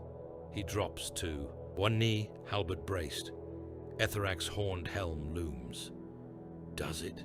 the demon whispers. "You will die. I will be dragged back. For a time, but the wound remains. The cut deepens. Somewhere, someday, someone will draw me forth again. Perhaps on some distant crusade. Perhaps in the heart of your precious throne's palace. You cannot erase me." He leans closer. "But you can try," he adds with wicked amusement. Behind the eyelet of the helm, for a fraction of an instant, the flame changes. Tiberon sees something flicker beneath the demon's gaze. The warp glow stutters. For that heartbeat, he is looking not at Etherac's infinite malice, but at a man. Helion Vortai surfaces. The horns and shadows and warp fire remain, but his features crawl under them, pushing through like a drowning face under ice. The proud, scar-lined jaw is there, twisted in horror. The eyes are not Cole's now, but human, bloodshot, wet. Tiberon, he chokes. The demon's snarl distorts his voice, but the word is the chapter master's own, scraped out from deep inside. Brother, Vortai says, lips trembling. Blood runs from his nose, from the corners of his eyes, from under the helm. End it, please, for the love of anything left that is not filth. End this. Tiberon does not hesitate. He moves. All the years of training, all the scars, all the gene-wrought might of Titan focus into that single motion. He pushes off his wounded leg, muscles screaming, armor servos howling. The halberd comes up from low guard in a surging arc, point aimed at the center of Vortai's chest. Etherac tries to pull back, but the plea from his host has tangled his focus for that sliver of time. The black blade comes up to parry, a fraction too late. The nemesis point punches through armor. Ceramite cracks, then yields. Reinforced bone gives way. Runes along the halberd's head blaze as the weapon drives in, inch by inch, until Tiberon's fists crash against Vortai's breastplate. For a heartbeat, nothing happens. Then Tiberon roars. The sound is part battle cry, part psychic command. He opens every ward inside him, every scarred bastion of his soul, and channels it all down his arms into the weapon. Banishment flows. It is not clean. It is not gentle. It is a flood of white-hot will, of every exile, every sacrifice, every brother who has fallen pushing demons back into the dark. It pours through the halberd, into the wound, into the demon coiled inside Vortai's soul. Etherac screams. The sound is beyond ears, a pressure that hammers against every implanted organ in Tiberon's chest, that makes the bridge walls shudder. The demon's form convulses, shadow wings snapping wide, then curling inward, shrinking. Fire erupts from Vortai's back. Not real flame, psychic fire. It tears out through the cracks in his armor, licking along the edges of his plate, searing exposed flesh to bone. The horns on his helm splinter, fragments vaporizing into ash mid-air. The black blade in his hand warps, its edge crinkling as if it has been thrust into a forge too hot, even for its cursed steel. Inside, the real battle rages. Tiberon feels Etherac battering at his mind, claws scraping across the walls of his discipline, trying to climb back up the channel. He holds fast, teeth bared, vision tunneling, blood dripping from his nose and ears inside his helm. He sees flashes, Etherac being torn from the altars of Karsis, shrieking in a tide of its own failure. Etherac howling under the hollow moons of the Ghast Reach as grey nights hammer seals into the stone around its bound form. Etherac surging up through corpses in the Astral Blades fortress, laughing as it finds Vortai's pride like a handhold. Every banishment leaves a mark. Tiberon takes those marks and drives them deeper, branding the demon with its own defeats, turning its history into shackles. He feels something give, a tearing, like old scar, tissue being ripped open. The Sword of Stars, bound to Etherac's will, feels it too. Systems across the ship shriek. Warp constructs collapse, their stolen animus yanked back toward the demon they had been leashed to. Demon engines convulse, limbs flailing, then crumple as their possessing spirits are torn out, leaving only twisted metal. On every deck, demons howl and burst like overripe fruit, their forms imploding into greasy smoke that leaves sticky residue on the walls. Grey knights and astral blades alike drop to their knees. Those still conscious clutch at their helms, at their heads, as the psychic shockwave tears through them. The implanted organs that tie them to the warp in their own limited ways light up with pain. Some vomit blood. Some simply scream into their vox, sound lost under the greater roar. Tiberon does not let go. He pushes until he feels Etherax snap. There is a violent, wrenching moment, as if the universe itself has just bitten down and chewed. Then the pressure vanishes. The demon is gone, not dead. Such things do not die as mortals do, but ripped from the material realm, dragged howling back into the warp, cast into the howling dark, bound into scar and memory once more. The halberd's light gutters. Tiberon staggers. His hands lose strength. The weapon slips free of Vortai's chest, slithering from the ruined armor in a gush of smoke and thick, dark blood. The chapter master drops to his knees as if his strings have been cut. For the first time in a very long time, he is alone in his own skull. He gasps, mouth opening and closing, lungs dragging in air that tastes of ash. The shadow wings dissipate, tearing away in scraps that blow apart like dirty fog. The horns crumble, crumbling from malformed bone to dust. The eyes behind the helm are human. They are ringed by burst capillaries, shot through with red, wet with something that is not just blood. Tiberon sways. His own wounds clamor for attention now that Etherax's howling has ceased. His thigh burns, the gash deep and ugly. His chest feels like it has been caved in. His vision fuzzes at the edges, black creeping inward. Vortai lifts his head. The helm is cracked, the grill warped, but enough of his face shows through to make the expression plain. Shame. It is a raw, flayed thing.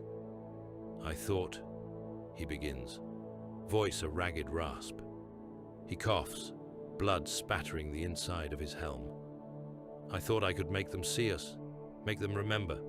I thought, if we were terrible enough, glorious enough, they could not ignore us. He laughs once, a broken sound. All I did was prove them right to fear us, he says. Around them, the bridge continues to die. Alarms wail in overlapping tones. Flames crawl along cracked conduits. The great, multi-eyed view screen at the far end glitches, showing a fractured image of the void. Grey night warships withdrawing, lesser vessels tumbling, the bleeding world below hunched in its agony. Tiberon says nothing. There is nothing to say. Vortai lowers his head. The Astral Blades are dead, he murmurs, whether any bodies crawl away from this or not. Our name is filth now, a cautionary curse for inquisitors to spit. He swallows. End it, please. Let that at least be done by a warrior who understands what I was supposed to be. His voice softens, losing its bitterness. Be my savior, he says, hoarse, in the only way left. Tiberon considers. He sees, in that kneeling figure, the ghost of every fallen chapter they have consigned to silence. Fireclaws turned to ash, lamenters scattered, flame falcons burned in their own mutation, whole gene lines wiped clean so that the rest of humanity can sleep a little easier in its ignorance. He steps forward. There is no triumph in him, no joy, only duty. He raises the halberd. Vortai bows his head as if before a lord in some distant better hall. For the Astral Blades, Tiberon says, quietly, may no one remember why you had to die. He strikes. The Nemesis blade flashes in a clean descending arc. It meets no resistance beyond bone and battered ceramite. The helm and the head within part from the body in a single decisive motion. There is no lingering. There is no second blow. The head rolls across the deck, trailing a short smear of blood. It comes to rest against a cluster of fractured icons and debris beneath the central dais, the cracked lenses of the helm staring at nothing. Near it lies the tarnished relic blade. It has been thrown aside in the struggle, knocked from numb fingers when Etherax was torn free. It rests now amid the wreckage, black edge dulled, runes flickering faintly, as if stunned. Vortai's blood runs under it in a thin, steady stream, pooling around the hilt. The blade that started it all is bathed in the last of its master's life. Tiberon lowers his weapon. His own legs give out. He sinks to one knee, then to both. Halberd point scraping, one gauntlet braced on the deck to keep him from collapsing entirely. Each breath is a labor. His hearts are a rhythmic hammer blows in his chest. Alarms change pitch. Some move from warning to fatal. On the bridge's ruined consoles, symbols flash red. Drive core breach, structural failure, atmosphere venting on multiple decks. The Sword of Stars is dying, the demonic force that held it together gone, its own wounds now tearing it apart from the inside. Across the ship, Grey Knights hear the same dirge. On hangar decks and in breach-scarred corridors, they drag themselves upright. They leave piles of dead astride their own fallen. They gather their wounded, or, where that is not possible, administer the Emperor's peace with quick, clean shots. Extraction coordinates flare across their helm displays. Teleport beacons, established by the initial assault, blink in the murk like lighthouses. Purifiers stagger toward them, armor scorched, hammers cracked. Strike squads limp along, some brothers leaning on others, leaving trails of blood. No one hurries, but no one stops. They know how little time remains. On the Argent Pennants, teleportariums burn hot. Returning warriors slam into existence one squad at a time, bringing with them the stink of demon blood and burning metal. Servitors rush forward to steady those who sag on arrival. Apothecaries move from brother to brother, administering coagulants, stims, or the last, merciful shots as needed. One teleport pattern does not appear. The crew wait, counting the beats. Brother Captain Tiberon remains kneeling on the Sword of Stars bridge. He looks up at the shattered view screen, at the vast curve of the dying world below. The sword is already low enough that the upper layers of atmosphere lick at its torn hull, fire beginning to trail from the wounds. The deck tilts, ever so slightly, as gravity and momentum start to argue. His vox crackles. "Inquisitor Vel," comes a voice. "Brother Captain, we have your signal. We can pull you now." Tiberon looks once more at Vortai's head, at the blade resting in its pool of blood. Then he answers. "Do it," he says. Light blossoms. The world folds. He feels dimly the bridge tilt further, feels weight shift as the Sword of Stars begins its final fall. Flames bloom along the edges of the viewing port, licking inward as re-entry heat bites into the dying hull. Then the teleport grabs him. For an instant, the ship, the fire, the corpse of the Astral Blades' glory, all blur into a streak of colorless static. And Brother Captain Tiberon is gone. Behind him, the battle barge tears apart. Without Etherak's will to bind its wounds, without the demon's unnatural resilience, the damage dealt by lance and shell and internal war proves terminal. The drives rupture, the spine breaks, great sections of the hull shear away, spinning off as incandescent fragments. The Sword of Stars plunges. It hits the atmosphere, trailing a tail of fire long enough to be seen from the ruins of hives far below. Men on the surface look up, briefly, from their trenches and blasted city streets, squinting into the murk, seeing a streak of burning metal crossing the sky. Some fall to their knees and pray, thinking it a sign. They never see the impact. The battle barge slams into the already wounded world with the force of a small sun. Light washes across continents. Shockwaves rattle the crust, bringing down towers that had somehow survived the previous bombardments. A mushrooming pillar of ash and molten rock boils upward, reaching for the black sky. When it clears, there is a new crater where once there had been mountains. In hidden vaults on Titan, in sealed data crypts beneath Ordo Malleus bastions, the name of this campaign will be scratched into forbidden ledgers under a single title, the Tarnished Blade. On those pages, the Astral Blades will exist only as lines of script and casualty figures, as a warning to those who read them. Everywhere else in the galaxy, they will be dust. The Grey Knights leave them there, entombed in silence and fire, as they pull away, silver ships slipping back into the dark with their grim work unfinished, their blades not yet clean. The Astral Blades died badly. Their fortress was a wound in the planet's skin, a broken tooth of stone jutting from a crust that still bled molten rock. Their fleet was scattered wreckage and cooling debris, tumbling as glittering cinders in low orbit. Their gene vaults were empty pits and cracked stasis coffins. Their progenoid legacy boiled down into demon fuel or burned in sanctified fire. In the ledgers of the Imperium, they did not yet know they were dead. That would come later, in ink and order and quiet decree. In the cold minutes after the Sword of Stars fell, their death was a physical thing, a shudder in the planet's mantle, a spike on Auspex screens, a bloom of heat that turned mountains into glass. Above the corpse world, the Grey Knights finished their work. Strike cruisers and battle barges moved like sharks through a sea thick with wreckage. They slid past broken hulks that had once borne the Astral Blades colors, their void shields brushing aside clouds of frozen blood and twisted ceramite fragments that spun in slow, complex orbits. Command runes flickered on the Argent Penance's strategium displays. "Incoming orders from the Ordo," intoned a tech adept, voice flat. "System-wide purgation authorized. Exterminatus upon designated primary worlds. Orbital scourging of remaining cult bastions. No quarter." Inquisitor Carsas Vel stood at the rail, hands clasped behind his back. His eyes, metal and gold, reflected the hololith's ghost light.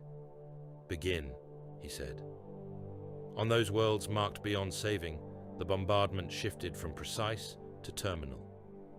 Cyclonic torpedoes slid from launch racks, engines biting, casings, whispering with prayers burned into the metal. They dropped from the Grey Knight vessels in silent waves, each warhead a dull spear plunging through the upper atmosphere. On the ground, men looked up. In shattered hives where war had already scraped away the top layers of hab and spire, survivors squinted at the new streaks in the sky, thinking for a moment that this was merely another barrage, another day's worth of shells. Then the torpedoes buried themselves in the deeps of crust and mantle. The detonations were not like conventional blasts. They were slow at first, a judder, a low grinding roar that set teeth on edge. Then the world's bones broke. Mantle heaved, crust cracked, oceans boiled in an instant, geysers of superheated steam streaking into the sky to condense into black rain that never fell because the air itself had turned to flame. Continents split into ribbons. Cities already gutted by war crumbled into their own foundations as the ground moved beneath them, like water. Entire hive clusters slid into newborn chasms, towers and manufactoria plunging together into incandescent glow. In the upper atmosphere, firestorms circled the globe, devouring clouds, stripping away ozone. From orbit, the plague worlds, the hive worlds where corruption had sunk too deep, flared like dying stars. On those few worlds deemed salvageable, the hand was still heavy. Orbital guns walked barrages across known cult bastions and warp-tainted zones. Lance strikes stabbed down to cauterize open rifts, vaporizing entire districts in sheets of white light. Shrines that had once borne the Astral Blades sigil, now half transformed into demonic mouths and flesh-lined sanctums, were hammered into molten slag.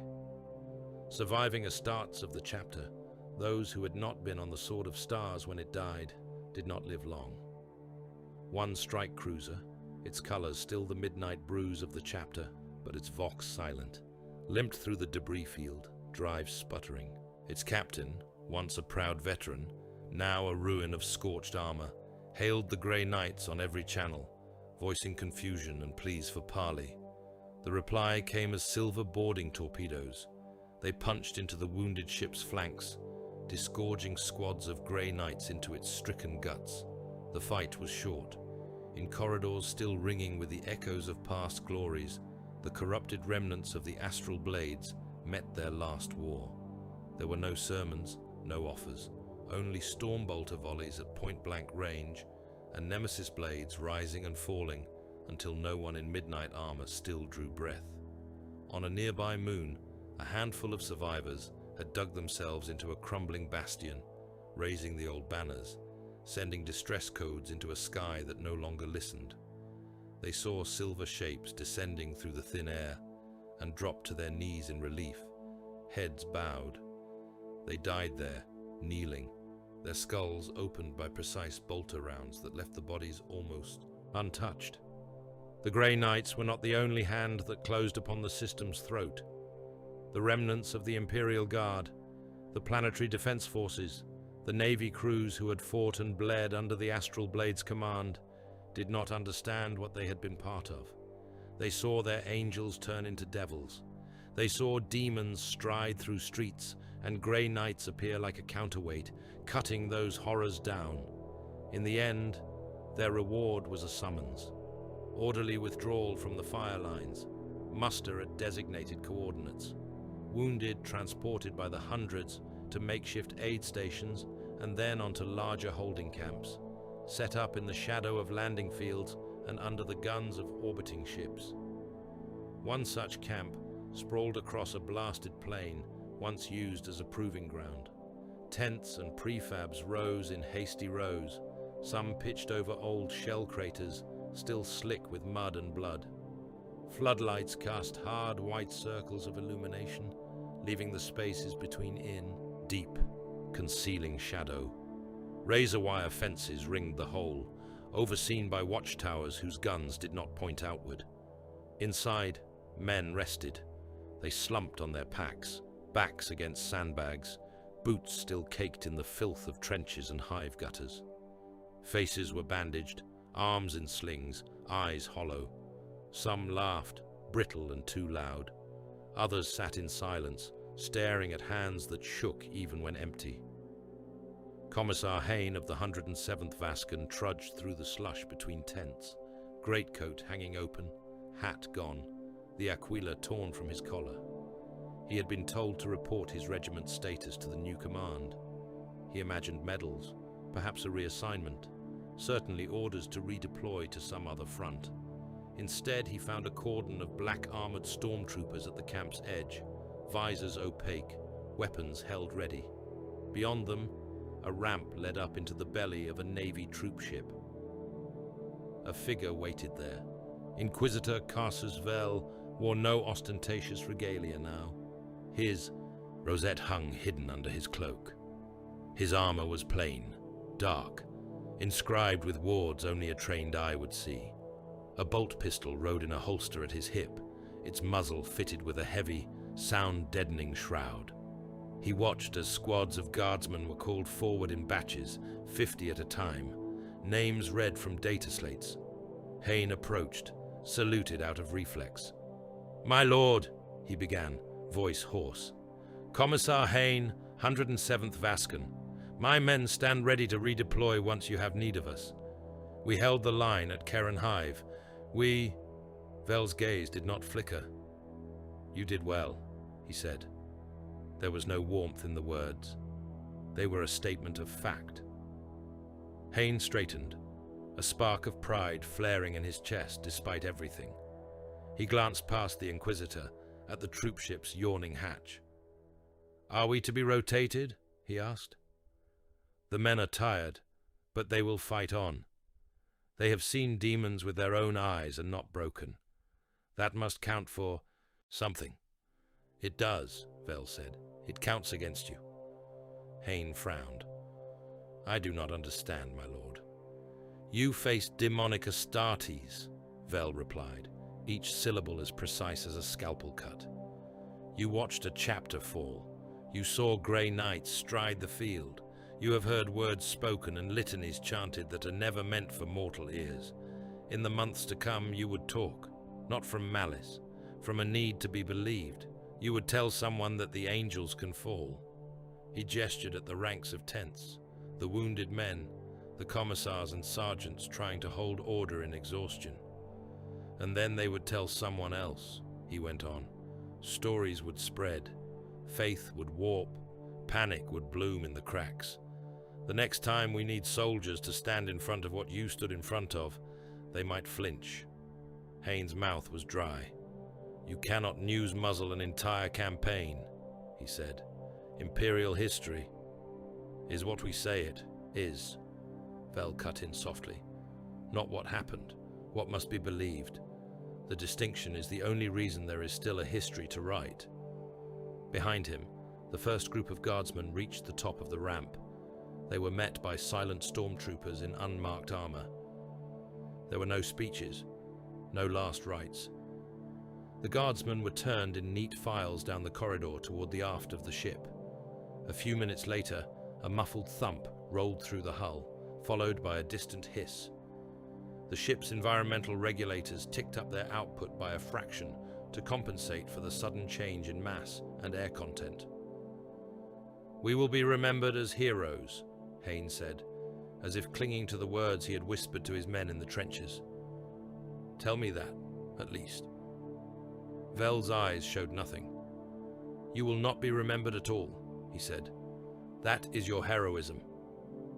He nodded to the stormtroopers. "Next group," one of them barked. Hayne did not resist as a hand closed on his shoulder and guided him toward the ramp. His legs carried him up the metal steps, each one hollow underfoot. At the top, he glanced back, seeking some sign, some crack in the order he could wedge hope into. He found none. The line moved. In other camps, on other landing fields, it was the same. Mass firing squads, the cracks of Lars, and the harsher coughs of bolters loud for a moment, then drowned under the wind.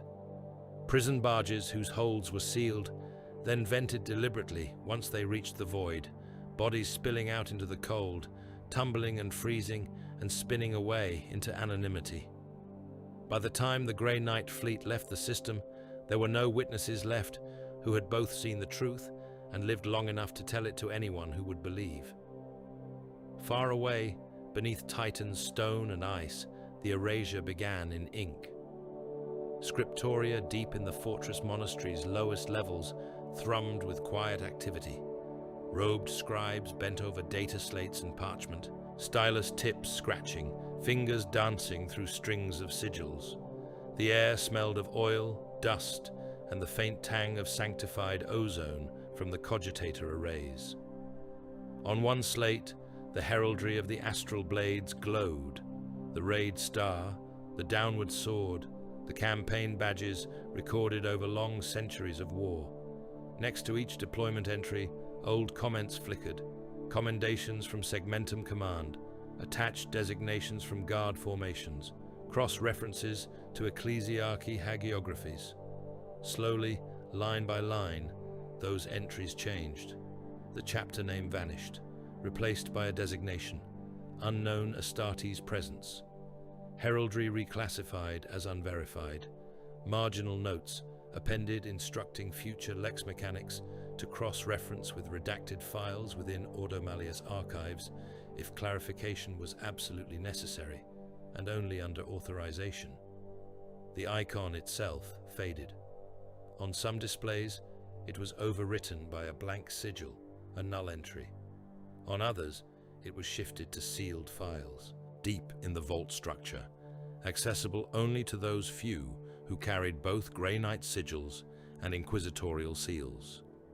A new treatise entry was created in a restricted archive. Its title was simple, The Tarnished Blade. The text beneath was not. It laid out, in cold analytical script, the chain of events as the Ordo chose to record them. Pride leading to taint. Contact with a known demon. A chapter turned upon its own gene. System-wide casualties estimated in the high billions. Deliberately imprecise. Grey Knight intervention. Purgation. Exterminatus. At the bottom, in smaller script, a note. Let this stand as reminder. No blade is so bright that it cannot be stained. No oath is so old that it cannot be broken. When such occurs, the blade must be removed, and the hand that held it cut away. The file locked itself, sealing under triple cipher. Brother Captain Tiberon knelt in a smaller chamber. The chapel was plain by the standards of Titan. No vast statues, no rows of reliquaries. a single altar of unadorned stone, a simple aquila carved into the back wall, wings spread, no gilding, no embellishment. His armor was off. He wore a simple robe, grey and rough. Bandages wrapped his torso under it, bright spots of fresh blood seeping through where Etherac's blade and claws had left their marks. His left cheek bore a new scar, a twisted brand where a demon rune had tried to write itself into his flesh and been burned out. One leg ended at the knee in a temporary stump of augmetic metal, cables and jackports awaiting more refined bionics. He rested his hands on the altar, head bowed. The words he spoke were not the usual litanies of victory. He named the dead. Halion Vortai, he murmured first. Chapter Master, Astral Blades. Then the captains he had cut down, the sorcerers, the corrupted ancients, the nameless brothers in midnight plate, whose faces he had never known and never would, but whose death strokes he remembered in the weight of his halberd, in the recoil of his bolter. He named them as enemies. He named them as victims. He named them as brothers in a war none of them had chosen to understand fully until it was too late. Each name was a weight that settled into his bones. There was no triumph in it, no satisfaction, only the steady, cold conviction that this was what he existed for, to be sent where angels fell, to kill those who had once stood where he stood now, if they turned, to never flinch. He did not pray for guidance. He knew what he would do if the next call came with another chapter's name attached to it. He would board the ships. He would step into the blood. He would swing the halberd until there were only ashes and silence left. On the Astral Blades homeworld, that silence grew. The fortress monastery had not survived the death of the Sword of Stars. The impact had shattered fault lines beneath it, cracks racing through the planet's crust like spider webs.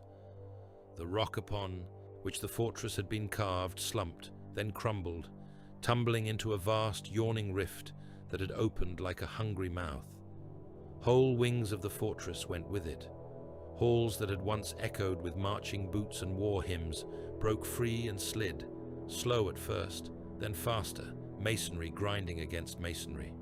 Chapels tilted, their altars spilling relics that tumbled end over end into the growing dark below. Armories disgorged racks of unused weapons that rattled and clanged as they fell.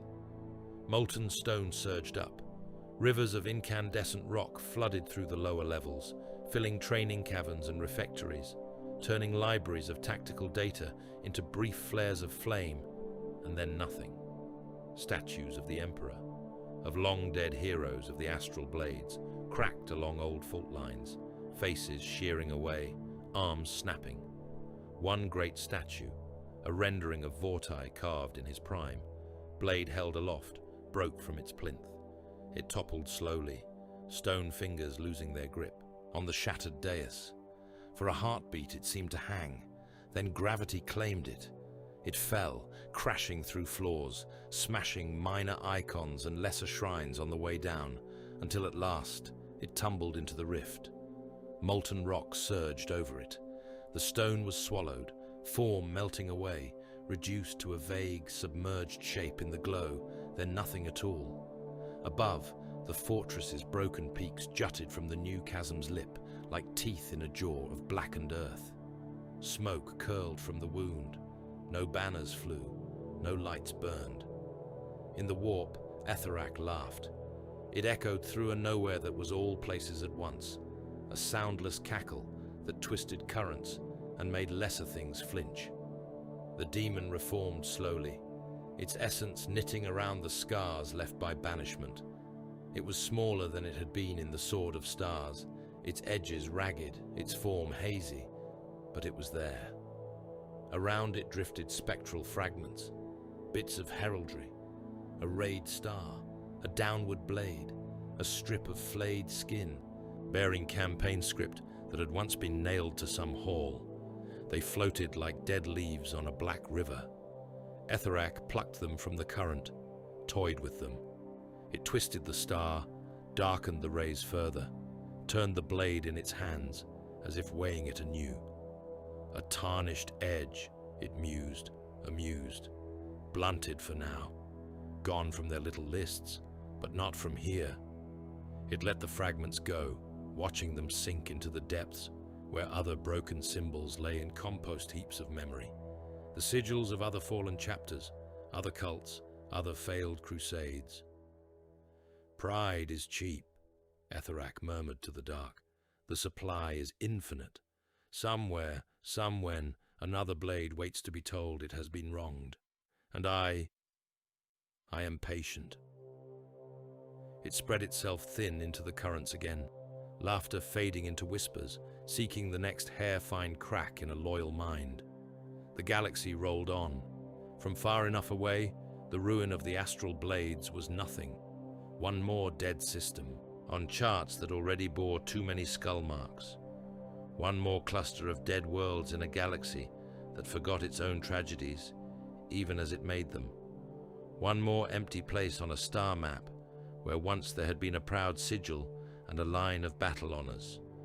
In hidden ledgers, in red-sealed codices, it was a line of script, a note beneath a chapter heading, a caution in a margin, a cross-reference to a sealed vault. In public rolls, there was no mention. In some regimental log, a junior officer might one day find reference to an unknown chapter that fought beside his ancestors on a distant front, their colors described vaguely, their names scrubbed by a censor's knife. In some ecclesiarchy text, a scribe might find a prayer where a saint thanks nameless angels with tarnished blades. In some voidsman's tale, passed in whispers between shifts, men might speak of silver giants and black-armored monsters who killed each other above a screaming world. Those scattered fragments, biased and broken, would be all that remained. If some later chronicler ever tried to piece together the truth of the Tarnished Blade, he would find it as all things in the time of the 41st millennium are found. In echoes and omissions, in half-burned scrolls and redacted reports, in the gaps where something important clearly once was and is now only absence. He would make of it what he could. The Grey Knights would not care. They would already have turned their attention to the next wound, the next quiet erasure. Their deeds would remain unspoken, their legends unsung, their greatest victories sealed in vaults where no light reached. The Astral Blades would sleep in ashes and silence. And somewhere in the endless dark between the stars, something would be smiling, waiting for the next proud hand to reach for a blade it should never have touched.